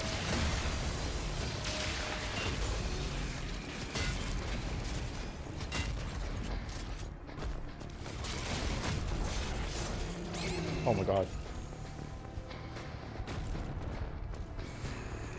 I think everything bigger than a spider demon does. Yeah, spider demons definitely do not have more inconsistent health. Yeah.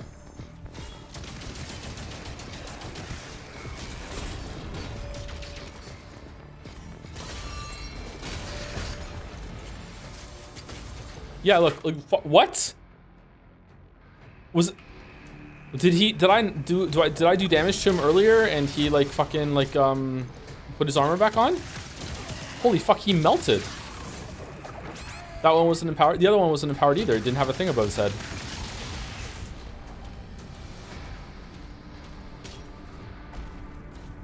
I thought when they empowered, they have a blue thing above their head.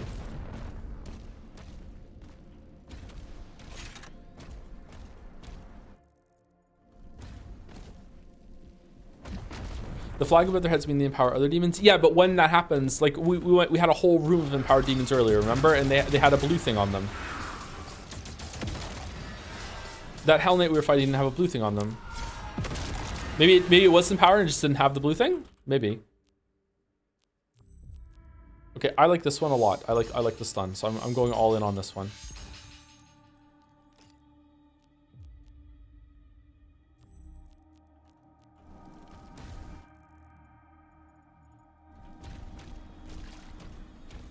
The eyes get blue. I didn't see if they had blue eyes. Maybe they did have blue eyes.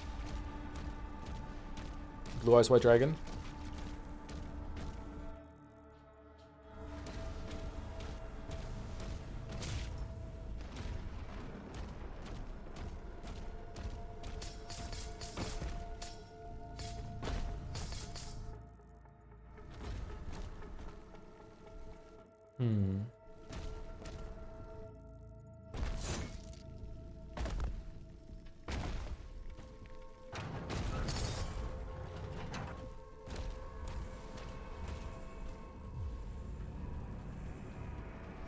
How do you feel about Oberdin? Now it's been a while, especially in comparison to Blueprints. I have a video on Oberdin if you want to go watch it. Those are my thoughts on Oberdin. I think Blueprints is way better than Oberdin, but Oberdin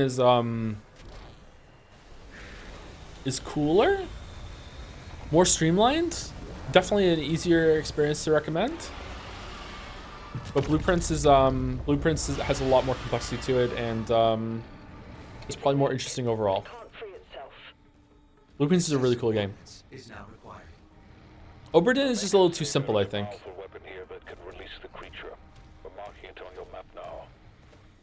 Have you looked at Case of Rise of Golden Idol in respect to Oberdin? No, but I have to play it because it was held ransom, so I have to play it at some point soon. Mouse is convinced I'm really gonna like it, I think, right? Or is that a different game? Mouse, is it Pentiment? I'm a game except Pentiment.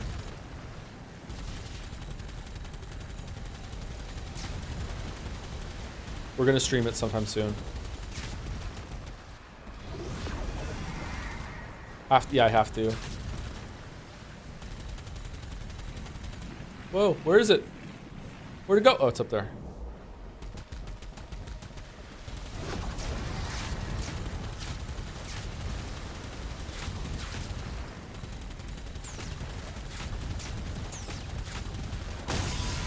Hooray! Okay, can I go back to where I was and do the level again, like on the dragon and land, and then like, I'm gonna guess no. Fuck. I'm mad about that.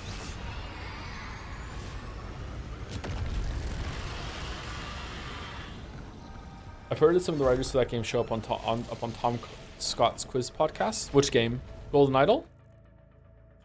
Okay, this is another level. We're at 4 hours. I really need to pee, and also I'm supposed to go live with Mouse in 40 minutes. So I'm gonna go take my break right now. It's over 4 hours as well. Sorry we got distracted with the scripts. Anyway, I'll be back in a little bit. Oh, thank you to Zero Nanashi before I go. Thank you very much for 3 subs, Zero Nanashi. I'm just gonna go pee and get a drink, and then I'll be back and we'll play some more. About 5 minutes.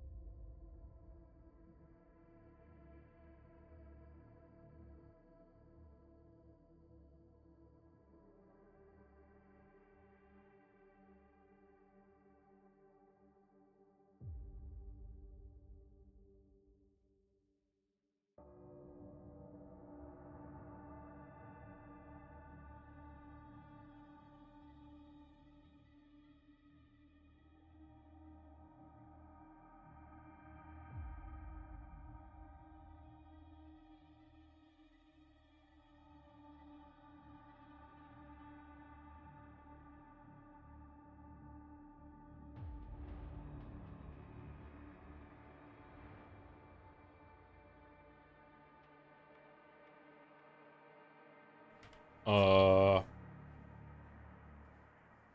died? Okay.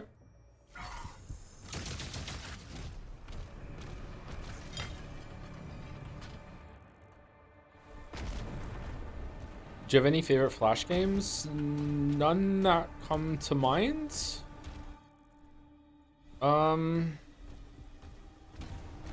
Maybe if I went like on a journey, you know, through my mind palace and looked at some Flash games, I remember some ones that I liked. Was N and N plus, were those Flash games? Because if so, probably that game was actually really good.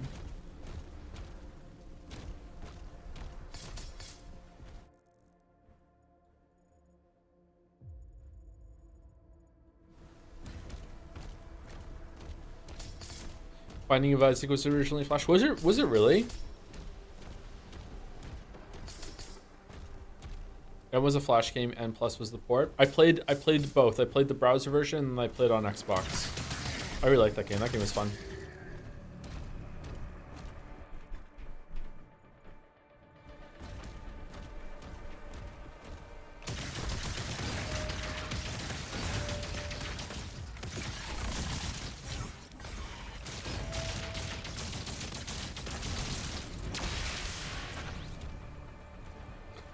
In Sekiro, do you think the pun of worm granting immortality is a happy coincidence? Monks mishearing what exactly they needed to eat?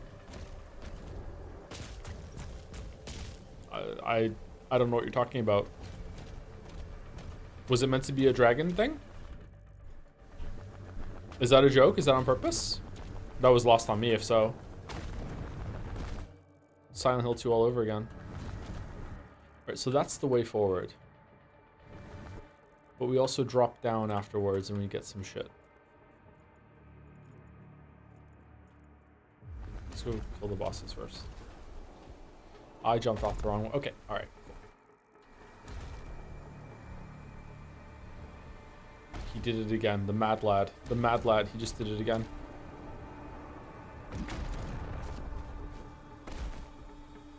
No! No wonder you didn't like Sekiro Story. Yeah, true. I wasn't paying attention to it, clearly. Honestly, I probably wasn't. Like, I don't trust FromSoft as a storytelling like medium, so like I usually just like I just check out. I don't give a shit. Elden Ring was really entertaining because it was funny.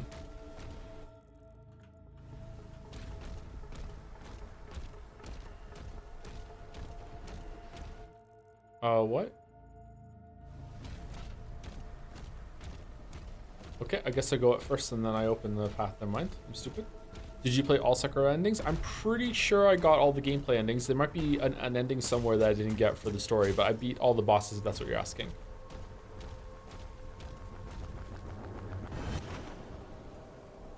Elden Ring was funny, dude. The first time when you hear the fingers and like she's like finger maidens, and then when you go to the round table and you open the doors and you see that they're worshiping these like decrepit zombified two fingers sticking up, and it's like it's fucking hilarious how crazy the world is. It's so funny. Like it's just so blindingly obvious that this place is fucked and they don't even know what they're doing anymore. It's so funny. I laughed so hard. Oh shit. No. God damn it. Alright. Well, I'm just fucking around at this point. I'm sorry, chat. The opening alone, Gideon's monologue, it's really entertaining, yeah.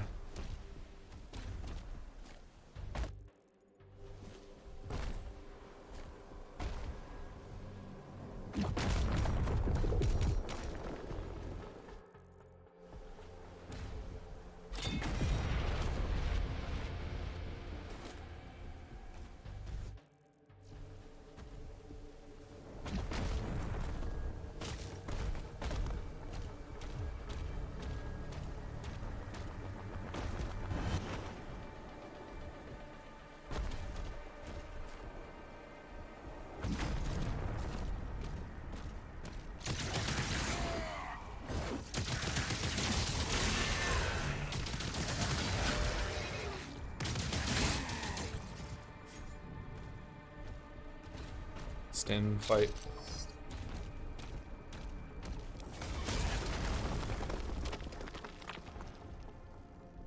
I feel like I like the exploration puzzles more in Eternal. I don't remember how Eternal was, but you might be right.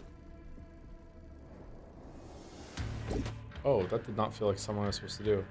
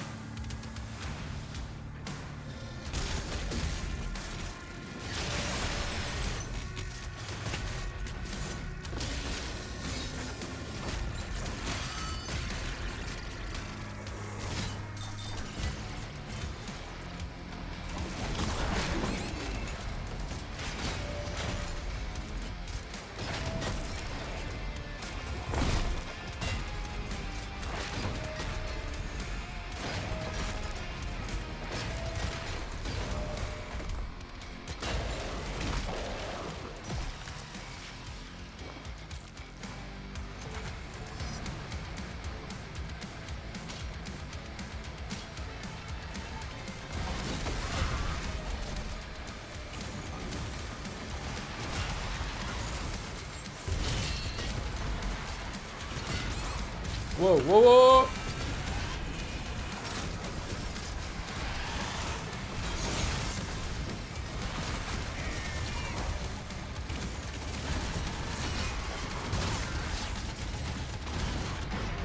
Yeah, okay, deserve. Wait, what? Why was the super shotgun? Did I run out of ammo? What happened there? I'm getting too old for these games.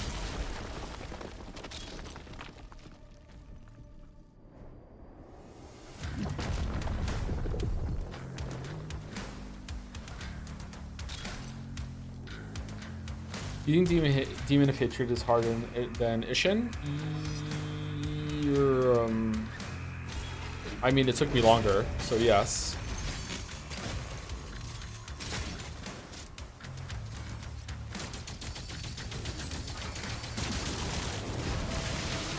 I would say they're probably equally hard, but in different ways. They require different things of you. I watched someone beat Demon of Hatred a while ago, and it made me wonder if I wasn't even playing the game right when it came to fighting him.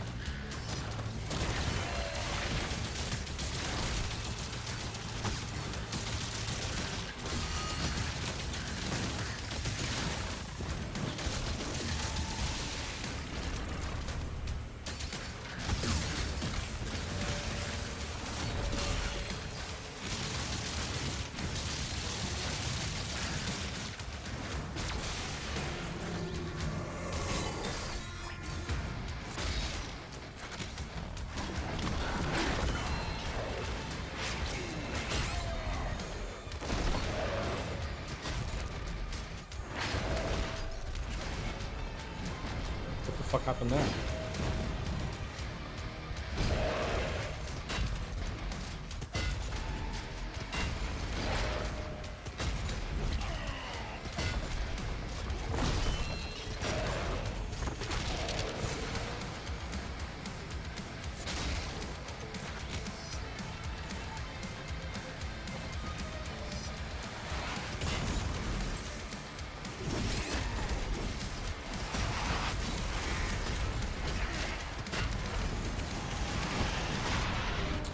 Fucking hell. Okay.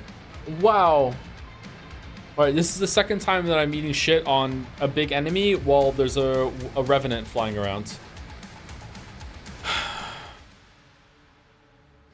Okay.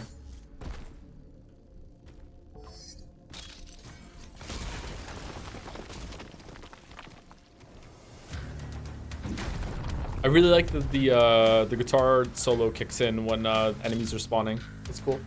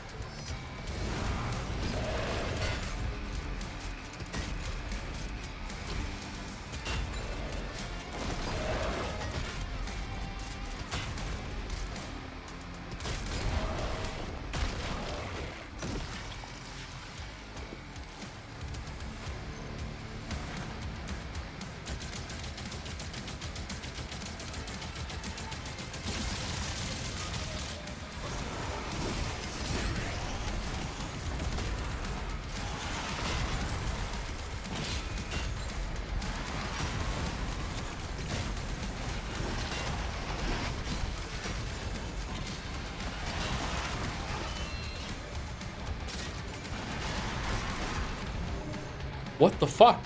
Why won't it die? Can it not die until the big one dies? Is that what the symbol above its head means, or what? Why won't it die?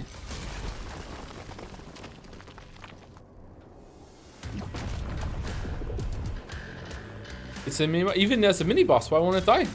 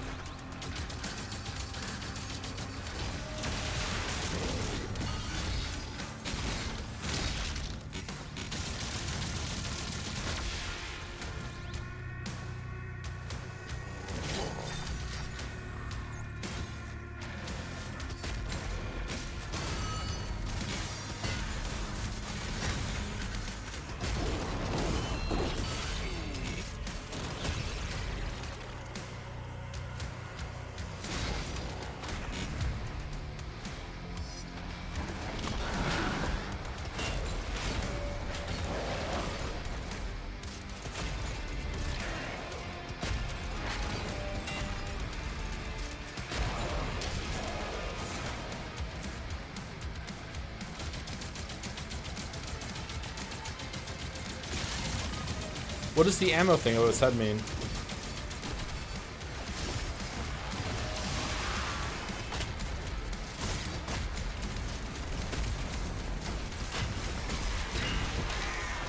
Okay, I hit it way more times last time, didn't I?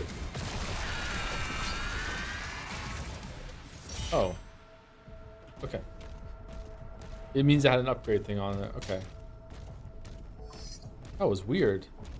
Did some dynamic difficulty kick in and it took pity on me, or what? This time you shocked it. I guess I thought I shocked it last time too. I guess maybe I didn't.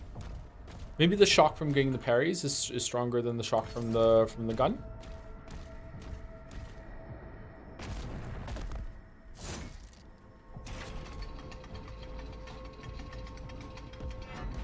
Enemies have a hidden posture meter. If you hit them quickly enough, you can build up a glory kill, but it decays. Oh, does it? Hmm.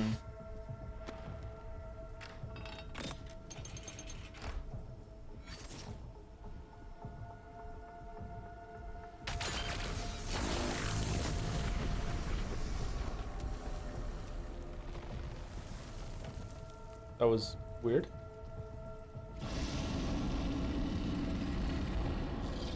Uh-oh.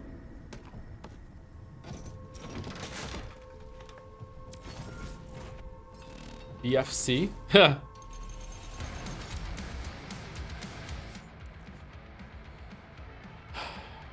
Press V to equip the BFC and deliver massive damage to demons in your vicinity. The BFC has very limited ammo, which can be found in the world to replenish your stock.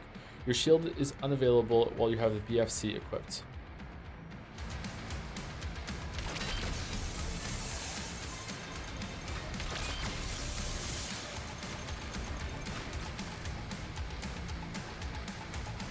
Now this is pod racing.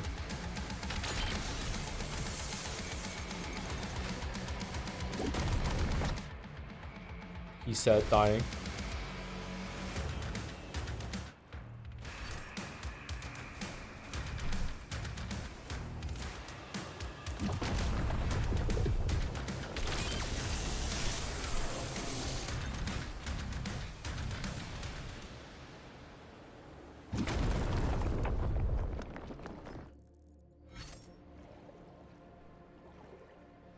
What happens if this creature doesn't want to leave? We have no choice.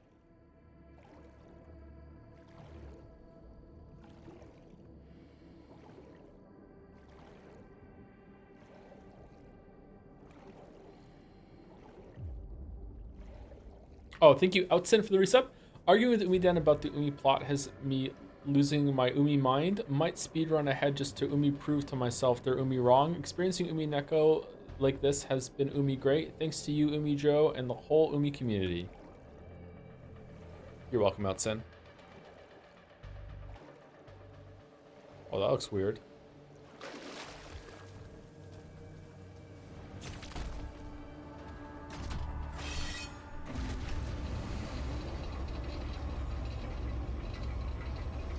This is a long level.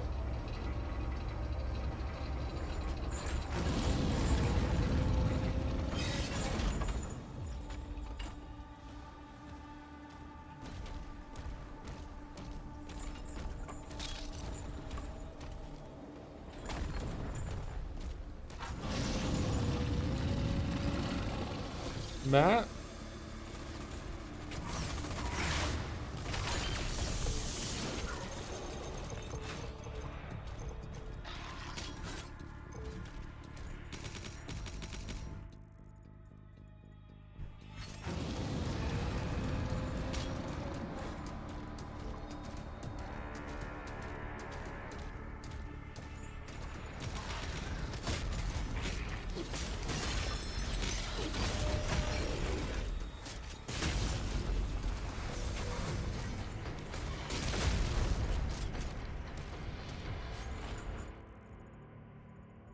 Why?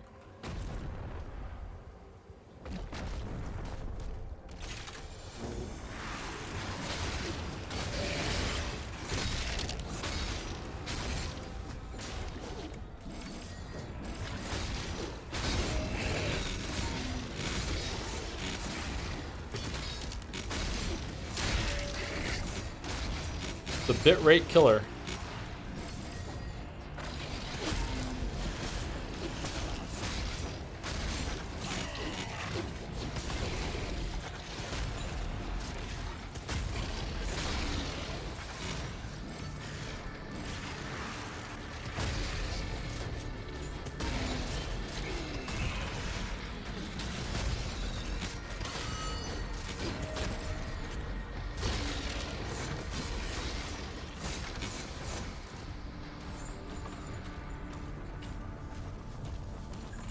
Stupid elves.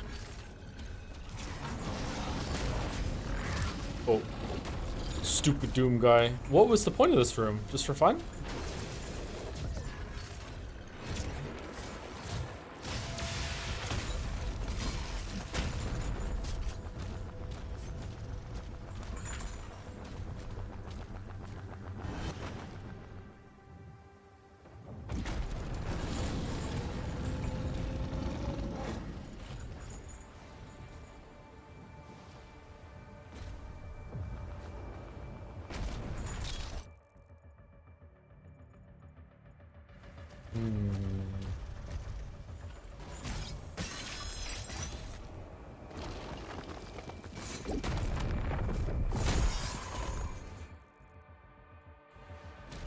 Were we here earlier? I'll take Dark Souls if it ended after Anor Londo. Elevator back to Firelink to the final area would be 10 out of 10. Nah, I think it would be a bit too short. I don't know how I feel about calling that stuff negative content that adds that's the detriment of the experience. It's just not as good. Maybe you'd be right though. I don't know. Is that treasure?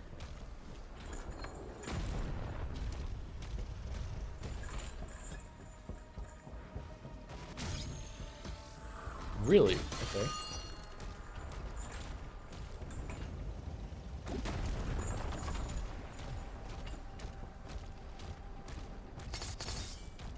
Only cut Izalith. A hot take. I think Duke's Archives is worse. I only think Izalith is even the worst part. Beta Chaos is the worst boss, but I don't think Izalith is the worst part.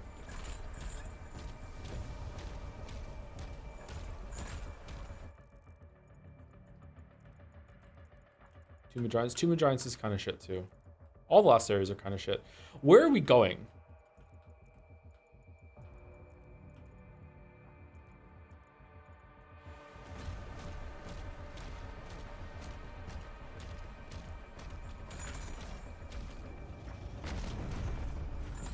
This is where we started, right?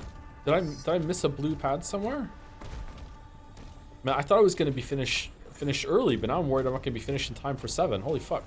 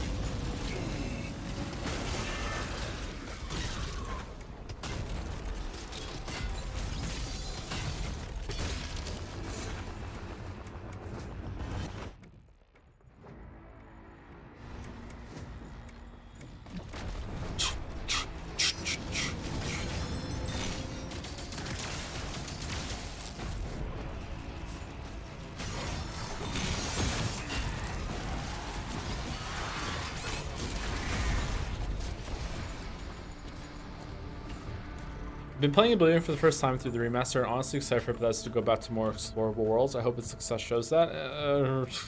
Let's not talk about that.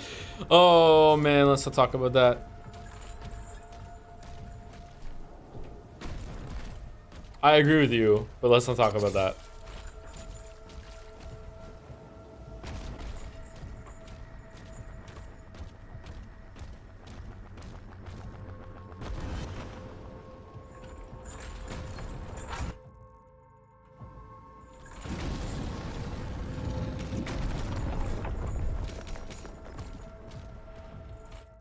Okay, so that was that a point of no return? Because it doesn't feel like it. I feel like I could go back.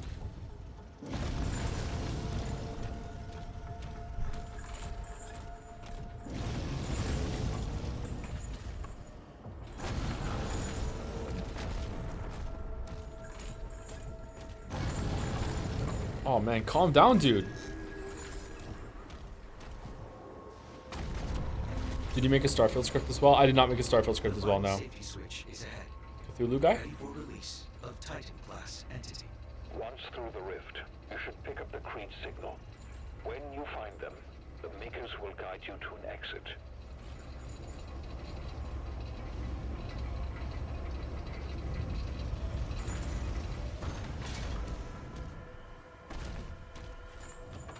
Uh-oh. Oh, we're back here where we fought the first Komodo thing.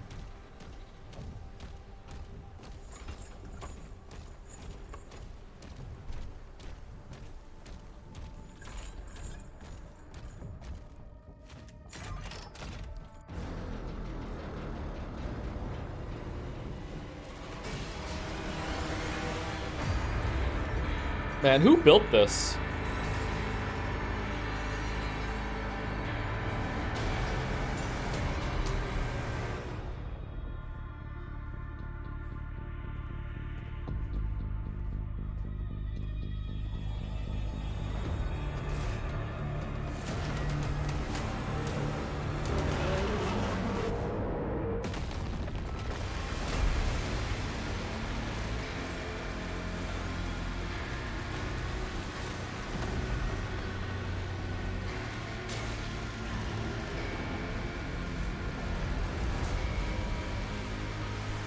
Anyone have any idea what the fuck we're doing right now?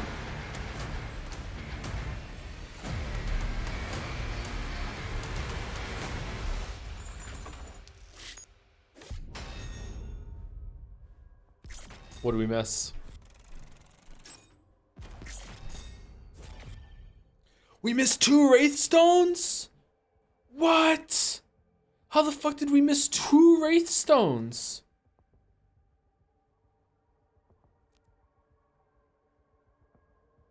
Holy shit. Do you want to know? You'll be mad. Yeah, I want to know. How did I miss them? Did I miss a whole area?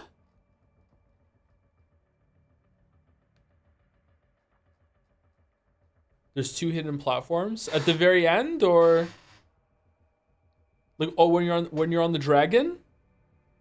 They're really poorly signposted. Fuck. In this. Oh, that sucks. That makes sense though. Okay, City of Riul. Okay, I don't know if I'm gonna have time to finish this game tomorrow, chat. So maybe it's gonna have to be a longer stream tomorrow. I'm not sure. Oh no. Thank you to Kami Mummy for the resub. Fell off the gym horse over the last few weeks, which has annoyed the hell out of me. Likely gonna use some messages to keep me on the ball going forward. Here's to a new start at the gym. Good luck with that, Kami Mummy. I fell off for a little bit when I moved here, and then I was back on it, and then I got sick. I've gone back to the gym since I was sick, but I've been getting up too late the past 2 days, so I need to go back again. But I'm back on the creatine. I was getting some good workouts in. Maybe I should just go tomorrow. No, sorry, go after stream. Maybe I should just go whenever I can. If I don't go before streaming, I have to commit to going after stream. I feel like I don't have enough hours in a day to get everything I want done. I feel like I would like 8 more hours in every single day, please. What if I just don't sleep? What about no sleeping? No more sleeping. No more sleeping.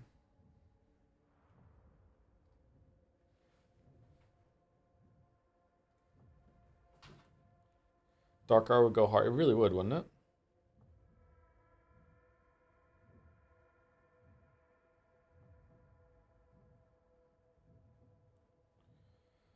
No sleep, strongest soldier. Sleeping is the biggest waste of time, to be honest. What if hypnospace? Ooh. So excited for Sekimea, so sad I have to sleep. Sekimea. Yeah, in case you don't know, I'm going to be live with Mouse on Mouse's stream in 7 minutes to read Sekimea with her. We are 4 streams in, 4 streams in, and the story's been getting more interesting every single stream. It still is paced not great, but things are happening. Wait, Joe, for the next 7 minutes, what should I do? 7 minutes Insomnium? Try 150% speed for the next 7 minutes. How do I do that? Do I just go into the campaign and just do a level?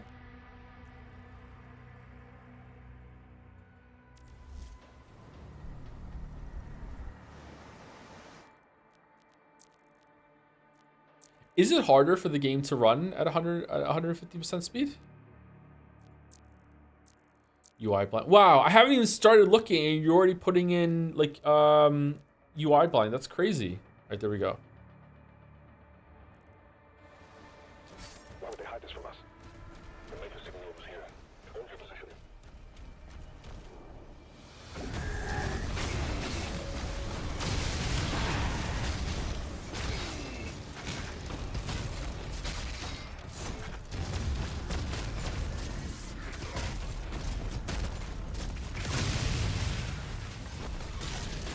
All right, this feels pretty cool, actually. What the fuck?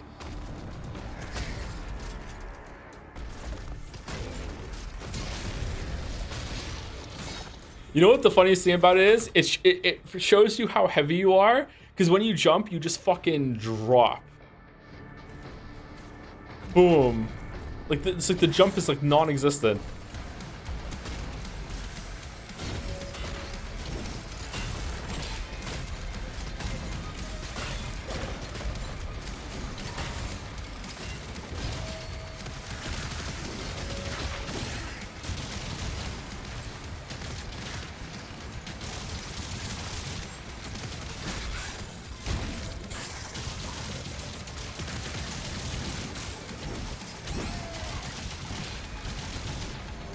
Dead. Dead.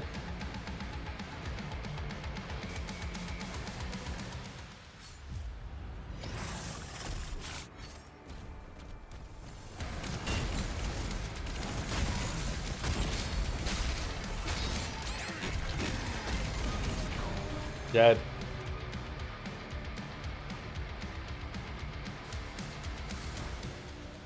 This is pod racing, yeah.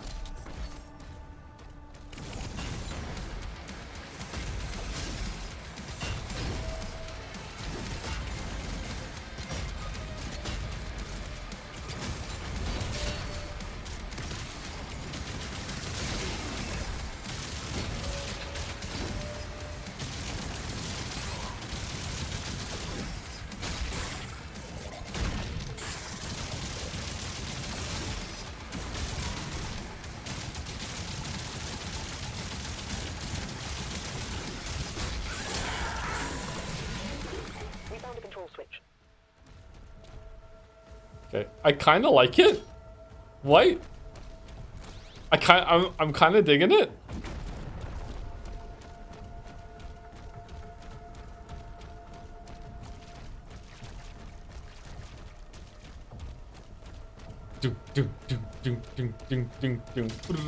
It doesn't feel that much faster. How does it feel to go back down to oh no. Have you just ruined the game for me? Oh no, it's okay. It's okay. It's all right. It's not ruined. We can't keep that on for too long though, or else it's gonna be like Rhyme Doom Guy.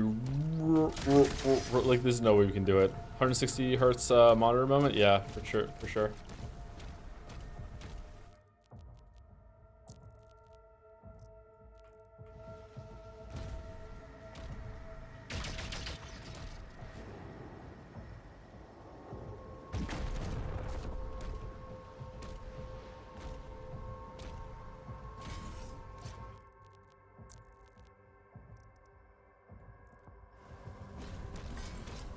Yay, Starfield.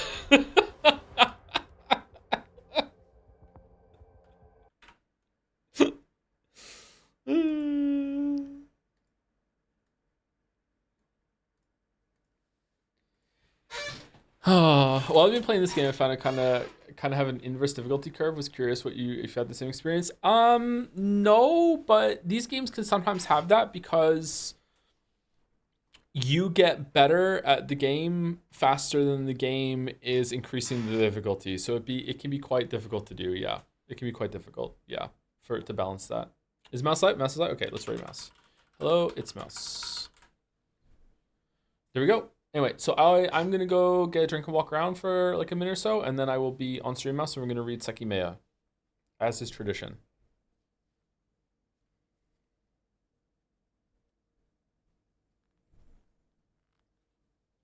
Thanks for stream. Thank you for watching. See you tomorrow for more Doom Dark Ages tomorrow. Everyone, we'll try and finish it tomorrow, and if it means I have to go later just to get it done. Maybe I should start around 12 tomorrow or something. I know, we'll see. And then Umineko on Tuesday. Really looking forward to crashing out the whole entire community about Umineko on Tuesday. And then Baldur's Gate 3. Also excited to get back to Baldur's Gate 3 on Wednesday. Damn. We're streaming some good games lately. Starfield Summer Book is going to be top 5 stream modes for me.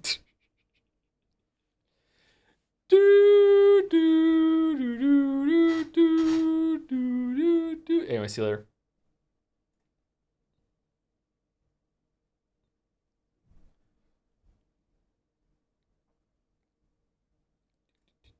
And Instagram, have a good weekend. Or end of your weekend. You know what I mean. See you later.